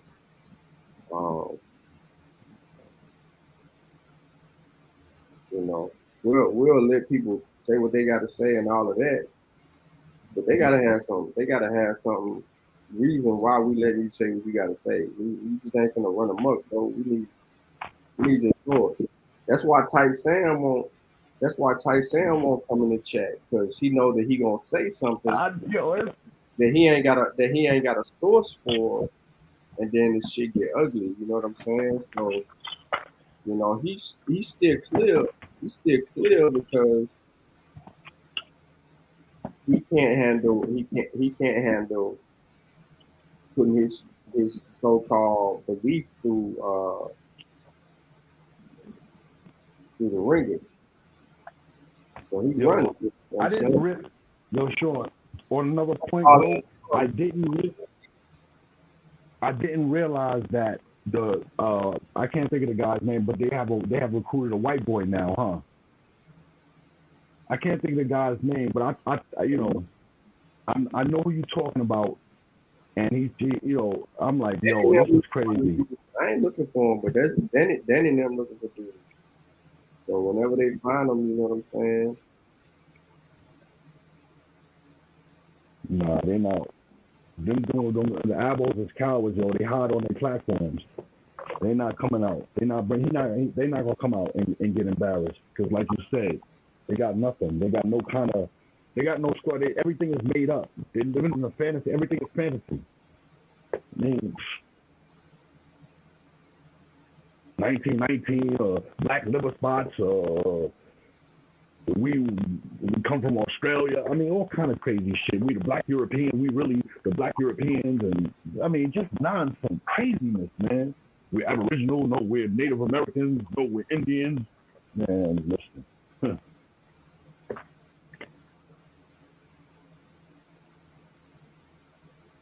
Well, you be listening to that shit, bro. Okay.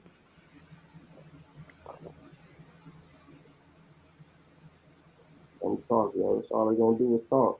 They can't do no more, no less. No, that quote shit is strong. I mean, who would ever thought Nature Boy would have all them people, as nutty as he was? Who would ever thought Pharaoh would have all those people? I mean, we remember these people from when they first came on Sunnet, bro. They was phony and pseudo-in. They didn't know anything. And look at what they were able to do in a short period of time. Even though it fell, but look at what they were able to do. That we didn't think they were going to be able to do. Bro, it's only monetary. Look, they gonna listen. They gonna keep arguing with themselves. So you let them argue with themselves, because that's what it's gonna be. When they start calling each other frauds and scamming and all of that,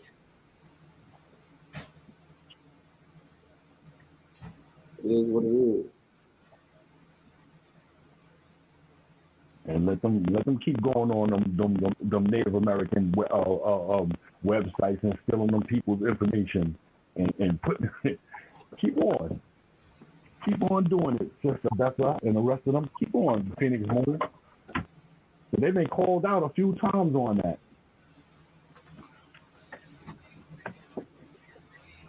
By Native Americans.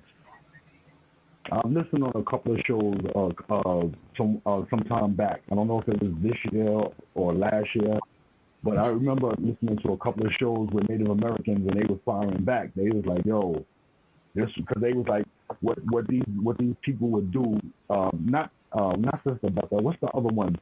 The one that claims to be a chief Warhorse. Her and Phoenix Moon was working what they was doing was going into people's personal information, the Native Americans, or they was asking them information, and they was taking the information that they was saying to them about their family line. Oh no! And they was I know, because this is what the Native Americans was talking about. Yeah, you was done, man. Go ahead, get it out, Rob. Come on, you got a few more. Go ahead, get this out. I'm done. All right, so tune in and not a coincidence, man. He gonna be going live pretty soon. Oh, hold on, I got evidence. I'm back. Man, this man been gone for 2 months, bro. We just seen waiting on this for 2 months, yo. I was getting tons of shit out of my. Okay, don't roast my phone. I got a green line in because I dropped it, right? So boom. Can y'all see that? Or do I need to turn the light down? Turn the light down or some shit. Let me see. Now y'all know who he is. Told y'all he been on guard for shit. Let me see, bro. I had to get the. Hold on, let me turn this light down, y'all, because I got the proof right here with Duke Deuce being a Wabo. I still mess with Duke Deuce though. Bro. Still mess with his music. We ain't gonna be able to see that with that glare. You gotta get it close to the camera. Let me I'm trying. Do I need to turn the light down on it? Or I just need to put it close to the camera. Put the light off in the background.